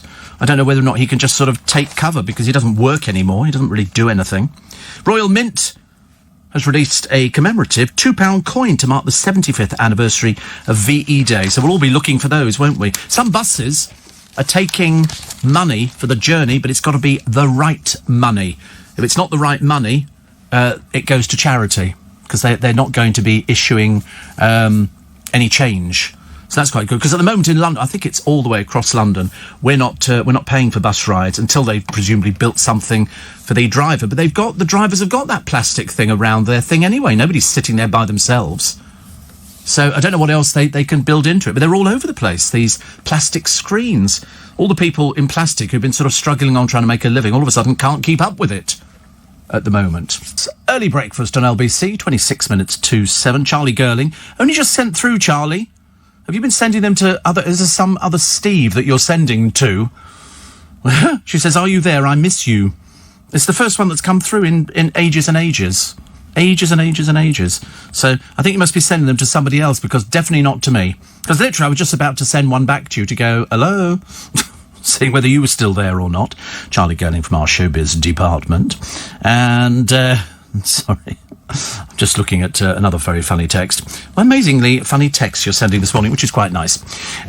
Steve, listening to you from 4, got up at 6 and continued listening in the bathroom, or so I thought. Thanks to your recent time, I discovered I'd arisen at 5 a.m, which is a little bit confusing. She says, I'm 76, but I'm not deemed to be vulnerable. I've heard LBC's repeated announcements about the arthritis website, but I can't understand the chap's accent. Asda's website is not working. God, dear, not having much luck. Are you really? But no, we're doing a lot, actually, on arthritis. And I totally agree with you, Steve, about Loose Women. Why bring back such a dull programme with its tired old format? Why don't they bring back some real television? Says Angela. I don't understand why they're wasting money. I really don't know why they're wasting money on it. I can't quite understand. Because without any audience, it kind of defeats the object. So they've now got 3 people in the studio and 1 person on... Why did they just put 2 people in the studio and 2 people, doing it from their own home?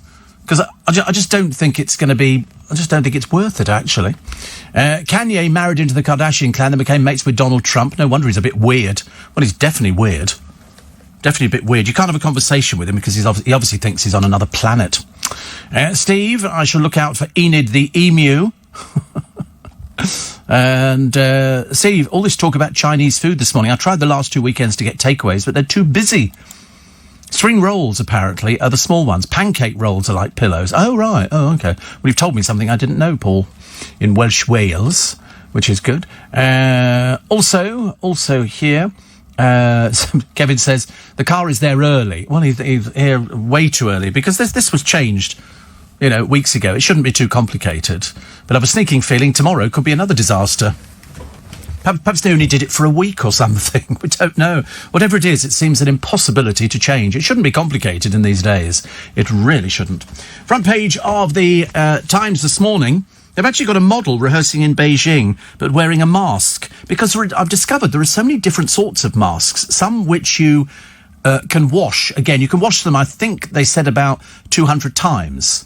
But the problem a friend of mine had, she put her mask on, put her glasses on, and of course they missed up. She can't see anything, which I had the problem. So you have to kind of move the glasses a little bit. You have to move the glasses. Also, lots of PCs dancing out of step. Police chiefs have warned officers to stop prancing around. Yes, I mean, I have to be honest, it's gone sort of almost like an epidemic. A lot of people are sort of, watching police officers, which is very sweet, but there must be better things they can be doing, much as I'm a huge fan. Champagne sales have fallen flat in lockdown. But strange enough, English fizz sales, our own sparkling wines, are booming. 1 in every 50 bottles of sparkling wine bought in the UK is now grown in English vineyards. Students told to pay full tuition fees, even if the universities are shut. That's not good news, is it? Not good news. And clapping for carers in the NHS is always welcome, but people should be careful, doctors said, after a woman was admitted a casualty after tripping over. Well, don't you have to sit down when you do things like this, I should imagine. That's the only way you can actually manage it. A lot easier. Also, they've got children in Barcelona, and they've got inmates rioting in Brazil over deteriorating conditions in the jail. I don't think anybody's going to be worried about them too much. And strange enough, dancers in Bangkok have got these new face masks, which is absolutely amazing, isn't it? Absolutely amazing. Plus here, Terrier makes a comeback. This is a dog, by the way. And it's known as the Scottie. You used to see them all the time, didn't you? Do you remember there's been sort of famous famous Scotties, but apparently they've even got their own Monopoly piece, and that moves you up, doesn't it? It was a little Scotty dog, and the Kennel Club have said it was in danger of dying out. And now, after a surge in demand for small dogs, I still like that one that Pip Schofield uses on the advert that he's got. I think that's the cutest dog ever. Bill Lambert of the Kennel Club says the shift to smaller dogs was driven partly by the growth of towns and cities, with people having less space for larger dogs. So 8 out of the 10 dogs decreasing the most in population would be Old English sheepdogs, Dalmatians, bearded collies and pointers. Only 317 English sheepdogs were registered last year. I suppose there could be that sort of the outer element of those people not really registering their dogs. Known as the Scottie, the breed was a favourite of Queen Victoria. So it's been sort of moved up the scale now. People like that. People still like the French bulldogs, don't they? A friend of mine's got 2 French bulldogs, and they've got cute faces. Heather, the Norwich nurse, says, Steve. Morning, Heather. I wanted to say a big thank you to an all at LBC for highlighting arthritis this week. It's been great and raised the profile of the different types of this disease and its treatments. Keep safe. Yeah, and for you too. And for you too. But, we were so keen to get behind arthritis this week, and it's been on the television, so I thought on the radio as well. Definitely. 84850, Steve at LBC. Dave says, why do you ever go at the Beckhams about furloughing, but not the likes of Vauxhall?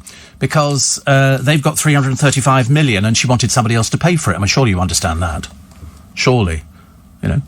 I've never even sat through 5 minutes, Steve, of Loose Women, dreary programme, but listening to you every morning, says the other Elaine. And how about a shout-out, says Harry, to Kanye West running for president? I know, a little bit embarrassing, really, isn't it? But you have to apologise to him if you upset him, because the poor little soul might have a little cry, and that's not good, is it, really? Snubbed Andrew in the Times this morning. Duke of York seemingly ignored it. He just does what he wants to do. He's not responsible to anybody. He's always been like that. There's always been an arrogant streak running through Andrew. Friends of the Duke says the US law firms were using his status as a member of the royal family to keep the case in the public eye. I didn't think he was in the royal family anymore. Was he? He managed to buy a birthday cake, didn't he? For a 100-year-old gentleman. But this particular man says, we've asked 3 times now. 3 times, and he's systematically ignored it. Well, he's always ignored everything. It's a case of I never explain. He doesn't want to do anything. Let's wait and see where it goes, shall we? Because I've got no idea. I have no idea at all.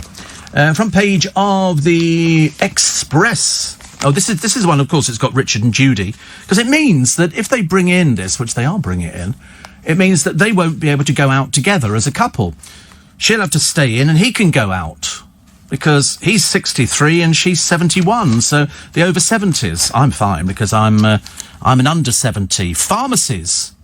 I'm well acquainted with pharmacies. I love pharmacies. They've recorded a sharp rise in sleeping aid sales as people turn to medication to ease anxieties. The online chemist, called UK Meds, has seen a 2,000% increase in requests for deep and snoring products since the virus was first reported late January. It's amazing, isn't it? And also, do you know more than 300,000 people have quit smoking? Smoking. Evidence mounts that smokers are more vulnerable to the virus. I thought the idea was that smokers are not more vulnerable to the virus. I thought people were saying that smoking was okay and it sort of seemed to hold the virus at bay. So, a little bit of a contradiction into that one. Also, this Friday's VE Day anniversary plans may have changed. You can still celebrate the values of courage, perseverance and love. And Leo McKinstry is talking about the ordeal, the pandemic, making us think again about our values. All I keep saying to people is life will never be the same again. You'll look back on this in, a year's time or a year down the line, and it'll be, you say, do you remember when? Do you remember when? That's what it'll be happening, I should imagine. More on Prince Andrew all over the place. And last night, the Prince rejected the claim that he had a friendship with Mr. Epstein, the one who died. His friendship with Epstein, who killed himself, led to him stepping down from royal duties. I wonder why. Why would you want to do that? worried about what people might be shouting. You know what this country's like. We're getting worse at shouting for people. Gino D'Acampo could save Channel 5. I think not. And what was the other one that I quite liked, actually? Oh, poor old Piers Morgan, who's waiting for the results of his COVID-19 test. Plus, there's pictures of a BA flight to Barcelona. People packed in like sardines. Absolutely. Liam Gallagher claiming that he'll be the ideal James Bond. Shouldn't think so. And on VE Day, Dad's Army. That stalwart piece of comedy is to be bumped up to prime time to cheer the nation. Good for us. Good for us. The Nightingale clock going on sale for a hospice. And Gabby Roslin ditching the booze in favour of a soda stream. Remember soda streams, all the different things, and so that's kept her off the booze. She thinks it works for her, which is good news. On Naked Attraction, they had a right old mixture yesterday of, yes, it was a lot of transgendering people. There was a lot of multicoloured hair, I've noticed. I couldn't quite work that bit out. Jeremy in Manchester thinks the Beckhams have a joint net worth of 900 million. Nowhere near. No, that was the lie that was put out some time ago. They're about 320 million. They were saying, oh, they're nearly billionaires. They're nowhere near it. Her business has never made any money, and he's not doing anything. So, you know, it doesn't really make any difference, actually. Sue from Harlow says, I went to drop my parents shopping off yesterday. The roads were as busy as before lockdown. Yep, I am inclined to agree with you, actually.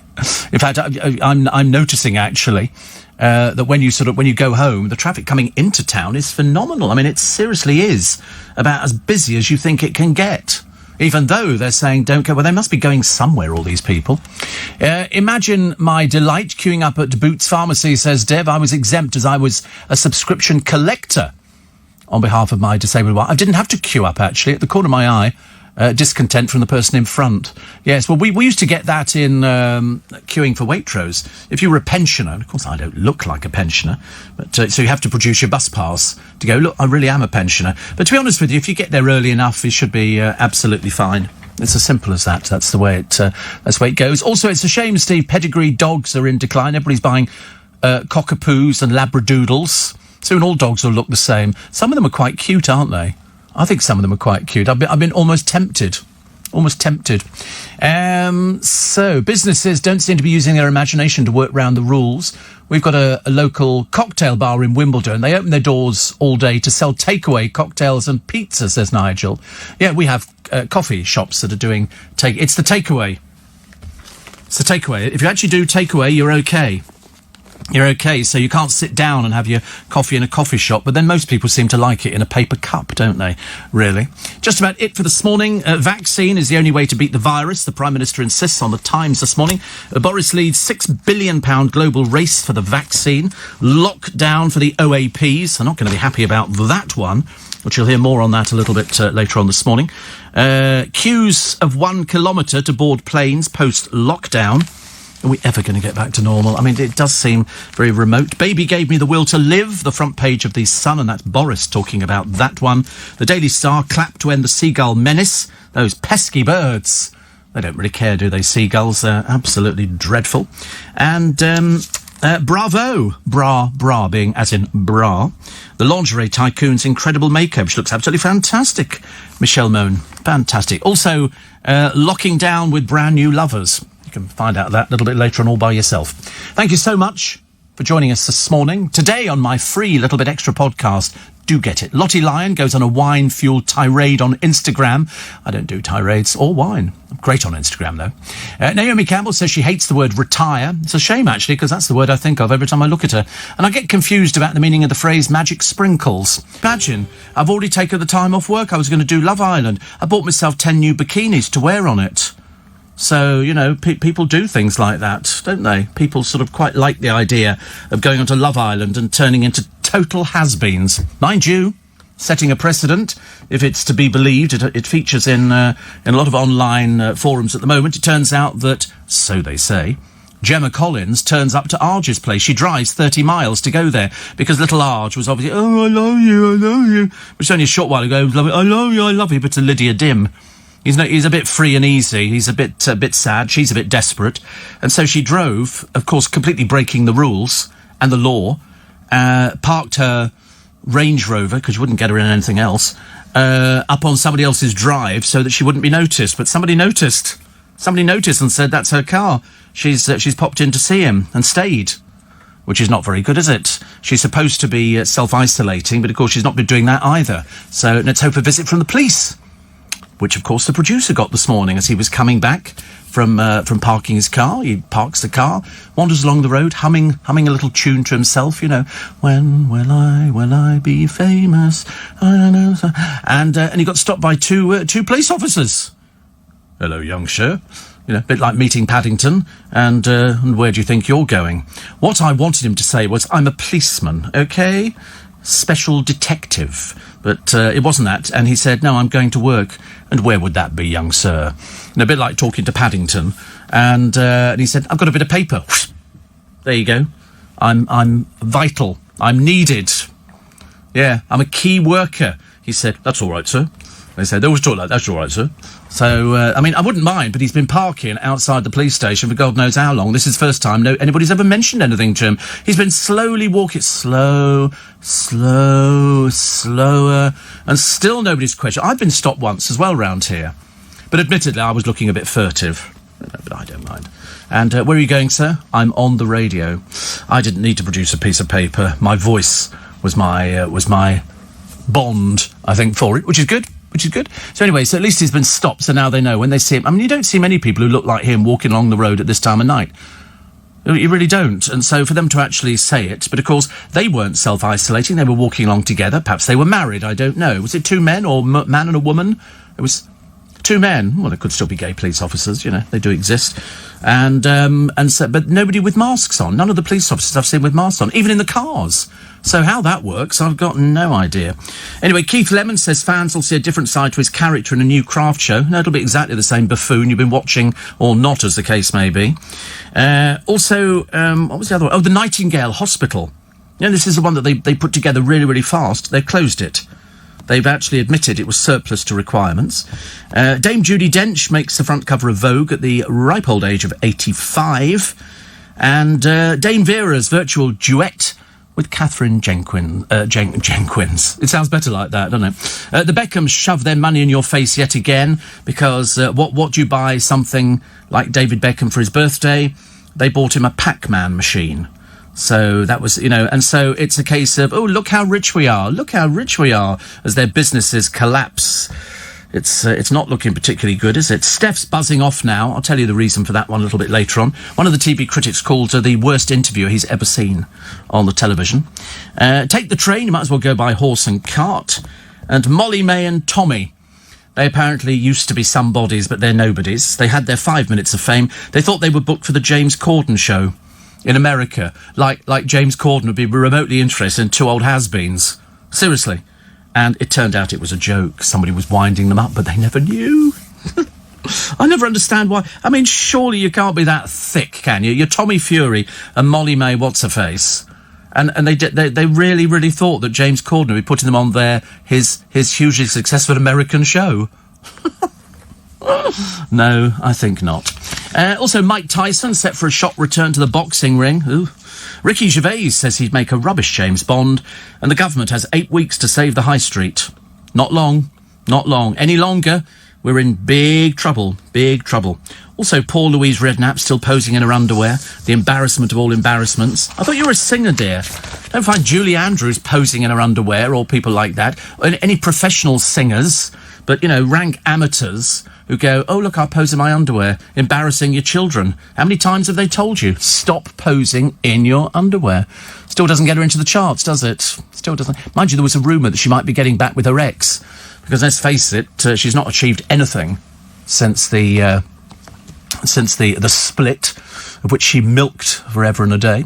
Martin reckons he said, do you think they'll make a film about the coronavirus? I shouldn't think so. Why would they make a film about coronavirus? We're living it every day. You don't need to make a film about it. Yeah, a film about what, though? What would you do?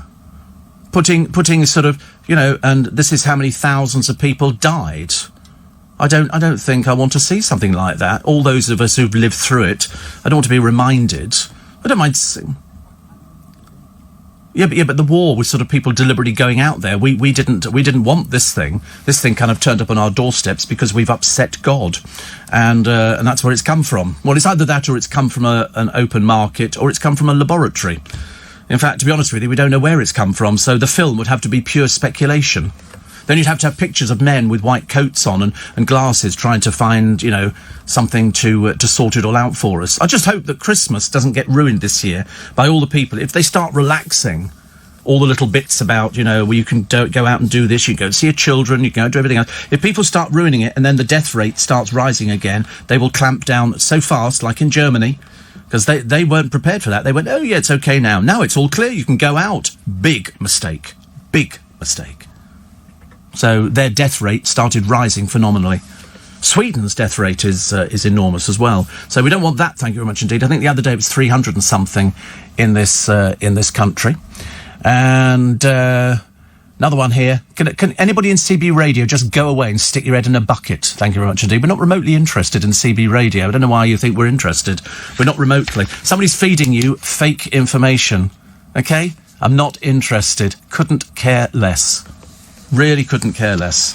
If you want to sit there doing break for a copy, that's your business, but nothing to do with us, thank you very much indeed. But as I say, the snowflakes are out there this morning. Apparently, Louise actually is a successful sofa designer. Is that a play on words or something? Because she spends most of her time posing on settees, doesn't she? But nothing in the charts. Nothing in the charts at all, really. Also, I always set my alarm for your wonderful show. Don't be so rude to Corrie. Who's Corrie?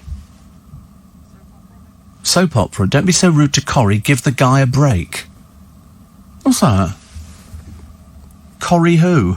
Corrie Nation Street. He says in your younger days you look like a matinee idol. Simon's obviously medication is running out. Get him some medication at all. Who's Corrie? Do you mean Corey? Corrie, honestly, I'll tell you, you lose the will to live, don't you? Mind you, it's at this time of the morning, I've discovered actually, it's not so much a spike at this time of the morning, it's the fact that the hospitals are throwing out those who've wandered in earlier on, and they go, listen to Steve Allen. Listen to Steve Allen. That'll sort your day out much easier. Netflix is already showing a documentary about coronavirus. Well, what can they say? We know what's happening. People are dying. All right, so the death rate is falling, but we're not out of the woods. I wish we were. God, that would make life so much easier, wouldn't it? Much, much easier. 84850 steve@lbc.co.uk. And if you're in CB Radio, shouldn't you be talking to some of your friends? Hello? Hello? Does anybody want to be my friend? Hello, I'm on CB Radio. Because I'm broadcasting. Yeah, break a break for a coffee. Crank it up to 33. Dear Lord above, honestly. Better things in life to worry about. I like the idea that Ricky Tomlinson claims he's got nothing to smile about these days. He says because there aren't any funny people out there. Oh, I don't know, Love Island's fairly hilarious. Chelsea, the people in Chelsea. Oh, hello, Lucinda. Lucinda, would you like to come round to my house tonight? Piers says he's going to be cooking something. We're going to have spag bol. It's so exciting. Okay, and then we'll all have a relationship, and then somebody will go and sleep with Spencer. Which, of course, is how the original series all started. I think he worked his way through the entire programme. And then they had the obligatory... Because you notice, you have a couple of gays in Essex. Well, there was one, and then we ended up with another one. Then they tried to introduce other people. It just didn't work at all. And then you get the gays in Chelsea, where they're all terribly posh, but terribly fey. Terribly fey. There's Mark, somebody, antique stealer, darling. I'm an antique stealer. And then there's the other one who got married. But then you go over to Essex, and it's completely different over there. They're more like Gemma Collins and Chloe Sims. And yet you seem to have to put things like that in there. And yet, try looking for ethnic minorities in these programmes. They're very few and far between. Very few and far between. You know, in Essex, you go through it and you go, I'm sorry, is there anybody ethnic in the show? Not really. A lot of old tarts with loads of makeup on. Let's go to Chelsea. Let's go and check how many people of ethnicity are there. Oh dear, hardly anybody at all. It's not even representative. Not even representative. Absolutely ridiculous.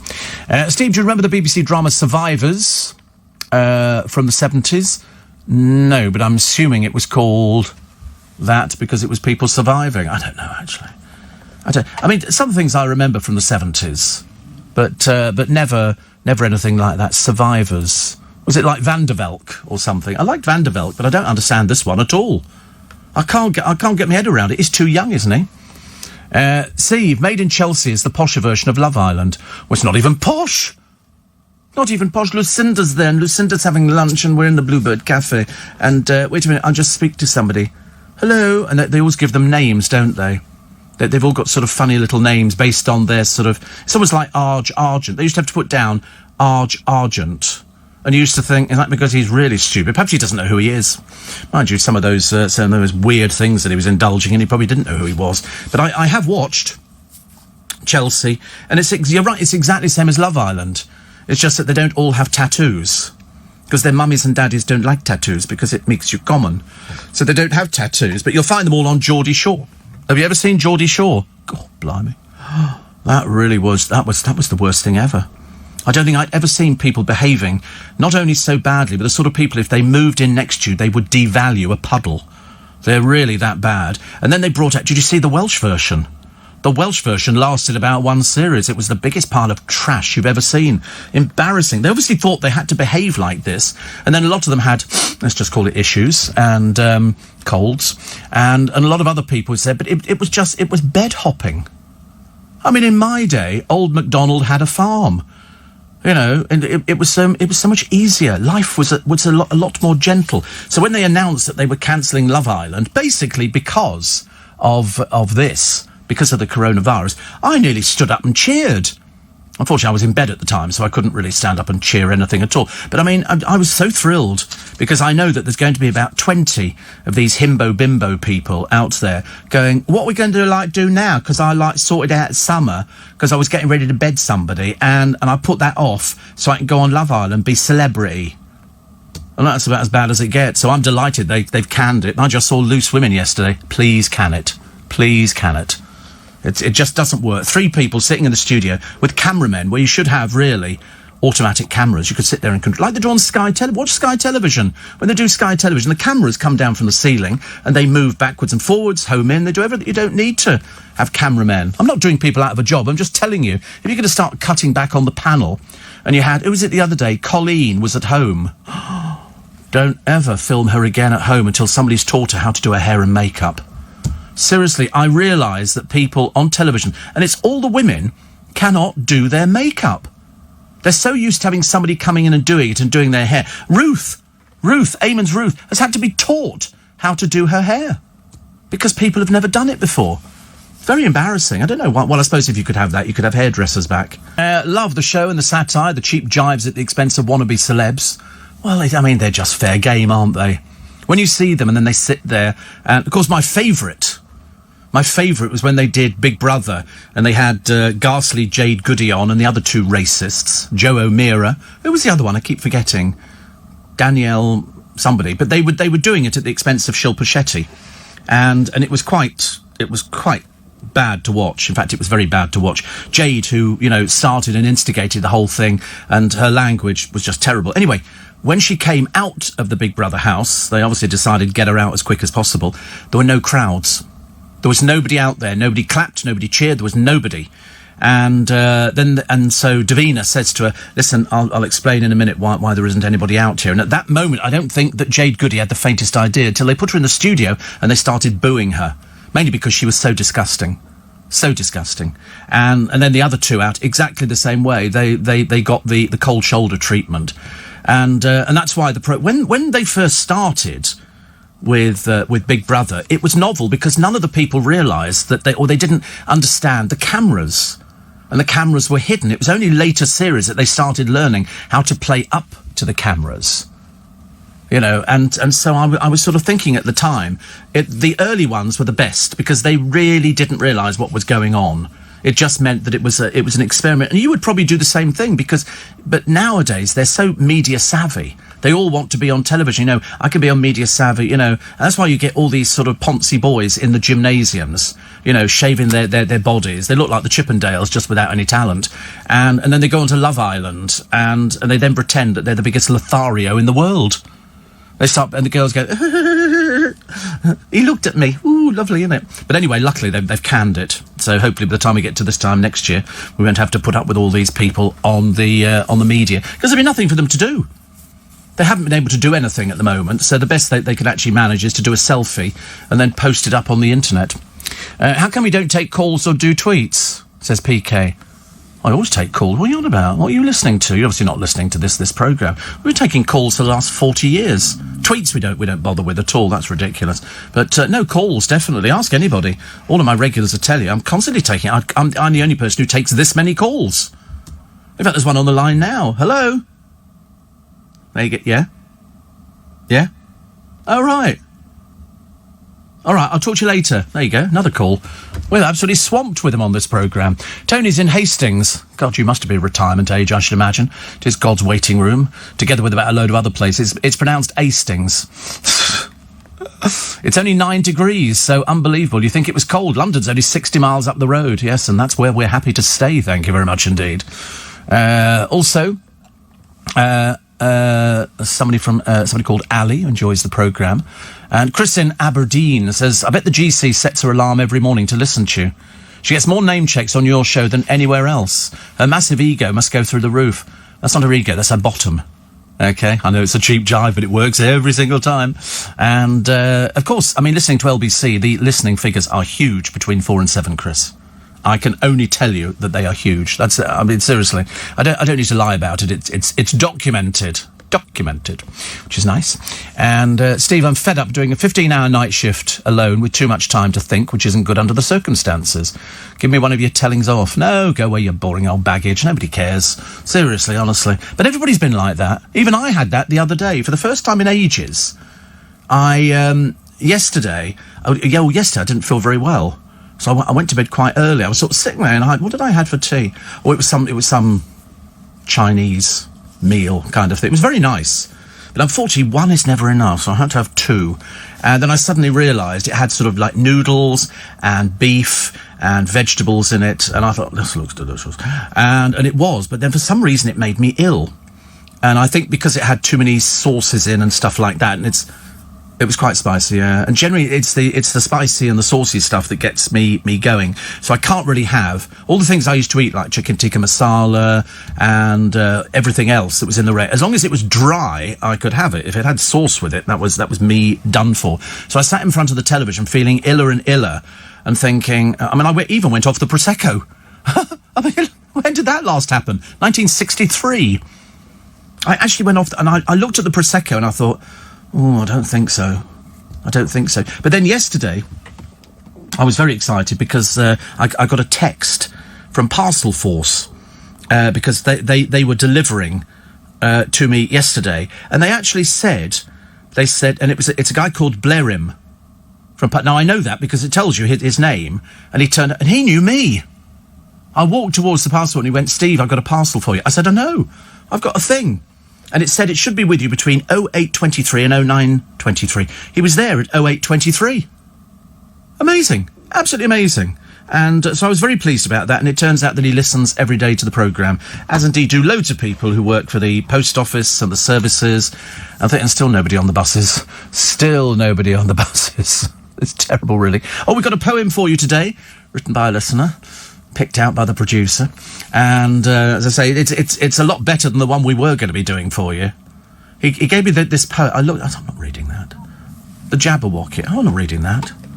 I don't know what I don't know what he reads at home, but I mean, I can imagine he sits there with a small beer in one hand, you know, reading Edward Lear's nonsense poems and stuff like that. I mean, after we had the Owl and the Pussycat was basically about as normal as it gets, and then we go on to the Jabberwocky. Somebody says you're very big-headed. Of course I am. I'm entitled to be. I've got the biggest audience. Everybody else is trailing behind. That's why you're listening. That's why you're writing to me. If I wasn't big-headed, why would you be writing to me? That makes you look a bit stupid, doesn't it? Somebody says I'm a key worker. Waitrose and Partners love your show. I've got to go back to there tomorrow, actually, to try and get some earth. I tried to go online to buy something in Smut, couldn't find anything at all. So I bought a Cilla Black CD. Which is nice, isn't it? Cilla Black CD. Producer looked at me like I was stupid. But I don't care. Oh, that's right, I was going to teach you. a Cilla Black song. Well, it's I can't remember what it's called now. It'll come to me. I'm asking you, don't tell me why. Anyway, it'll come later. They're very good, actually. Steve says, Sue Ann in Brixton, the spicy and the saucy gets me going. Only eat M&S, it's better. Watch your tummy. Well, I can't... I mean, I shouldn't have had it, but it just looked delicious. I seriously thought it looked absolutely delicious. You should get Corey to read out the poem. Don't start that one. Not here to build somebody else's career, thank you. I'm the one with the career. Hello? I'm the career. You know, I am the person. You know, the moment you start tackling, you know, like sort of with Nick Abbott, who actually puts his sort of producer on there, and all of a sudden you can hear the producer. I mean, I don't know where they get them from. Obviously some sort of social club around the corner. You know, would you like to come and Nick Abbott will talk to you. That's good. Anybody see James O'Brien on Have I Got News For You, which I think was repeated, because I was quite delighted, really, because it was on the Friday, but I missed it on the Friday, and somebody wrote to me, has he had new teeth put in? I only ask because he seemed to be... He laughed from the moment they put him on there. And I thought to myself, why is he laughing? I suppose sitting there talking into a camera is funny, but I kept thinking, I've never seen those teeth before. And I thought I knew about these. I thought he'd had new teeth put in, and he was demonstrating them. Obviously, they'd said this is what you do: laugh all the time, and then you can show all your teeth. Because they definitely didn't look like I'd seen them before. So I'm going to have to check later on today. It's the only way I can find out about these things. I'm always right, actually. Always. Can I suggest a poem by Spike Milligan called Jibber Jabber Teapot? I think we've already had a Spike Milligan poem, haven't we? I think we'd already had that one. Honestly, we're so... Listen, it's no good writing in unless you're a regular listener, because regular listeners know what we do all the time. And somebody says, I hope you're well. I'm waiting for 100 geraniums and other plants to arrive so I can get some sort of summer bedding bedded. Yes, I'm waiting for mine. I'm hoping tomorrow. So I've got to go out and get some more little bits and pieces. Then I should be ready. I was hoping that they were going to sort of say we're going to open garden centres by this weekend. I don't see why they shouldn't. What's the point? Now, our local Waitrose is selling all the bedding plants. They've got lobelia. They've got everything. All the bedding plants in. I mean, isn't that selling what the garden centre sells? If I was the garden centre, I'd be pretty fed up, I'm telling you. So. Explorer Robert Hanbury Tennyson beats the odds to survive 49-day COVID fight, and he celebrated his 84th birthday. He was at home to celebrate his 84th birthday, which is fantastic, which is wonderful. And can you help me, please? I'm stuck in a hotel. Stay there. Best place to be if you're stuck in a hotel. Actually, one of the people in the building yesterday sent out for pizza and chips. I wasn't even aware that you could get pizza and chips at 4 o'clock in the morning, but pizza and chips she got. Sounded quite nice, actually. Sounded quite nice. So more of your texts and emails coming up to other side of the news. It says, you're so funny, even in times like this. Well, there you go. What else can you be at this time of the morning? 28 minutes to 5, for goodness sake. We're here. I should imagine there's probably members of the royal family listening to this programme. Don't you think so? You can imagine Prince Edward going, so funny. Oh, by the way, Spike Milligan never did any poem called Jibber Jabber Teapot. It's on the Ning Nang Nong, which we did the other day, actually. And Steve, I'm waiting for my hair dye, says Joe. I look like Robinson Crusoe. Oh, the hair is the most difficult thing at the moment. There was a woman reading on BBC One the other day, and her roots were so bad. I mean, seriously. Because you can get a pen. You can go to the chemist and you can get this pen thing and it's for roots. It's for touching up your roots. She could have done it, but she obviously didn't want to spend the money. And so she ended up with this black line down the middle of her sort of semi-blonde type hair. I remember shouting at the television going, go to the chemist and get this pen. And then you just literally, you paint it on. It's not difficult. Because some people on the television are looking decidedly ropey at the moment. Definitely. So you can actually go and get it. You can go and get it. And, Steve, was it a full moon last night? Some very strange listeners this morning. Well, I don't think they're listeners. I think they are people on day release. And I think what they do is they go, let's have a listen with my llama, and we'll sort of flip around the dials, and then they come across this programme. And, of course, there is no explanation for what... In fact, I forget what it says on the LBC website about Steve Allen's programme. It's something along the lines of, you know, in his inimitable style, whatever it happens to be. It's all absolutely accurate. And so it would tempt you to listen, because you're never too sure, are you? You don't want something bland. You don't want sort of, and then, another piece of music. I mean, sometimes I wish I could actually play music. I love the idea of playing music. That would be my perfect show, with a little bit of classical, little bit of, something you just feel the urge for. So it doesn't follow a format, which of course wouldn't work at all in this country. But I quite fancy it. I'm so used to seeing my friend Rich every day now, because he's now in a little booth. So every time I go to the kitchen round this side, I always actually sort of get to see him in his little booth, bless him. Steve, and I stand corrected. You're right, just checked on Google. I must have missed the poem the other night. Can we have an update on the compost gate? No, it's fine. It's fine. It's just that what they've done is they've folded it and compressed it so that it looks a lot smaller. I need to shake it out a little bit, which I'm very excited by. But I tell you, it's that cold this morning. There is no point at all. Steve, great pizza and chips from the shop at the back of Global Studios that I go to after a theatre before getting the tube home. Please God, happier days will return soon, Steve. Pizza and chips. I could eat that now, actually. Steve, I've just heard on the news that the Isle of Wight will be trialling a contact tracing app that's ridiculous. The island has the least cases in the country. That's why they're actually trialling it there. That's the whole idea. And I was watching the BBC News auto cues in a terrible state on the BBC News. The hair looked straggly and all over the place, and the lines and the wrinkles were so visible. Well, that's the trouble, you see, because their makeup on television now is spray. Because it's high definition, they have a spray. Before it was Pancake, which they put on, so everybody looked like Thunderbirds. Now with the spray, it's really bad because it shows close up. You can see everybody's lines and wrinkles. So I've just ordered some cream. I can't tell you what the make is or anything else like that. And it basically, you sort of put it on and it takes away all your lines and wrinkles. It's only temporary, but to be honest with you, I can live with temporary. Temporary's good. Temporary's very good. And Ruth says, as a regular listener, just wondering where these snowflakes have come from. It seems like a rock has been lifted up. You do get the oddest people.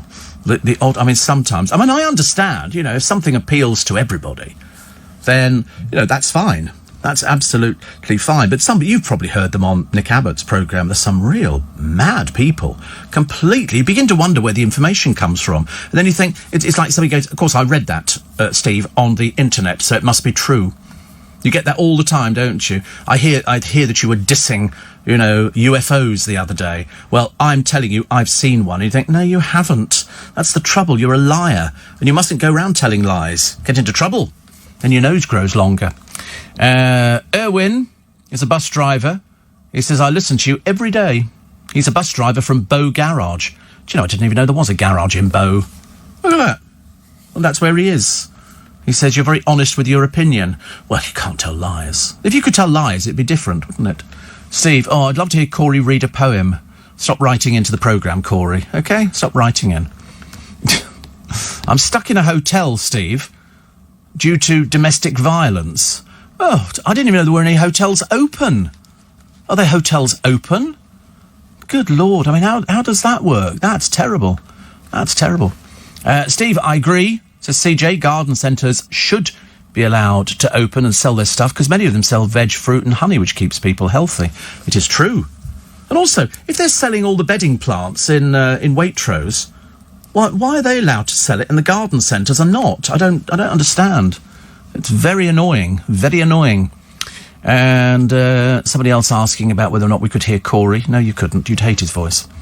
You'd hate his... Seriously, they're not for reading poetry. I'd have to hear him first of all. But there is a domestic... I hope you've checked this number out, actually. You should have done, because we've mentioned it on the programme before. This is Refuge for Women and Children Against Domestic Abusing. Now, the interesting thing is, sometimes you get men who are abused in a domestic situation. Now, whether or not they deal with this, I don't know. But there is a 24-hour national domestic abuse helpline, which is 0808 2000 247, 0808 2000 247.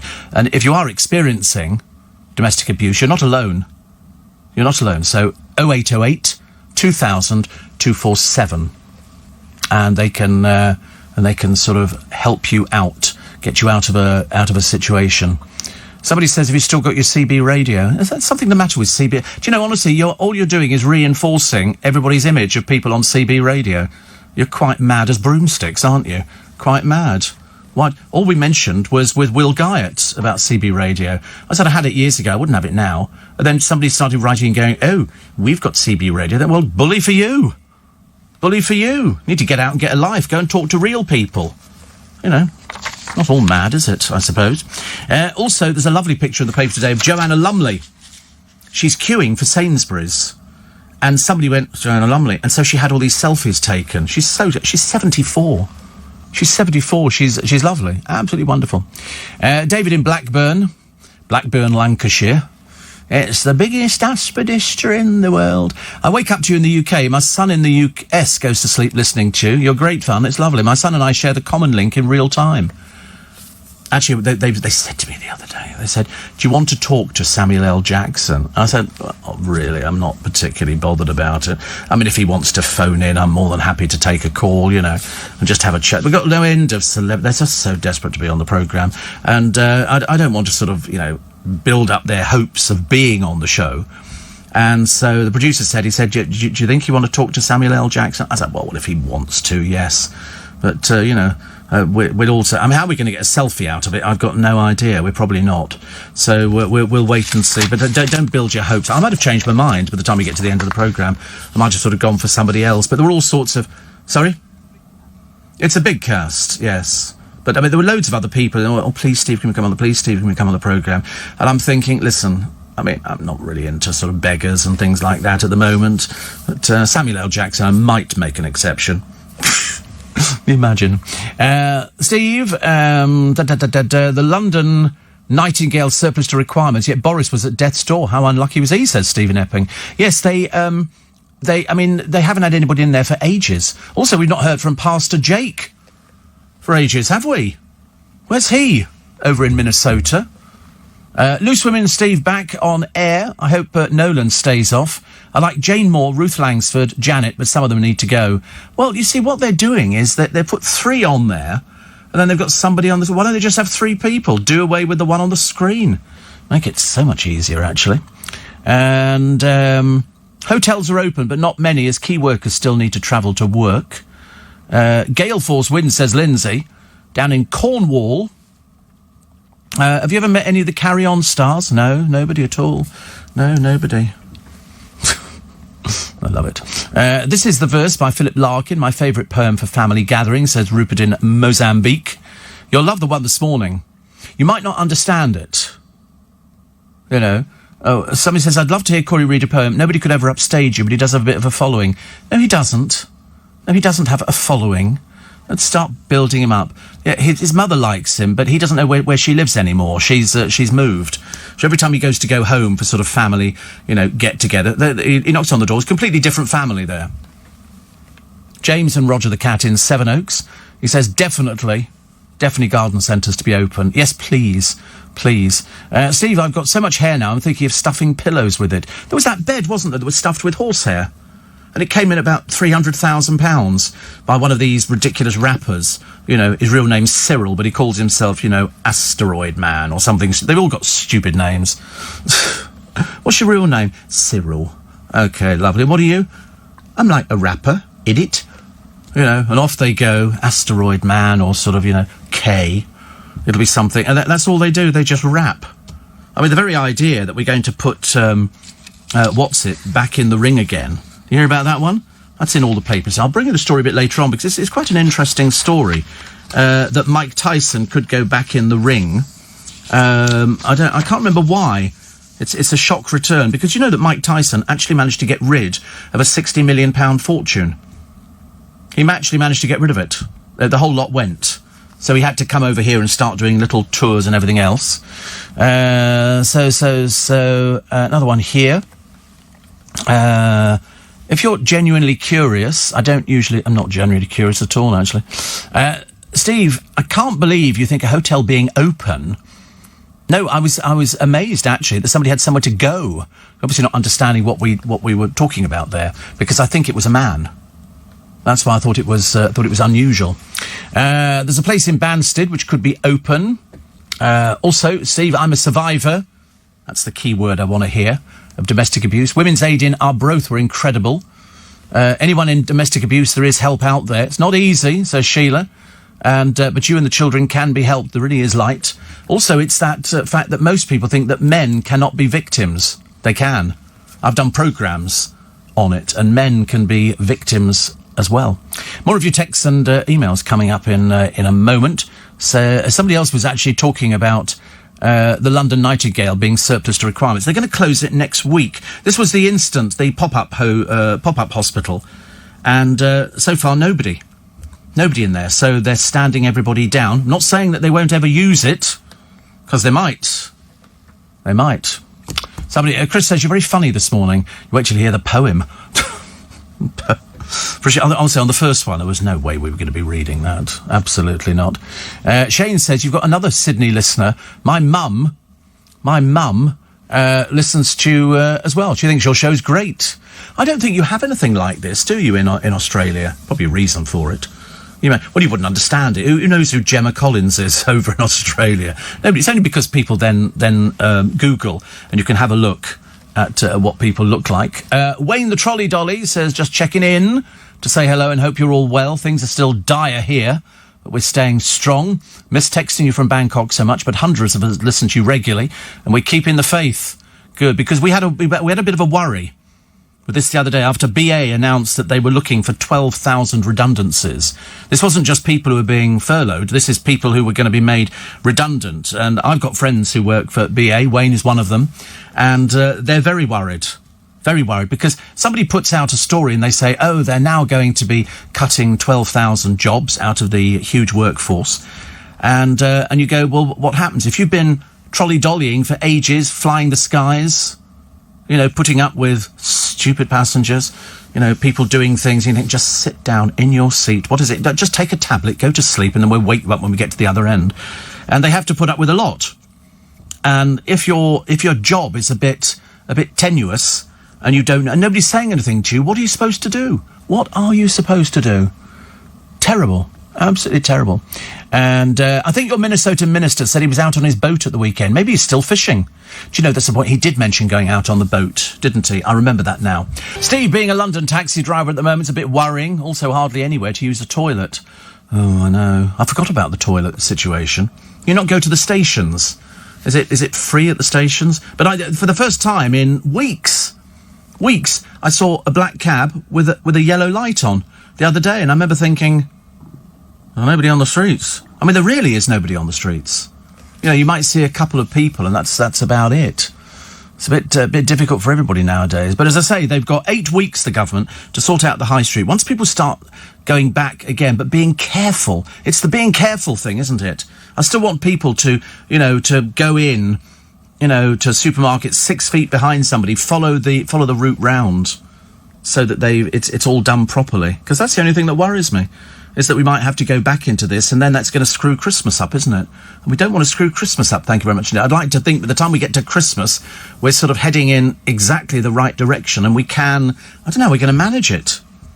Are they saying it's going to be safe? What happens if I go away for Christmas and I pick up something? Being a susceptible person, I mean, at the moment, I'm sort of absolutely 100%. You know that Piers Morgan thought that he had the virus, and so he got tested. But he did speak to Dr. Hillary, and Dr. Hillary said, judging by what you've told me, he said, I don't think you have. And then it came back as negative, which is good. Have you heard the Max Boy? You're obviously not a regular, Chris and Reigate. Sorry about that. If you're not a regular, there's no point. We only do regulars. Only do regular people on this programme. I think the Nightingale was supposed to be full up. No, there's nobody in it at all. Who have we been clapping for every Thursday, says Stephen Epping. Well, I haven't been clapping for anybody because I've been in bed. I mean, yesterday I was in bed at 3:30. 3:30.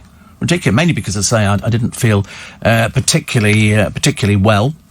And another one here, which says, somebody else says, agree that Corey should read out poetry. Well, it's not happening. Okay, simple as that. Not happening. You can pay money and it's not going to be happening at all.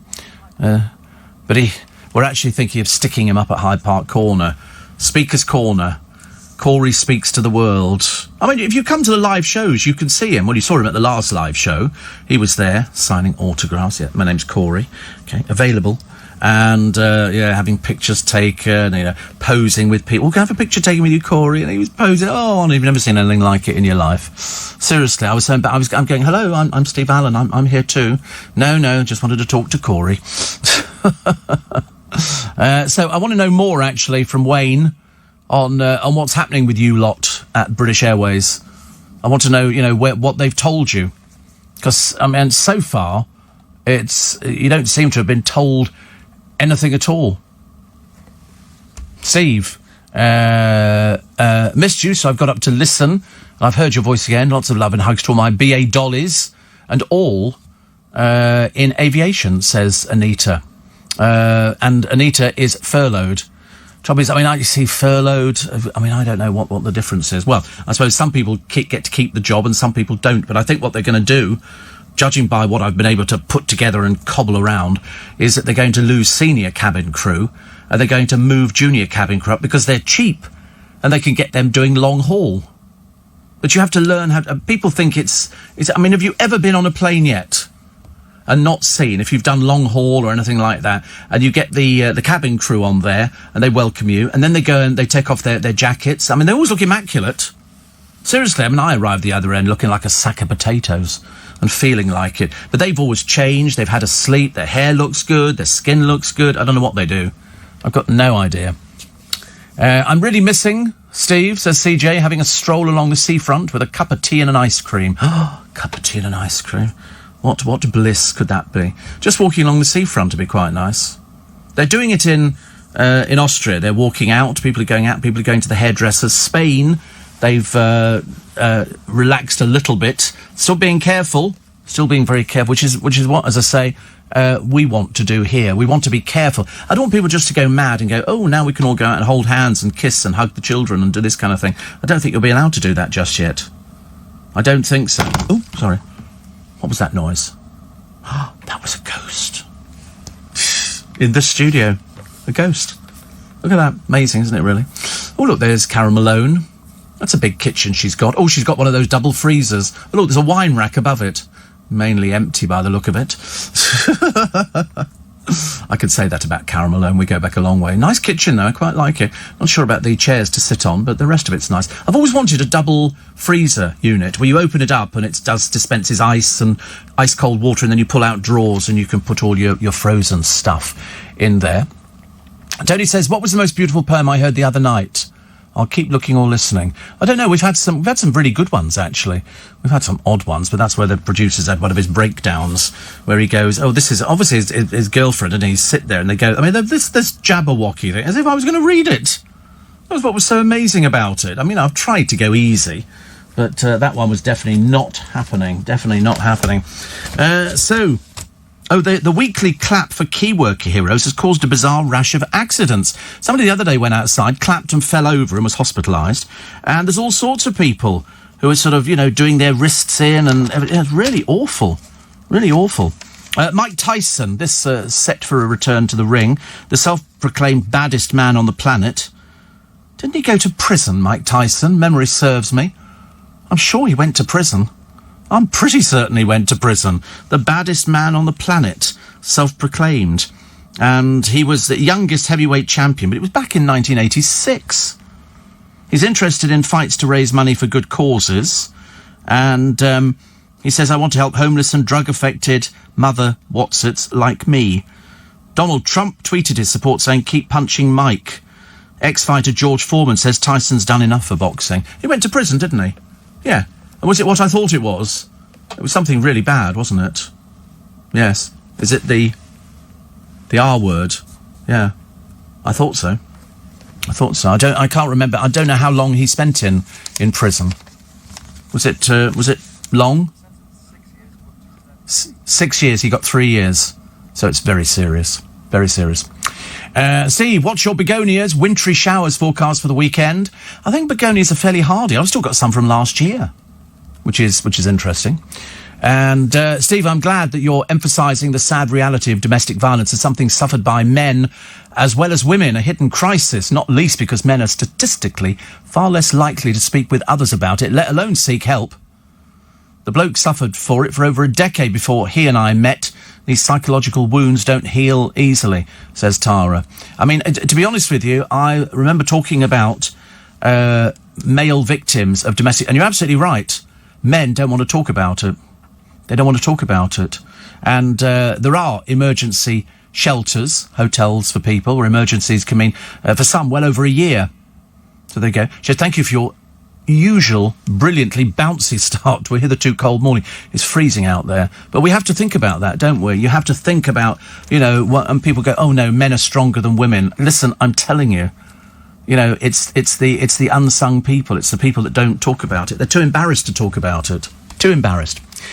Steve, I think the government should legalise... Oh, no, you know, you're going to upset me on this one. Electric scooters and electric bikes. I don't mind the electric bicycles, not the scooters. They're blooming dangerous. Have you seen the speed? I'm just waiting for the first person to roll under a bus. That's what I'm waiting for.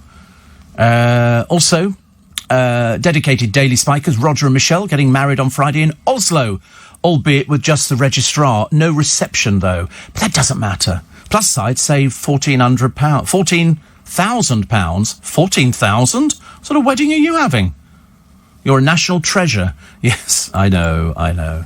Where did they dig Steve Allen up from? He's a national treasure. This morning, I was looking at the inside of pyramids. And how you can go inside the pyramids. You have to queue and you have to pay as well to go inside. And I remember thinking, that'd be a nice thing to do, wouldn't it? It was on your bucket list. Corey's all right because he's not very tall, so he wouldn't need to sort of bend over. You could, and they put all these walkways inside them, so you can see how they built the pyramid and how they're still standing with these tons and tons of blocks in there. Amazing, isn't it? Really, quite amazing. I've been down a mine. Yeah, I've been down a mine. Been down a salt mine. Yes, in Austria. Yes, not actually a coal mine. I haven't been down a coal mine or anything like that. You've been down a coal mine? Oh, in Yorkshire. Why did you go down coal mine? Down pit? Were you down pit? Were you canary in cage? Were you there with your pasty, canary in cage, and your little miner's light on? By Jove, and you whip it. What, down the coal mine? Would you take the whip it down? Well, we had to have something to eat for the next day. And it never interested me. But when they did Billy Elliot, the stage show, and you've got to get the DVD of Billy Elliot. It's fabulous. It's really fabulous. And, of course, that's the story of the pits closing and how they were all on strike.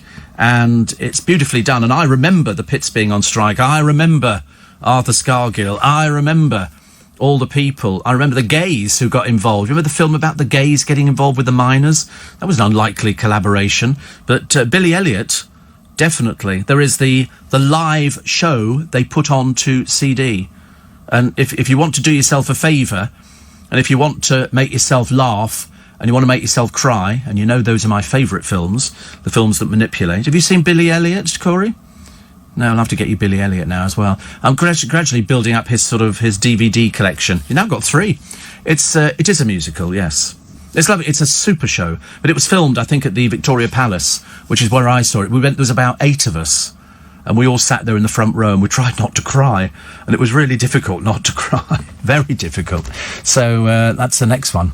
Somebody says, now I'm curious as what Corey sounds like. I'll give you a rough impression. Oh, hello, Steve. It's like, although trying to find something to sort of put a smile on your face is a little bit difficult in these times. We've got the poem coming up in a moment, which is actually, we don't know where it came from, this particular one.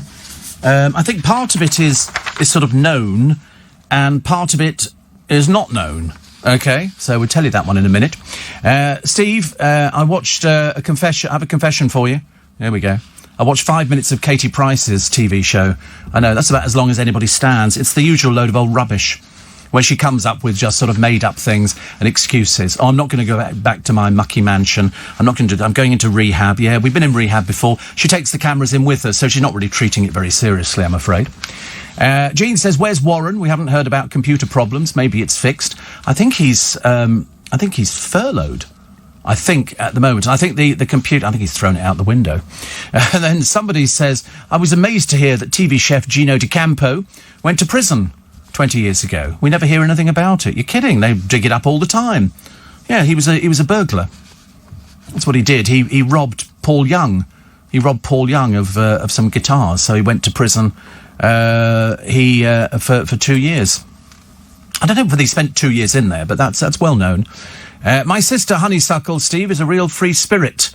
And I was worried, says Perdita, that she would struggle with the lockdown. On the contrary, it transpires she was so worried about me being ill with it that she's almost gone to the other extreme and is following the guidelines to the letter. So there you go. I hope that you are fully recovered, Perdita, now. I hope that you are. I mean, I'm just being really, really careful. Really careful. I don't want any symptoms or anything. I'm worried about people when I've got people that I know who said, now I've had something. But I like the idea that Honeysuckle has gone completely the opposite way. I think that's good. The trouble is, it is awful. People say it's terrible to get. It is the illest that you've ever felt. And I don't want to be ill. I thought it was bad enough yesterday when having had this food, but that's down to my diabetes. And I did sit there thinking, I don't feel 100%. Don't feel 100%. Then I went to bed and I bounced out this morning. I bounced out of bed this morning. Pa-ding! Bounced out, watched a bit of television, and that's when I saw James O'Brien on Have I Got News for You? I can't help it, I'm sorry. Very funny. Steve, struggling to sleep, is so worried about everything, so just poured a large Baileys and put a good slug of brandy in there. Stop it. I've told you before, you're not going to sleep if you take Baileys and brandy, because I did do Baileys and brandy for quite a while. It became my favoured drink before Prosecco, and then now it makes me feel ill to think about it. Steve, thank you for the info, re Billy Elliot. I love the film, so it'll be a real treat to watch the show on DVD. Have you not got it? You absolutely have to get it, Angela. Order it on Amazon. In fact, actually, is it still available on Amazon? It's not. It's Billy Elliot Live, and it transmitted to loads of cinemas throughout the country. He's going to put in Billy Elliot DVD, Billy Elliot the Musical, and here we go. There it is, Billy Elliot the Musical Live. It's 13. Well, you can rent it, but it's about £13. Actually, strange enough, it's £11.82 on Blu-ray. You should get it, because the boy who's playing Billy Elliot on this is nothing short of sensational. It is the show that, if you've never seen it before, it's the story of the miners' strike. The music is by Elton John. It's just brilliant. The songs are brilliant. It's very powerful, and it make you cry. Make you cry, because you're watching some kids who are so good in it, and it's just, I can't tell you any more about it, apart from get it. You watch, that'll now sell out.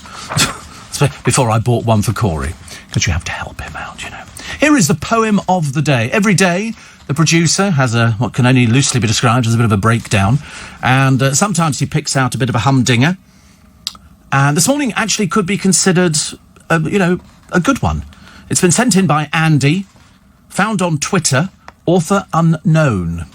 Okay, some of it might sound familiar to you.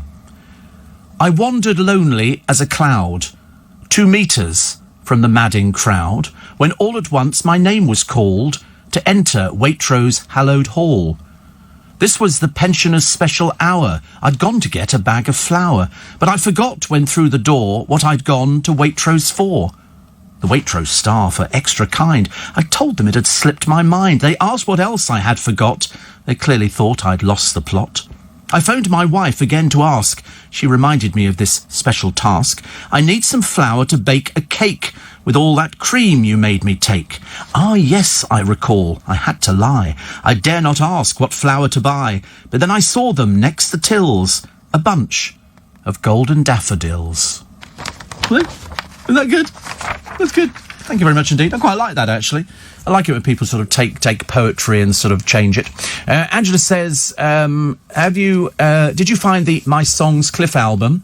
I mentioned, yes, we're still going through Fly Away Peter, Fly Away Paul, with those fabulous orchestrations on it. Have you seen the DVD of Car Wash? I went to see it with Dale at the cinema. I went to see Car Wash. I love the little kid who, it is based around a car wash. Remember the car wash? The music? At the car wash. That one. But they are running a car wash. It's a great film. It's of its time. And then there's a lovely car that pulls in, a really smashing car, into the car wash, and all the men are little like it is now, and they're all over the car cleaning it because the little boy in the car has been sick in the front. So his mother goes, takes him out, and of course they clean the car and all the rest of it. And so they go, so ready for you now, ma'am? She gets back in the car and she turns to her son and she goes, don't you ever do that ever again. And he looks at it and he goes, oh dear. Steve, have you ever been to the Newgrange burial site in Ireland? I've never been to Ireland. I've never been to Ireland in my life. I'm born on St Patrick's Day, but I've never been to Ireland. People keep saying you should go. We used to have a lovely dresser for us on Fives Company, and she went to live in Ireland. And Dale always said that he wanted to go and do that. He said, I'd love to go. And then he changed his mind and went to live in Florida. And because he was going out with some guy at the time, and he thought that'd be quite a nice thing to do. And it turns out it wasn't a nice thing to do at all. But it was a case of he liked Florida. He cycled. You know, the weather was very conducive for him. He liked that a lot, and he'd go out in the morning and do breakfast, and he discovered alcohol because he never drank. He used to get very, very cross if ever he went out with me, and I got a bit tiddly because I used to get very, very brazen on being a bit tiddly. He used to get very Stephen, I've told you before. Oh, I can tell you some stories, some of which are totally unrepeatable, probably legal, I should imagine. At the same time. Steve, my confession is I know the poem Jabberwocky, although I should have looked up the spelling, says Connie in Minnesota. Yes, you're right, you should have done. A postie in northwest London, US postal staff have no idea where on our duty is to go for a toilet. Coffee shops and hotels are on lockdown. I agree with you regarding e-scooters. The riders then go along with no worries for anybody else, says Terry of Enfield. I think they're dangerous. I couldn't believe that the government were being so mad as to licence these things. Billy Elliot the musical. Steve, a couple of pounds on eBay, pre-owned, of course. Yes, I'd worry, you know, when they say pre-owned, I'm worried that it might be just that somebody's taken a legal copy of it. I always prefer to get a nice quality copy. And it is worth getting. If you're one of the sort of, if you're feeling particularly, you know, at the moment, and a lot of people are feeling particularly at the moment because people are bored. Kids are driving their parents up the walls. Soon we get them back to school, the happier everybody will be. But somebody says here, as an LBC presenter and journalist, Nigel Farage is just as much an essential worker as Piers Morgan. Of course, he's on the radio. We're all essential workers. All the presenters on the radio are essential workers. Don't take my word for it. Check with the government. They'll actually tell you exactly the same thing. Steve, funniest thing is the guy with the afro trying to get through to the DJ on the radio station in Car Wash. It's such a good film, but it's so dated. Doesn't it look dated to you? Everybody is sort of stereotypical, but I loves it. I loves it. What am I talking about? And Steve, this is Woody. He says, just notice, after listening to you mentioning Perdita and Honeysuckle, did you realise that Honeysuckle was the actor who played Sam Stewart in Foyle's War on TV? I did not know. I don't know anything. I'm hopeless. People have to tell me everything. They really do. So, he's furloughed. Furloughed, says Jean. Yes, hope his job is okay on the airlines anyway. But I'm glad his phone is... I'm glad that his computer's out the window, because I'm about to do the same with mine. Drives you mad, doesn't it, computers? That's what everybody's doing at the moment, because we're in this lockdown situation. The computer's the only thing that you can sort of go on to. But people are spending a lot of money on Amazon and stuff like that. And I do tend to find that I get to a certain time of the day and I go, just have a quick look on the computer, see if I've got anything from sort of different companies that I go to, which is quite nice. Also, end of the love affair. This is Love Island. If you've just woken up, they've cancelled it for this year. Fantastic. So some people might have to actually go and find a job. Because I never know what these people did before. And also, as somebody pointed out, how do they get 8 weeks off work? Because they're not working, that's why. Nicky Tomlinson says that he's got nothing to smile about these days. Because nobody makes him laugh. Millions of us may fall about watching Russell Howard. He's got new teeth. Everybody's got new teeth. Russell Kane. I never found Russell Kane funny. Isn't that funny? Different people, different things. Joel Dommett. No, too many times on the television. Shapi Kosandi. Yes, Josh Widdicombe. He's on everything. You know why? Because he's got one of those cute faces. Hasn't he, really? And Sarah Millican, who's just brilliant. But Ricky says, it's not I don't like them, I just don't think they're funny. Probably right, actually. Probably right. Ricky Gervais says he'd make a fat, rubbish James Bond and get sacked quickly. Yeah, but we'd love to see him doing it, wouldn't we? We'd love to see him doing it. I would, anyway. Nice to have your company. 18... No, it's not. 17... I'm now moving the clock on. 17 minutes past 5. But do not worry, friends. Do not worry. Steve, read Billy Elliot. I had an uncle who lived in a coal mining area of Yorkshire, and each night he'd come home covered in coal dust. Nobody knew why, because he worked in a bank, says Neil. Do you know, I was just about to say to you, before I finished off the rest of that, I was about to say, well, that was the whole thing about miners. They came up in the lift, and then they went straight into the showers.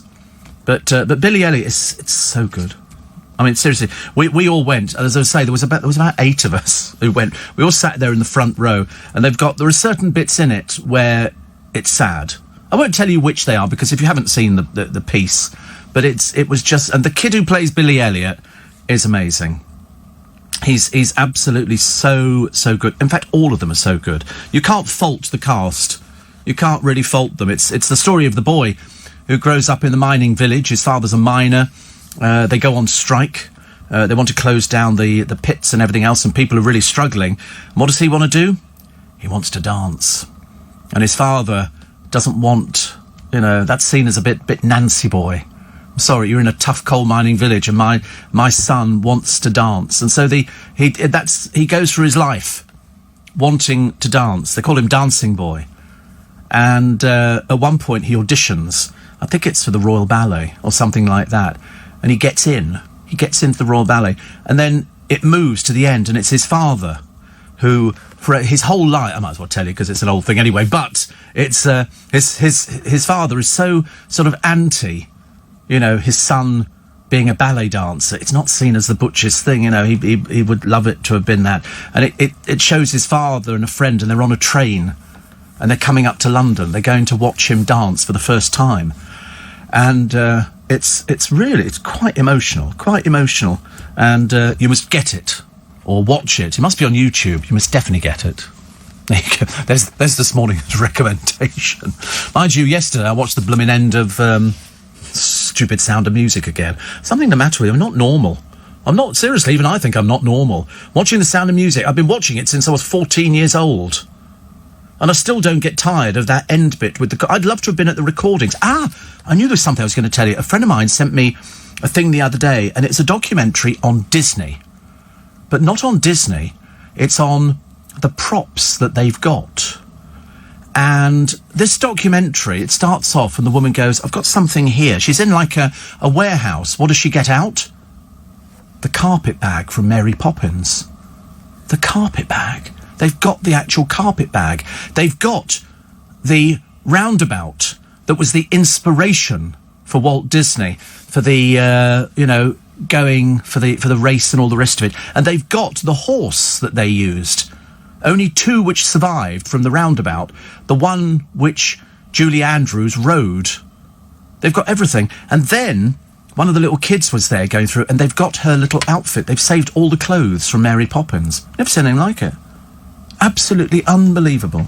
I sat there and she went, no. And they went, yeah, that's your outfit. And then they cut to the clip in the film where she's wearing it. It's when the kids are going to the bank with their father. When you invest your tuppence in a bank account soon. Yeah, and she was wearing it and she went, hello, old friend. Because she grew up wearing that little outfit. It was like watching all the kids from The Sound of Music when they all got back together again. And sometimes they would go to Salzburg and they would get on the tour buses. They didn't get paid for it. They just went on the tour buses and people could see the kids and how they've grown up, and they take you round to all the places. Whereas originally, of course, people at Salzburg hated the bloody film. They couldn't stand it. They really couldn't stand it. And yet the moment they realised that it was bringing in tourism, the Sound of Music tours became very famous. Very famous. So they go to the house where they've got the Watergate, where they all fell in the water, do you remember? And one of them nearly drowned. Apparently little Gretel couldn't swim. They were slightly disturbed by that, but it was good. Shane in Sydney says, Billy Elliot was a great movie, and I also like Beautiful Thing. Oh, Beautiful Thing's fabulous. Beautiful Thing is marvellous. I love Beautiful Thing. It's really good. Filmed, actually, down in, where were they filming? South London, I think. On an estate down there. Can you just check where Beautiful Thing was filmed? I think because Uncle Rob, former producer of mine, he used to live, I think, next door to the flat that they used as the bedroom in one of it here. There you go. It was filmed on Thamesmead. Thamesmead. And in fact, the local bar was a real gay bar, the Gloucester in Greenwich. If you've never seen Beautiful Thing, that's a good one. That's another, absolutely lovely thing. They spruced it up, actually, the Thamesmead estate. And it was another good film. I remember seeing that and hating it when I first saw it. Isn't that odd? Second time round, I absolutely loved it. I think we saw it in Vienna, first of all. I was with a friend of mine. He said, "Isn't it great?" I went, "No, I can't stand it." But ended up really liking it. 84850 steve@lbc.co.uk. Dave from Blackburn. Jamie Bell played Rusty SAS leader in 6 Days, which was 40 years ago, the Iranian embassy siege. I know, because we spoke to Jamie Bell about it. Jamie Bell came in, and we're big fans of Jamie Bell, because he was in the film version. But in the stage version was not Jamie Bell. But very good. I can't remember who the kiddie was in the stage show, which is out of it. Whatever it is, he's grown up now, and it doesn't look at all the same. People don't. Listening to talking about Billy Elliot, Steve. Love that musical. My husband, says Sharon from Lancashire, up north, adore coming down to London for long weekends, staying in a nice hotel, visiting galleries, and then a show at night. Can't wait for things to get back to normal. I know. My favourite thing would be coming down to London from Lancashire and staying at, say, the Strand Palace Hotel, which means you can go to Joe Allen's and you can get a meal, not at the moment, get a meal there. You could go to the National Gallery in Trafalgar Square, a small hop, skip and a jump. You can go and have a nice cup of tea in the Water Gardens down Villiers Street, all within literally less than half a square mile where you are. And then you can go, you've got a choice of about 3 theatres where you are at the Strand Palace, very well situated. So you're right, that's a lovely thing to do. I can't wait for those days to get back to normal. Oh, dear. Steve, I saw the Mary Poppins horse in either Disney World or Universal Studios, plus the car and the train from Back to the Future. Things like that, says Nicola, get me proper excited. Gets me proper excited as well. I actually saw the Batman car. I got a private tour around the studios, and in a lock-up were 3 different Batman cars. One was the complete car, another was half a car, and one was just the front of it, all fitted with cameras, so they could get different scenes in it, because otherwise it would be very, very difficult. Isn't that great, though? I love stuff like that. Love it. A lot of people telling me about Billy Elliot. I'm glad you all like Billy Elliot, because it's one of my favourite films. Really, one of my favourite films. I love anything that makes me cry. Is the thing that gets me going. I cry at the drop of a hat. Literally, you don't need to ask me twice. I can almost, even talking about something, I can get myself very emotional. And I don't know if it's because I've got to this age and I'm still alive, or whether it's just one of those things. It's like, people say to me, "Why are you so obsessed with Christmas?" I said, because that's what I remember. When I was a child, I remember Christmas. I remember that's when all the family were together. And as you get a bit older, you don't have all those members of family. So I've got my brother and his wife, Marion, and their kids and his kids. And then I've got my godchildren. But I haven't seen these people for weeks on end. Normally it would be every other weekend. I'd be off tootling around the countryside. So I'm missing things like that. So that's why when we eventually get back to that stage that we can start going out again, please, God, it's good. Scott Neal was in Beautiful Thing. Ian, you are absolutely right. Absolutely right. What happened to him after he was in the bill? I don't know. What happened to Scott Neal? Find out Scott Neal for me. I'd like to know where these people have gone to. He was very good, actually. But you're right, he ended up in the bit. They should never have axed the bill. Here we go, Scott Neal. Scott Neal. Do you know how old he is? You won't believe how old he is. He's No, that's not the same one. That's an ice hockey player. I'm going to say he can't have aged that much. I think you spelt it wrong. It was right. Put down actor. There you go.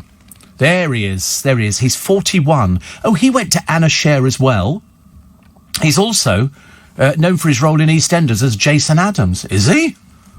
Blimey, we learn things new every day. So he was born in 1978, and he was PC Luke Ashton. Do you know, I wish they'd never axed that blooming thing. I thought he was great, actually. So he entered the Anna Scher Theatre School in 1989. He was in EastEnders, Emmerdale, Bramwell, Prime Suspect, and London's Burning. He was in The Bill, and also he was a character in The Bill, coming to terms with his own sexuality. He also appeared in the 1996 gay drama Beautiful Thing, where he played an abused teenager. And in 2010, he was cast in Hollyoaks. Oh, right. What's he doing at the moment? So he did Hollyoaks 2002-2003, EastEnders up to 2018. Oh, I hope he's working. I don't like to think these people aren't working. He's been on Lily Savage's Blankety Blank. Only Scott. But I mean, he's worked a lot, actually. Emmerdale, he did 2008, 2010, different characters in Emmerdale. Hollyoaks, aka Trevor, aka Alphonse. We need to talk about Kieran, he was Alistair. Emmerdale, solicitor for Aaron Livesey, 6 episodes, crime stories, and then EastEnders up to 2018. What happens after that, I do not know. But we hope that he's okay. He seems such a nice person. But he was part of Anna Scher.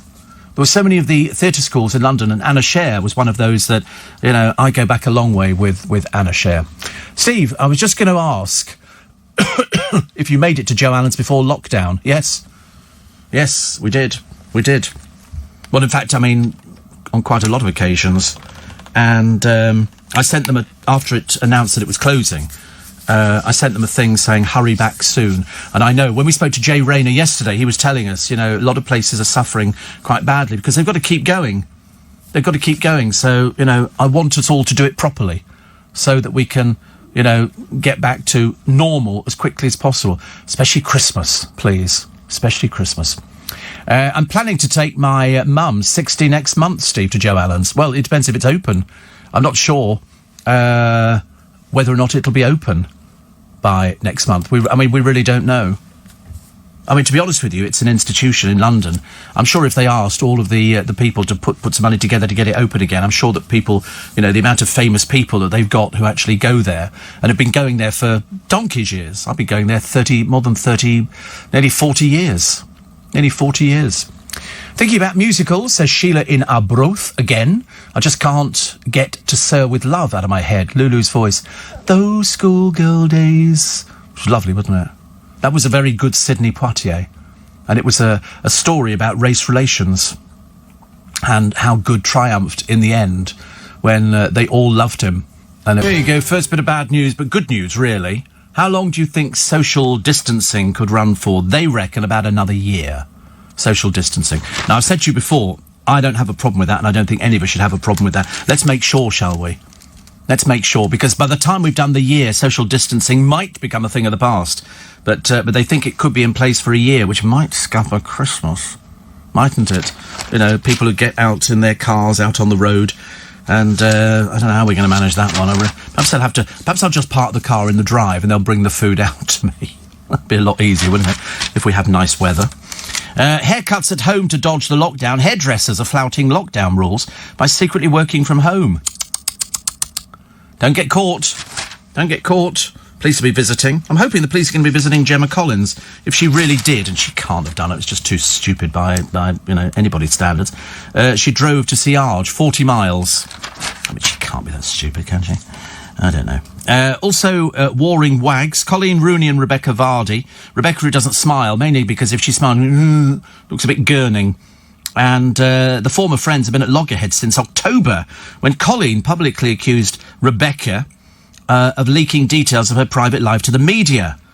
It's believed that Rebecca, who doesn't smile, threatened to sue for libel, and Wayne Rooney's missus signalled she would counter-sue for breach of privacy. So so far, nobody's done anything at all. Sources say an arbitration hearing will take place in the coming week using video conferencing, and the further spiralling of legal costs are already said to be in 5 figures.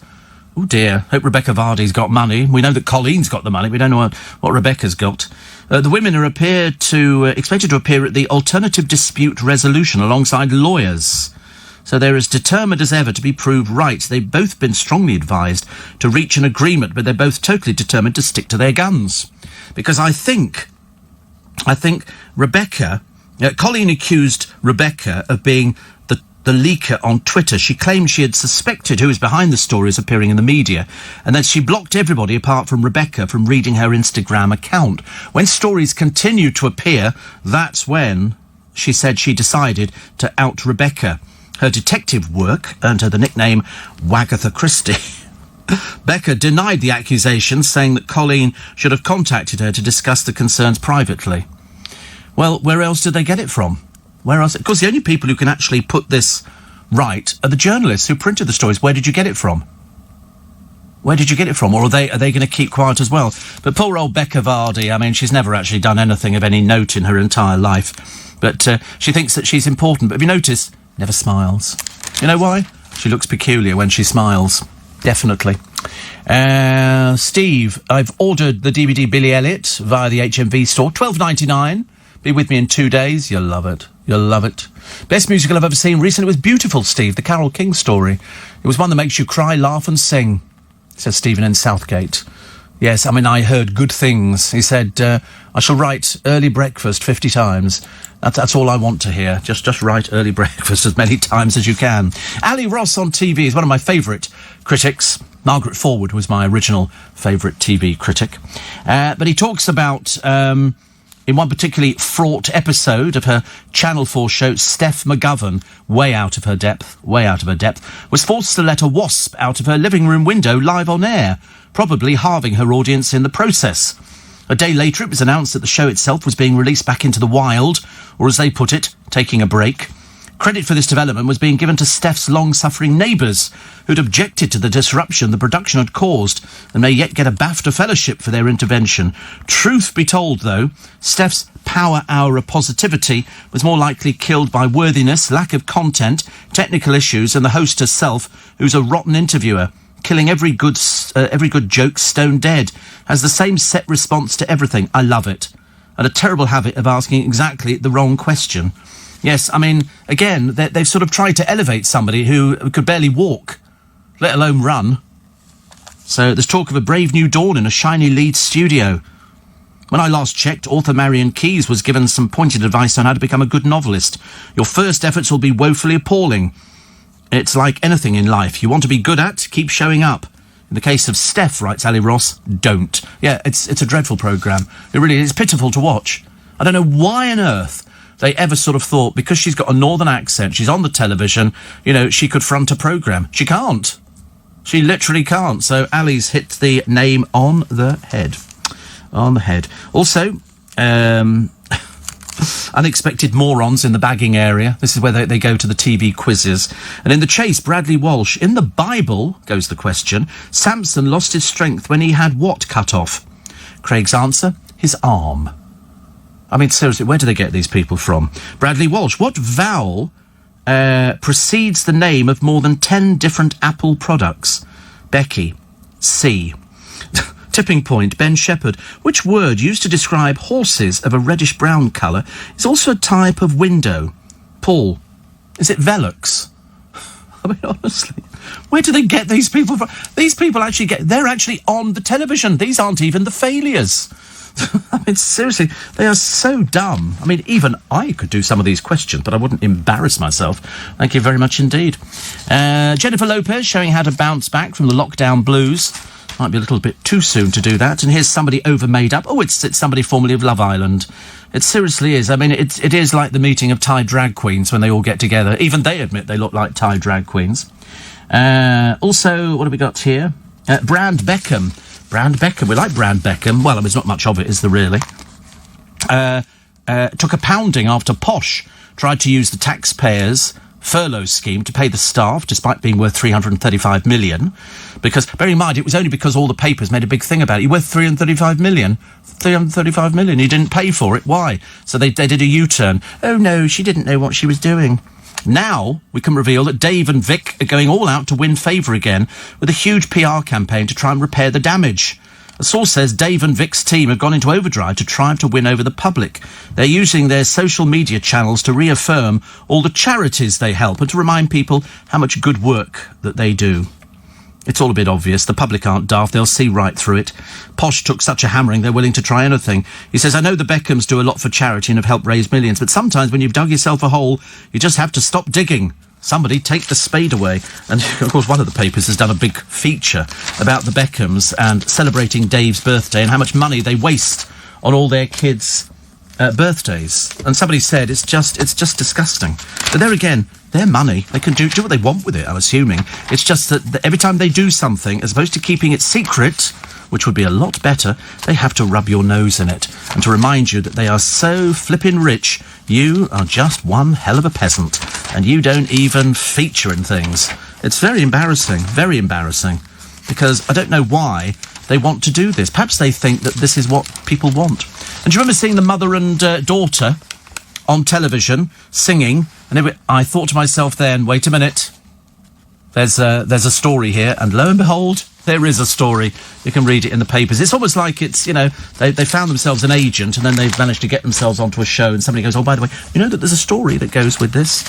And so they do it. Joanna Lumley, amazing for 74, queuing in Sainsbury's in Battersea. You star, you wonderful, wonderful person.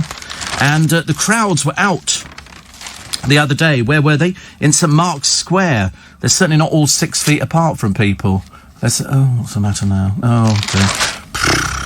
It's almost like you're so exhausted. What's the matter? You all right, Connor? Okay? Is it? Well, I mean, to be honest with you, most of us thought you ceased breathing some time ago, so we're not sure about the exhaling bit.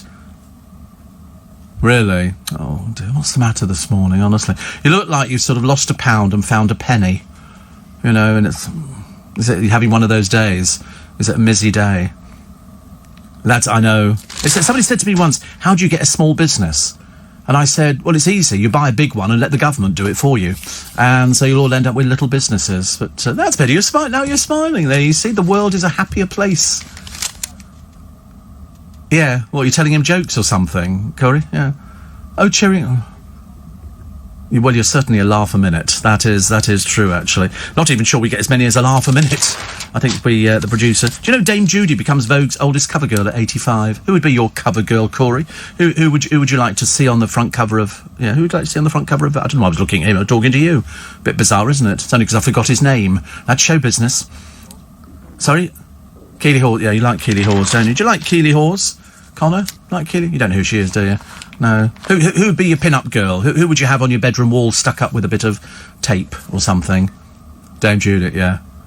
I think that's probably a very good choice, actually. Very good choice. I could see you and her having a good old chat. You could tell her about your life. So that's the first minute taken care of. And then there could be other things as well. I am on a few walls. Of course, heavens above. I'm an international celebrity. I'm booked up for weeks in advance. I don't think I'd ever... Can you imagine if you had... I was watching Gogglebox the other day. What's the matter? You were going to say something vitally important. Go on, no, say it. Get it out your system. Can't bear it. A few walls and a few... What, for my picture? It's very cruel, isn't it? Didn't realise you thought so highly of me. I bet you've actually got pictures of James O'Brien on your bedroom wall, my hero. Did you see him on Have I Got News for You? Oh, right, you must watch it. You'll find it very interesting. That's indeed everybody. No, he has. It was very interesting because they're all doing it on their television screens as they're in lockdown. And he smiles all the way through it and laughs. I've never seen anybody laugh all the way through Have I Got News for You. Anyway, moving on, he says, trying to dig himself out the hole again. When you're worth 320 million, like the Beckhams are, book tokens and socks won't cut it. So they've given Beckham a vintage video arcade game for his 45th. In 2004, she got an 850,000 ring. Also, didn't she get a pony for her 7th birthday or something? Can't remember which birthday it was. That's worth 7,000 quid. Also, a gift from Harper's Piggy Bank. David was given a £4,500 Louis Vuitton wine carrier. Nothing worse is than sort of chavs who sort of moved up the thing. And then they went to 2015, the flashy birthday. 50,000 quid apparently it's supposed to have cost. Harper's Royal Tea Party, her 6th birthday, was spent having tea at Buckingham Palace. And they have to tell you about all of this. And they think they're going to do damage limitations. No chance. No chance. Also, Dave... inked from neck to ankle, and so then Brooklyn gets them, 500 quid. Famed for his crosses on the pitch, Dave was given a Theo Fennell diamond, £20,000. And so it goes on. A golden laptop for golden balls, and all sorts of other things. A right royal blowout. This is for Brooklyn's 21st. They hide. I mean, they're living way out of their depth. Way out there. Her father's an electrician, for God's sake. You know, they're sort of doing nouveau riche. They had the party for Brooklyn's 21st cost £100,000, and so they had sandwiches filled with Wagyu beef. You know, that very expensive. I mean, honestly. And yet, the funny thing is, every time you see pictures, as somebody said, in fact, one of the columns very cruelly said, you see pictures of Dave, and there he is with his pie and mash. So, in other words, all these very expensive posh restaurants he goes to, he's sitting there just moving the beef around the plate, longing for a tin of baked beans. Seriously, I mean, I can't see anything else. So they're way out their depths. Way out. Jake says, vacuumed and cleaned out the car. This is our minister. He says, and it took 3.5 hours. Our husky sheds, something fierce. So needless to say, it was a nightmare. They've got a husky. A town in southwest Minnesota called Lakefield, their city council have decided they won't enforce the government's stay-at-home order and will allow reopening of sit-down restaurants and the like. So do you think that if there's a massive COVID outbreak there, that they should forgo any assistance from the states, since they think the governor, scientists and doctors know nothing? He says, not to mention Worthington in the next county over has had a huge breakout in COVID cases, literally only behind Minneapolis. Stupid people. Absolutely. That's what worries me here. They might do that here. Mandy says, I've been listening to you, see, for 30 plus years. It's not possible. It's not possible. Greetings from, where are we coming from? Oh, we're from Ireland now with Christine. How are you? I watched Ricky Gervais's Afterlife too, she says. I thought it was brilliant. I loved it. The only thing that made my ears cringe was the use of the C word. It never stopped. She said, especially women using. I know loads of women and never hear them using that word. Well, that is the verboten word, isn't it? Out of all the words, that is verboten, I think. Big fan of Beautiful Things, Steve, from Ant. Recently saw the stage play, which was excellent. And then I watched the film again. I then decided to have a Beautiful Thing pilgrimage to Thamesmead, and I'm glad I did. As the estate's being demolished and upgraded, the flats are boarded up, ready to be pulled down. Oh, I always forgot that Shirley from EastEnders plays the mum. Oh, I loved her in that. Loved her. Great coming-of-age movie. Yes, I agree. Which was lovely. Steve Burberry was destroyed by chavs. Yes, it was destroyed by Daniela Westbrook. Single-handedly. Don't you remember that dreadful picture of her standing there with a pram covered in Burberry? She had a Burberry skirt, Burberry jacket, Burberry hat. It was ghastly. Ghastly. And then every time you walk round a market, you know, it's a case of there's people wearing Burberry. It did become the chavs thing, didn't it? Steve says, Matt the Trucker, you can't blame David Beckham for longing for pie and mash. He's northern, like me.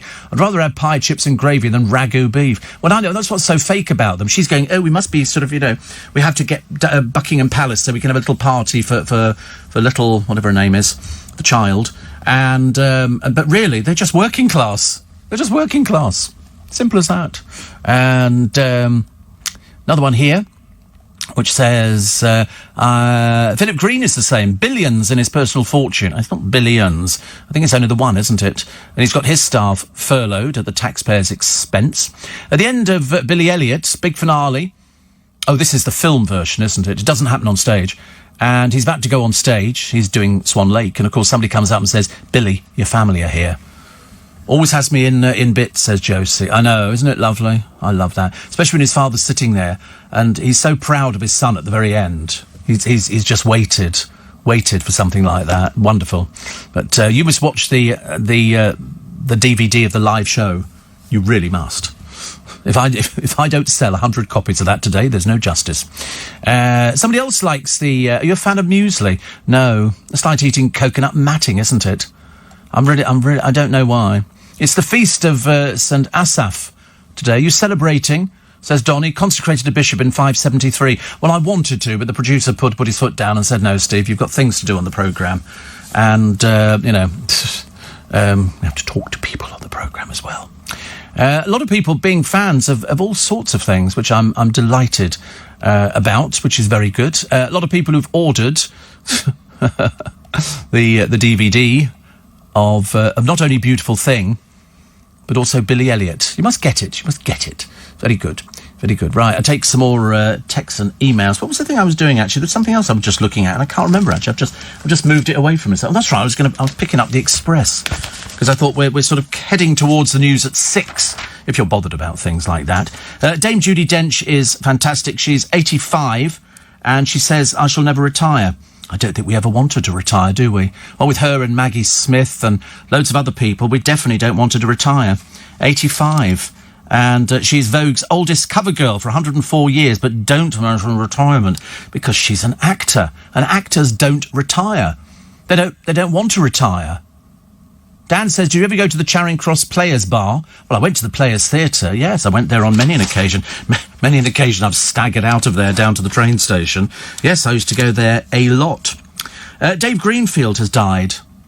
Do you know who Dave Greenfield is? You should do, because he wrote Golden Brown for the Stranglers, and he died the other day. He tested positive for coronavirus.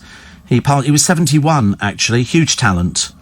And the current vocalist and guitar, Baz Warren, says, we lost a true innovator, musical legend, one of my dearest friends. They bandy the word around genius, but he also played on Peaches, No More Heroes, and he was compared with Ray Manzarek from The Doors, who also used rapid arpeggios to create dynamism. That's sad, isn't it, really? But it was coronavirus. And the picture that we had yesterday in the paper, it's of a lady dying. Her name is Joan Wright, and she pleaded with her daughter, Deborah Buchanan, to take the picture. She lay in a hospital bed hooked up to a ventilator, and her husband Charles was there. He's also battling COVID-19, donned PPE to spend a few more precious moments with her. Just hours later, she died. But that was the picture that they wanted. It's funny, actually, I don't know why people want those sort of pictures. I suppose it's so people remember. I've got a picture of my mother, which, when she knew that she was terminal, she found her nicest dress that she liked, and in my brother's garden she had a picture taken, and that was given to people at her funeral, so that brothers and sisters would remember her. Not that we'd ever forget. Never. Here we are, restaurants in Milan putting on precautions after being told. So they've put around the tables these plastic... That's what you're going to find, I think. You're going to find all this stuff. And local politicians keeping their distance in Munich. They're all spread out, and people taking pictures of what it looks like when people are spread out, like they've never seen people spread out before. Showbiz stars unite to support the UK victims of domestic abuse.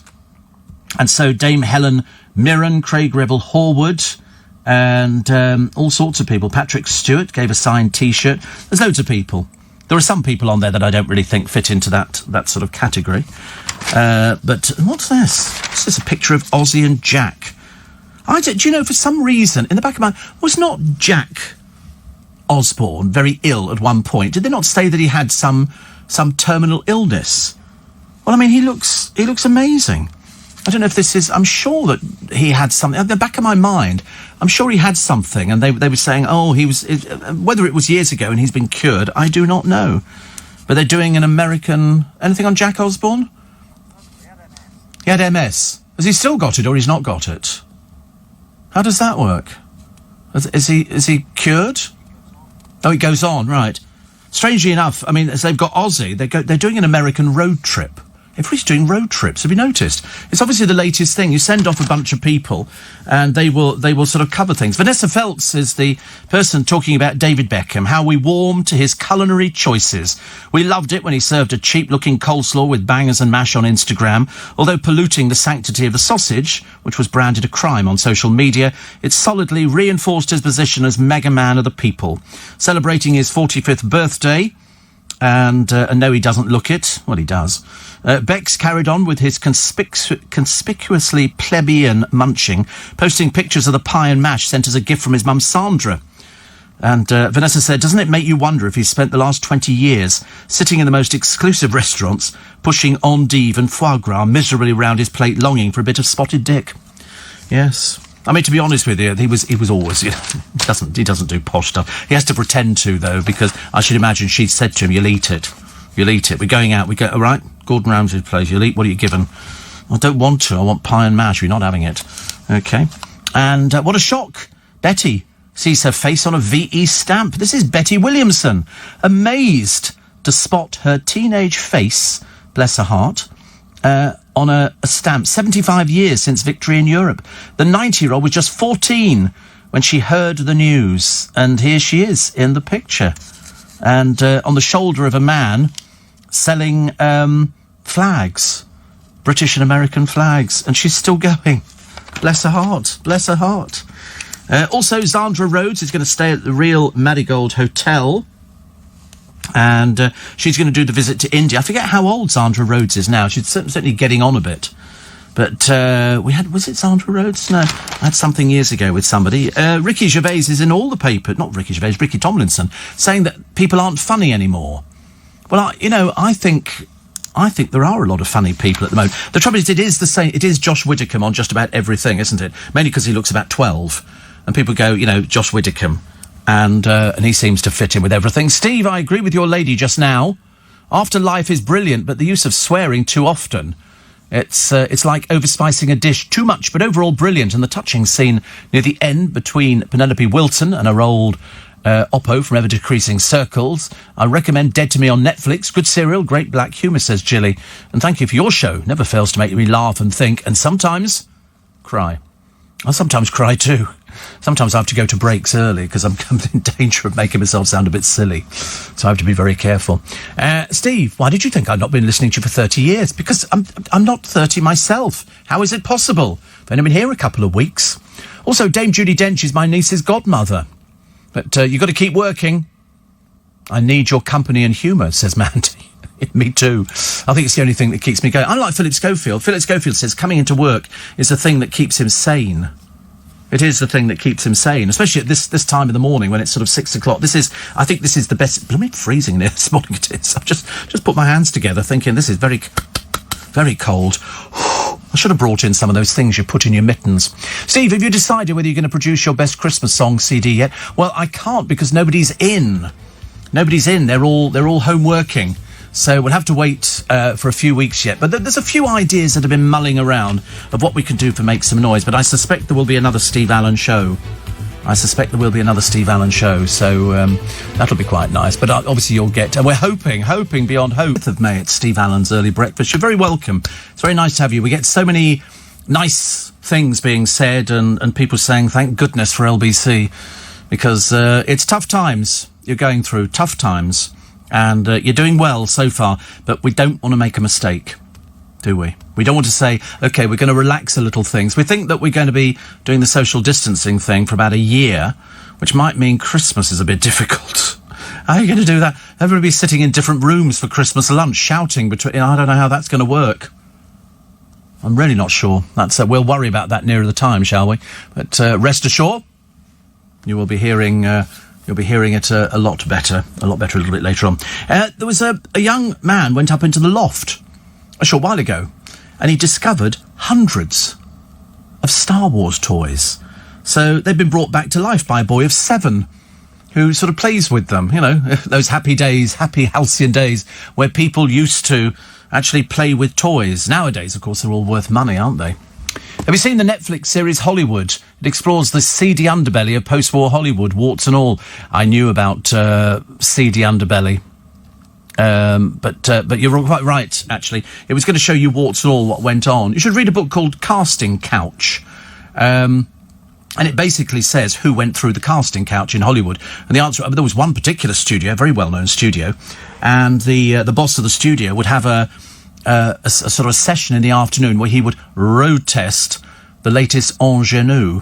You wanted to get into the movies, you put out, and that was how it worked. I mean, it was as cold and as hard as that. Drugs were rife, people were playing cards till the early hours of the morning. And then I think one of them, and I think it might have been Joan Crawford, where she was playing cards, and then somebody said time, and she went, it was 4 a.m, she said, Mama's got to go to work.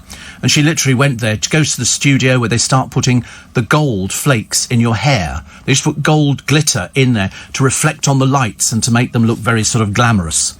So if ever you went out for an appearance, you would go to the studio, they would, dress you, do your makeup, make sure that you looked very glamorous, take you in a limousine, you'd go there, you do the bit, back to the studio, take it all off and go home on the bike. It was as simple as that. But the underbelly was all the sex and the drugs and the gay parties. It was said all sorts of people took part in the gay parties because it was that period of time where morals were very loose. And nobody ever thought anything about it. They really didn't think anything about it. It was almost like in this country, all the people who were playing footloose and fancy free were living in the big fancy houses. Watch Gosford Park if you want to know what was going on. That's a fairly good, accurate description of the master of the house who was bedding the chambermaids. Happened all over the place. And it goes right to the top. And so in Hollywood, you can imagine where they just discovered the delights of cocaine and smoking marijuana and stuff like that. There was all sorts of... Look at the problems that they were getting into with tablets. Look at the problem that Elvis Presley had with all the medication, because they didn't have a system in those days where they could find out what you were taking. So you could literally go to every single chemist and get loads of tablets, as long as you got the doctor's appointment.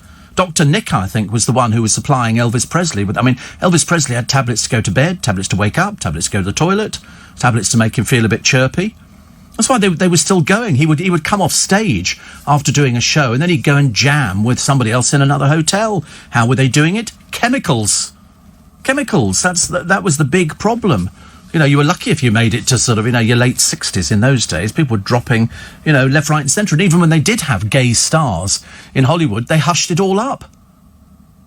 After Rock Hudson married, I think, the secretary of his fan club, it was the worst kept secret in Hollywood. Everybody knew he was gay. Liberace, everybody knew he was gay. But they had to pretend that they didn't, because it wasn't fashionable. The public wouldn't take to it. A gay actor, a gay musician, good Lord above. You're talking about years and years ago when people had different standards and they wouldn't have accepted things. Do you remember when... Well, I mean, the Liberace classic case was when he...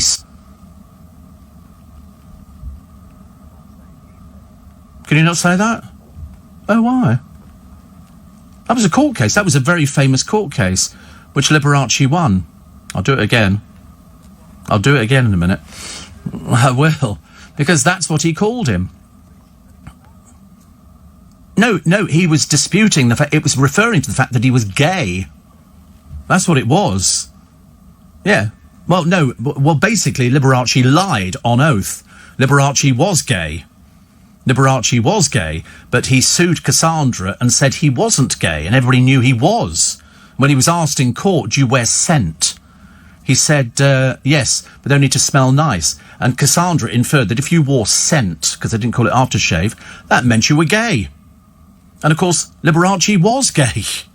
Out and out gay, but the one thing he didn't want to hear was people saying that he was gay, because that was bad for business. Although, to be honest with you, the majority of people who followed Liberace were elderly women with twin satin pearls and blue rinses. They couldn't have cared less whether he was gay or whether he came from outer space.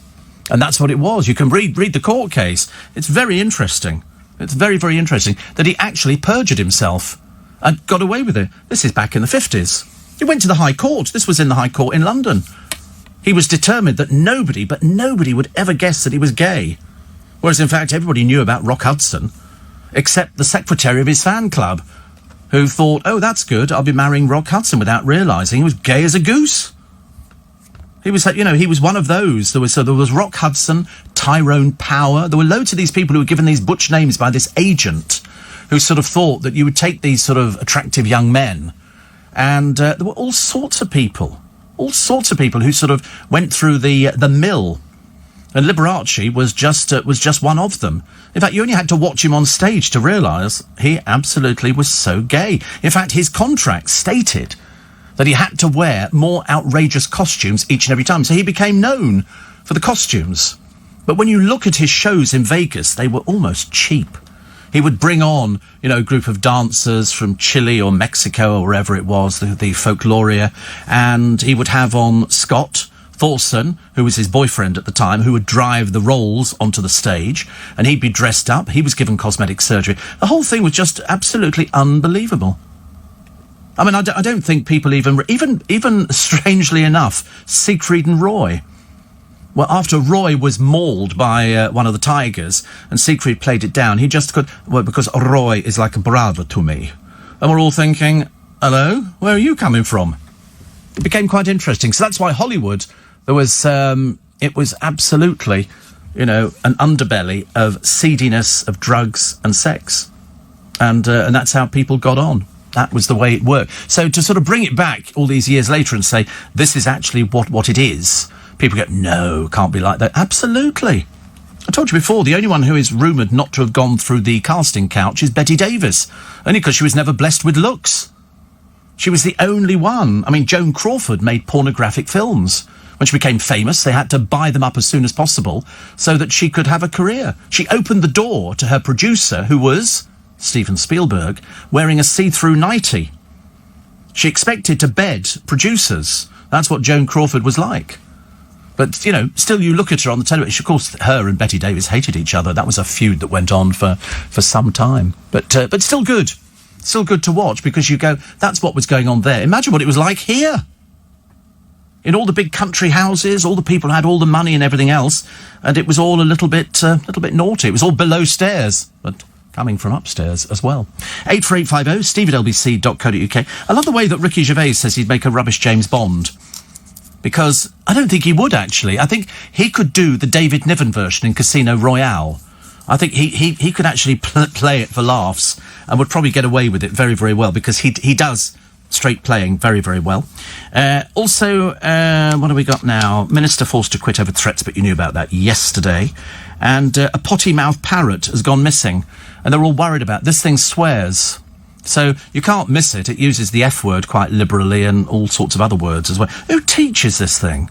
You know, if it was owned by, I can imagine, you know, maybe Jordan, then I could understand it, because her mouth is very potty, very foul. She doesn't want to go back, according to the usual rubbish that you get from this lame little programme. I don't know why they bothered with it. She got 120,000, we're told, for the show that she never completed.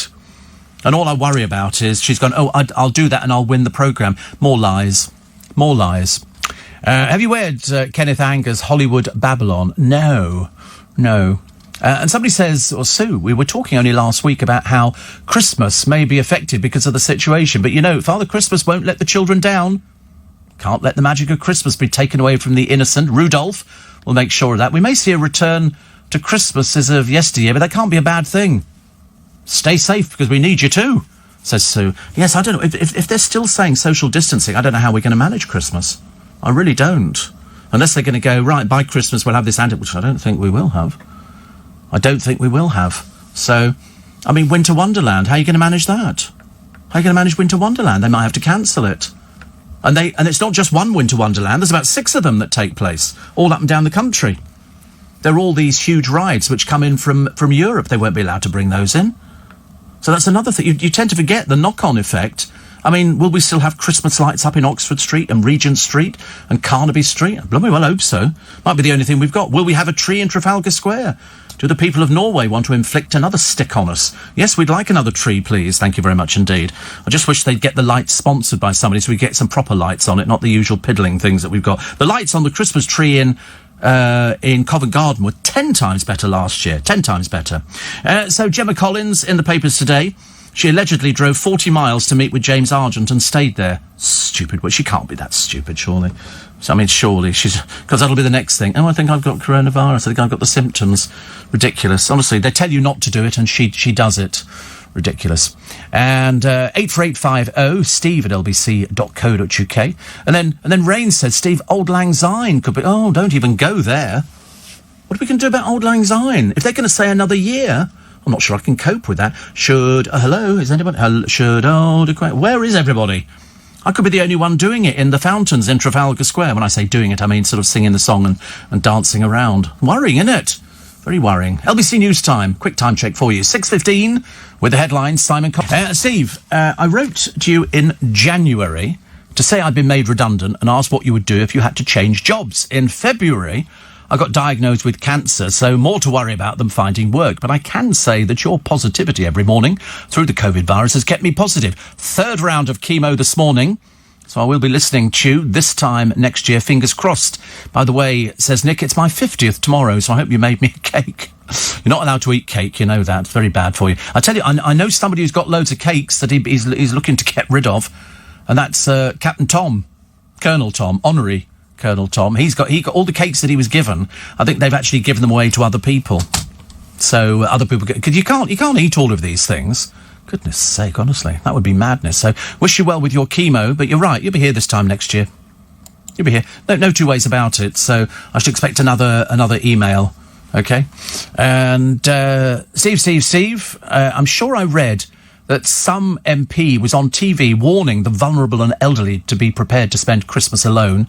Yeah, but loads of people spend Christmas alone anyway. So, I mean, to some people, it wouldn't make any difference at all. especially these over 70s. Leslie in Croydon says, please don't say Christmas will be cancelled. That's all that's keeping me going. I finished my shopping this week. I don't think it's going to... I mean, I'm hoping it's not going to be cancelled, but I just don't know how we're going to do it if we're still supposed to be distancing. I really don't know. I mean, let's keep our fingers crossed, shall we? If we all pray extra hard, perhaps Father Christmas will still come and visit us. And it was Rain who mentioned about Old Lang Syne. I mean, that would just be too much. That's an impertinence that we're going to have to lose all of these different things. So we don't want Christmas cancelled. Wasn't that, there was another film about that, wasn't there? There was a film about, cancelling Christmas.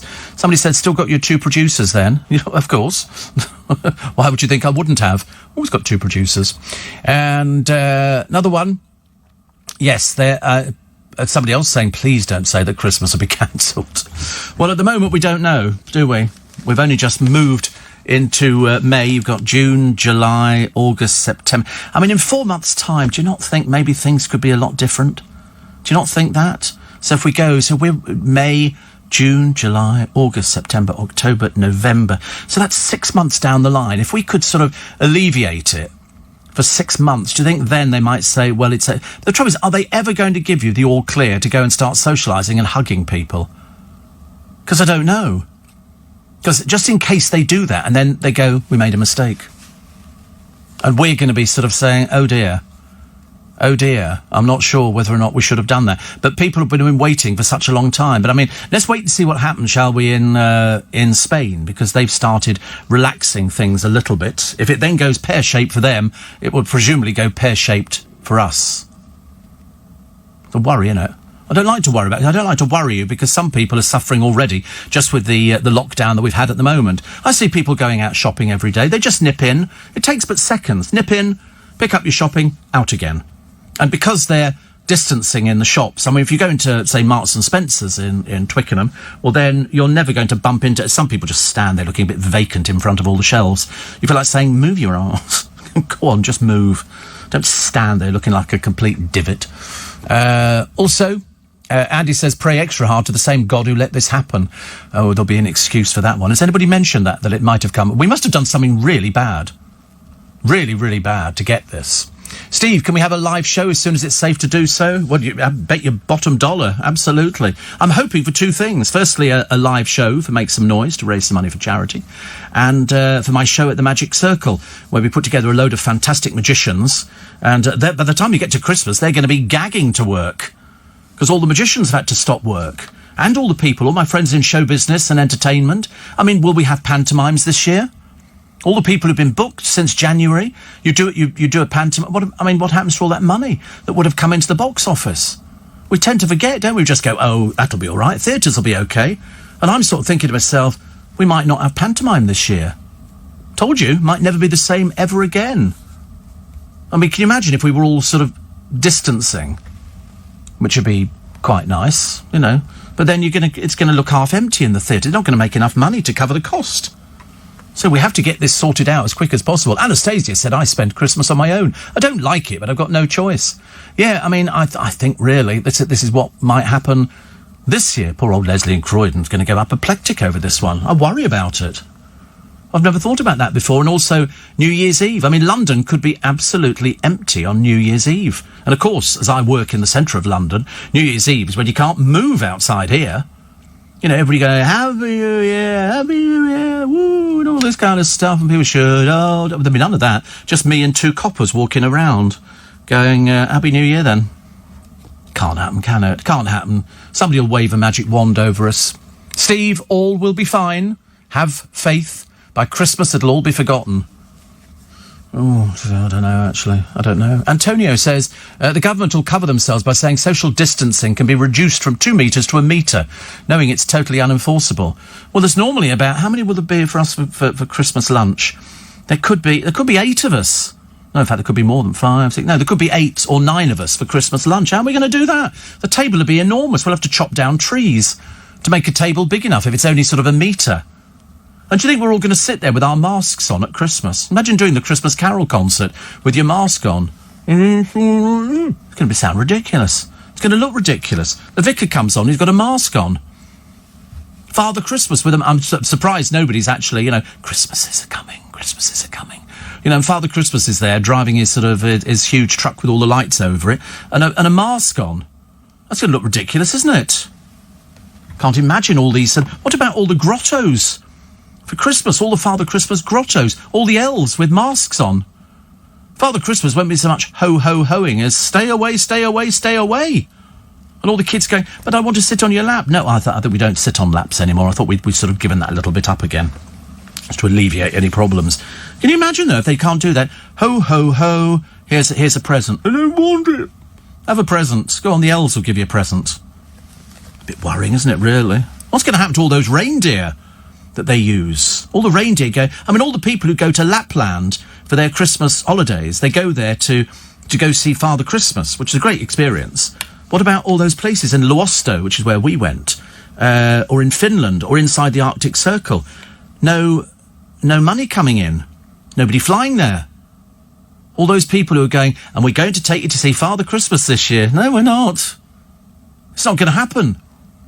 It's not going to happen. There won't be any things like that. You imagine getting on the plane and there's nobody else on it. And they're going to take you all the way out to Finland where it's going to be blooming freezing. And Father Christmas will be sitting there going, you're the third one I've seen today. And that'll be it. Well, we don't know. We don't know if this thing's going to make a comeback. So we can't say that next Christmas is going to be great. Just supposing we have a little, just a hypothetical situation, that we have a sort of a little respite and we go, that's great. Then all of a sudden, just like Germany, bang, it comes back with a vengeance. And all of a sudden, the hospital deaths go up. What do we do then? Wait another year? I mean, at this state, I might not be alive to see the end of it. Whew. Don't even want to think about that. I'm trying to be positive. We will have... Hark the herald angels sing, glory to the newborn king. We wish you a Merry Christmas. I'm trying to be positive about it. Steve, I was watching Dynamo, Penny says the other day. How on earth does he do his tricks? Is it magic or an optical illusion? No, it's magic. It's magic. And also, what about theme parks? Thorpe Park, Alton Towers, Chessington World of Adventure, seaside resorts. I don't believe in God, Steve, but you are a godsend.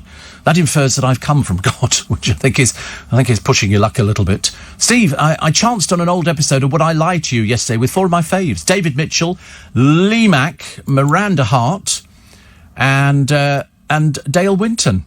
I'm happy to say that he won. He was fabulous, says Tara. I can see why you and he got on so brilliantly. We were a bit similar, actually. We could easily wind each other up. We could easily wind each other up. We did actually. Well, I wound him up at one point, and he was in charge of the radio station where I worked for. And no, I can't tell you that. Yes, I can tell that. Sorry. Anyway, he sort of said, "Steve, you're suspended." I said, "You can't suspend me." And he didn't. They had to phone up the boss. It was quite funny, actually. But of course, there was the other time that he called the police to me in Nottingham. He called the police. It was hilarious. I mean, when I look back on it, I think that was so funny. So funny, but he was easy to wind up because he never drank. And if you've had a few drinks, it's very easy to wind up somebody who's stone cold sober. If, of course, you're both sober, it doesn't kind of work the same way. But yeah, we hit it off immediately, literally immediately. I think within about 2 or 3 days, he was on the phone and we were going out. We were finished working. If he was near me, he would come over and then we'd go up to the airport, Heathrow Airport, and our biggest thrill, buying a club sandwich, taking up most of our money, a club sandwich, and that was it. That was our little treat, and we'd chat about all sorts of things. We could chat for the world, absolutely. Sally says, my friend's an agent for actors and writers. You can imagine how he's feeling, can't you? Oh, I know, quite a few agents. And they just want their folks to be back in work again. Right, after the news, LBC's correspondent Rachel Venables will be joining. So we talk about this virus tracing app today, and even when people do return to work, it's going to be a very different experience. But first of all, the LBC news headlines. As long as they don't shut the canteen here, I mean, I could be bereft. I mean, today I might be taking full advantage of a couple of sausages and some hash browns. In fact, the more I think about it, the more appealing it becomes. I'm trying to cheer myself up, actually, about sort of Christmas. Getting a bit worried about it. Heather, the Norwich nurse, says, I promise, Steve, I will not complain how long it takes to get to your show, because last year she came to our show at the Leicester Square Theatre. The weather was dreadful, but she trekked through. She said, I will walk barefoot through the snow with a huge smile on my face, and I'm sure all the Facebook original Spikers will walk with me. Fingers crossed. Yes, I'm not sure if we're going to have it here. I think they were looking for somewhere bigger. They were looking for a bigger theatre. So we'll wait and see. That would be nice, wouldn't it? Walk out on stage and see a nice big theatre. That'd be lovely. You stay safe as well, Heather. Thank you very much indeed. Mentioning sandwiches, says Nigel, M&S used to do a coronation chicken sandwich. It disappeared 6 months ago. No, they do the coronation chicken in the tub now, and you can buy it in the tub and then just put it into your own rolls and stuff like that, which is great. Steve, instead of closing the Nightingale Hospital, why don't they put everybody with COVID in there? That way they can then free up all the hospitals so they can get back to treating patients. Well, they are. They're slowly getting back there because the numbers are dropping. We've just got to make sure that they continue dropping. We don't want to see an increase. Thank you very much indeed. But that's down to you. That's down to you and, and stupid people like Gemma Collins, if the story is to be believed, that she drives 30 miles to see her boyfriend, whereas she's not supposed to be. Idiot of the first order. So that's it. Somebody says, if it's just you and two coppers around on New Year's Eve, could still be a good laugh, dancing around Leicester Square, singing in the new year. Oh yeah, I'm prepared to do it. I'm prepared to do that. Definitely. Definitely. 84850 steve@lbc.co.uk. That is the big problem, isn't it now? Now I've started worrying about everything else. I'm a teacher. Back to school today is on the rota with a small group of students in. Was feeling a little weary, Steve, about going in and haven't slept. Went to make a cup of tea, see my car through the window. It's got a big dent in it. Somebody has just driven off. I know it's just a car, but please tell me it's going to be a good day. It is going to be a good day. I hate it when things like that. I've got cameras in my car. So, anybody goes anywhere near it just takes photographs of them, which is fantastic. Luckily, nobody goes near it. Not even me at the moment. Not even me. So at least you now know about this new app, and they're going to try it. And let's make sure it's okay. James says, remember, keep calm, don't panic. Don't panic, Mr. Mannering. Definitely not. No, I don't think so, actually. Somebody says, do you shave your body hair? A bit personal for this time of the morning, isn't it? An odd thing to ask them. It's like asking, casual, do you like peanut butter on toast? Do you shave your body hair? Heavens above, honestly. And yesterday, says Anastasia, I was interviewed on the BBC by Victoria Derbyshire. She's not still there, is she? Oh, I thought that had finished. I had no idea. But she was there. This is about being by yourself. In our greengrocers in Herne Hill, Steve, we got £175 worth of fruit and delivered it yesterday to the ambulance station. Wonderful to see their faces. Great people. Good for you. Good for you. It's nice when you see people doing that. Nice when you see people doing it. And it's always so much appreciated. 6:45 is the time. Every 12 minutes to 7. It's Tuesday, the 5th of May. It's Steve Allen's Early Breakfast on LBC. Eddie says, are your neighbours doing shopping for you? What for? I've got legs. I can actually manage to walk at the moment. It's brilliant. What do you think Halloween will be like this year? I don't know. And then somebody says, can you explain why all the Pride celebrations have been cancelled up and down the country, yet Notting Hill Carnival is yet to be cancelled? Oh, it'll be cancelled. It'll be cancelled. I mean, if it's any group of people, it's going to be cancelled. It's as simple as that. Whether it's Pride or whether it's Notting Hill Carnival or a demonstration, doesn't make any difference. It'll be a case of, they will cancel it. They left something till the last minute. What was the thing that they left until the last minute? And we were all going, oh, why have they not done it? But they have, actually. So Halloween, I don't know what that will be like this year. When's Halloween? 31st, isn't it? Or something? I mean, I don't know. Certainly might not be trick-or-treating if we're still, distancing again. Andy says, have you watched Yes Minister again? Nigel Hawthorne's brilliant. I got the box set of Yes Minister, Yes Prime Minister. How would Sir Humphrey cope with the virus? Very well. Very, very well. That's what I think. And somebody else worrying about New Year's Eve. Well, let's worry about it nearer the time, shall we? Nearer the time, we shall sort of have a clearer picture. We just want them to find, the antidote. That's what we want. We want somebody to go, this is the thing. They're trying all sorts of things. And they're doing their best. It's not as if they're not doing their best. The scientists, even as we speak in work, they're probably working around the clock, I would think. Front page of the Daily Mail today. It's another VE Day pullout. This is Friday. It's Bank Holiday Friday. Not that it makes any difference at all to us, does it? It doesn't matter. It doesn't matter. Urgent probe into obesity linked to the COVID deaths. About 3 in 10 adults in England are clinically obese with a body mass index above 30.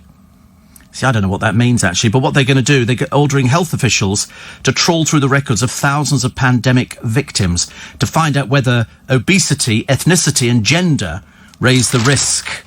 Ooh, lummy. There's everything. Could this app unlock Britain? I'm looking at it now. 5 steps to check using your phone. I mean, it sounds like a brilliant idea, doesn't it? But as I say, I've never been in the kitchen with Rachel. Never been anywhere near that as well. And also, here's Joanna Lumley. Fabulous, but seriously, 74, delighting fellow pensioners. She'll hate that expression, fellow pensioners, albeit from 2 metres apart, in a queue outside Sainsbury's in Battersea, near her home. She chatted while holding her bag for life. She posed for selfies. She waved her up. She did everything. How brilliant is she? How brilliant. She says she lives with the opera conductor, Stephen Barlow. She says, I'm lucky that we're rich. We live in a lovely house. We've got food. I've got a garden. I'm thinking of people who live on the 14th floor with 3 children. What are they going to do? It's extraordinarily difficult. Yeah, it's the people who've lost their jobs, or the people who don't know what their job is going to be. They're now looking. There's a piece in the Mail today of, the delivery drivers, reduce the number of employees at depots and distribution centres. Staff loading goods should do so without interacting with the driver, which is going to, again, it's another difficult thing to do, isn't it? It's difficult not to interact with the driver like I did yesterday. Well, I mean, I interacted with the driver. He said, Steve, I've got a parcel, and his name's Blerim. I hope I pronounced that correctly. I'm generally accused of getting people's names incorrect, but he said, Steve, I've got a parcel for you. I said, no, that's why I'm waiting outside. And so I got my parcel, which was lovely. Office rules: staff should work from home if at all possible. Only those in critical roles or those who cannot work from home due to family issues can go in. Bosses must monitor the well-being of staff working from home. Hot desking should be avoided. Isn't that funny? I always thought that was one of the things that would be okay, but obviously not. So it'll be, hosing down desks and everything else. Hotels and restaurants, hotel bars, staying closed. This is what they're actually saying. Stagger the guest check-in and check-out time. There's bits of paper on the floor and stickiness, where you stand on this thing and that's your social distancing. Also, all food and drink outlets restricted to takeaways. Takeaway customers must wait in the car rather than the restaurant. Tradesmen in your home, a 2-metre distance must be maintained. 15-minute time limit if in close proximity to colleagues. See, I don't think there's anything the matter with sort of people coming in, tradesmen. You just say, listen, that's the kitchen, that's what needs to be doing. I'm outside. And then you do it there. They then do it, and then they sort of say, right, finish now. I'll email you the bill over. And that's what you do. In factories, minimum number of essential workers should be on site. Office staff should stay at home, which is not good. 3 million visits to the GP lost. Life-saving operations postponed, referrals cancelled, the human face of crisis engulfing those without the virus. Also, you've got people here, families reunited, Giovanni and Emilia Famosa, with their children in Milan. They've all got masks on, which is great. You're just going to have to get used to wearing masks. Even I see people, elderly people, out there, without wearing a mask. And to be honest with you, you should, if you're an elderly person, wear a mask. When was the last good book you read? Oh my God, I don't read books, really. I'm not a ready book sort of person. If I was going to read anything, it'd be a showbiz biography. But I mainly catch up on stuff on YouTube and on the internet. So that's good. Another one here says, somebody else asking about Halloween. Also, Christ will still be in Christmas. Whatever happens, you can still sing carols. I can't sing them all by myself. The churches are closed. That's going to be a bit mad, isn't it? Might sound weird, but not as weird as the conspiracy theorists who tell you the virus broke out the day they switched on 5G. Oh, they're mad as broomsticks, I'm afraid. Completely mad as broomsticks. These are some of the stupidest people I've ever heard of in my entire life. That's the trouble with the internet. Sometimes it brings out the worst in people, and it certainly does here. Experts now say letting wine breathe makes no difference. And so they're looking at this. They're saying you drink red wine with fish. Not necessarily. You can drink white wine with fish, drink whatever you want. Holding a glass by the stem is fine. Age is not a guide to the quality. Good wines do not need to be decanted. A spoon, there you go. A spoon will not keep fizz bubbly. So there you go. So if you want to use a stopper, go for one specifically designed to clip over the top of a sparkly bottle. That'll give you a few more days to finish it off before it goes flat. So a spoon will not keep Fizzly. They say here, nice idea, but sadly not true. So, more lies. Like the 5G thing. We had that the other day, do you remember? Also, the next series of Love Island, Axe. Best news we've heard all day. That's fantastic, actually. No more chavs on the television for the best part of a year, which would be quite nice. Also, the spending Beckhams again. Seriously, you want some good publicity? Stop putting out stupid stories in the papers. Really. Happy birthday today to Simon Rimmer, the chef from Merseyside. He's 57 today. Henry Cavill, the stockbroker's son, is 37. And also today... what else do we have today? Oh, the Kinks in 1967 released Waterloo Sunset. The song had originally been called Liverpool Sunset. But didn't he walk over Waterloo Bridge? I think he said he walked over Waterloo Bridge and then it just came to him, which is lovely. And also the phrase explained, my old Dutch. Have you heard that? My old Dutch. Apparently it means a wife. Coined in a ballad called Jimmy Johnson's Holiday, it's a contradiction of Duchess and once supposed to be rhyming slang for Duchess of Fife. So now you know. But you never knew that. There you go. We hand these bits of nugget of information out to you. It's a lovely picture of Dame Judi Dench on the front of the Express. She said retirement is a dirty word. Dirty word. She's 85. She's fantastic for 85. Hope I live as long. Front of the Mirror, our VE Day, 75 years on, readers sharing their incredible memories. A lot of people standing all over a truck. And it looks like, to me, it's Trafalgar Square. And, of course, I'm absolutely right. It is Trafalgar Square. Parts of Britain could face further restrictions after lockdown is eased if there are signs coronavirus is increasing locally. So that's what I've said. You've still got to be careful. That would be nice. That would be nice. Also, rules for work, bus and shops. Every time I stand on a bus, and there's only about 2 of us on it, and it says, unless your journey is absolutely necessary. I think, well, I'm going to the supermarket. So it's absolutely necessary. Steve, I hope we might all be given some extra bank holidays at some point to make up for the ones lost. Well, it's not lost. It's just that you have to self-isolate because it's this Friday, isn't it?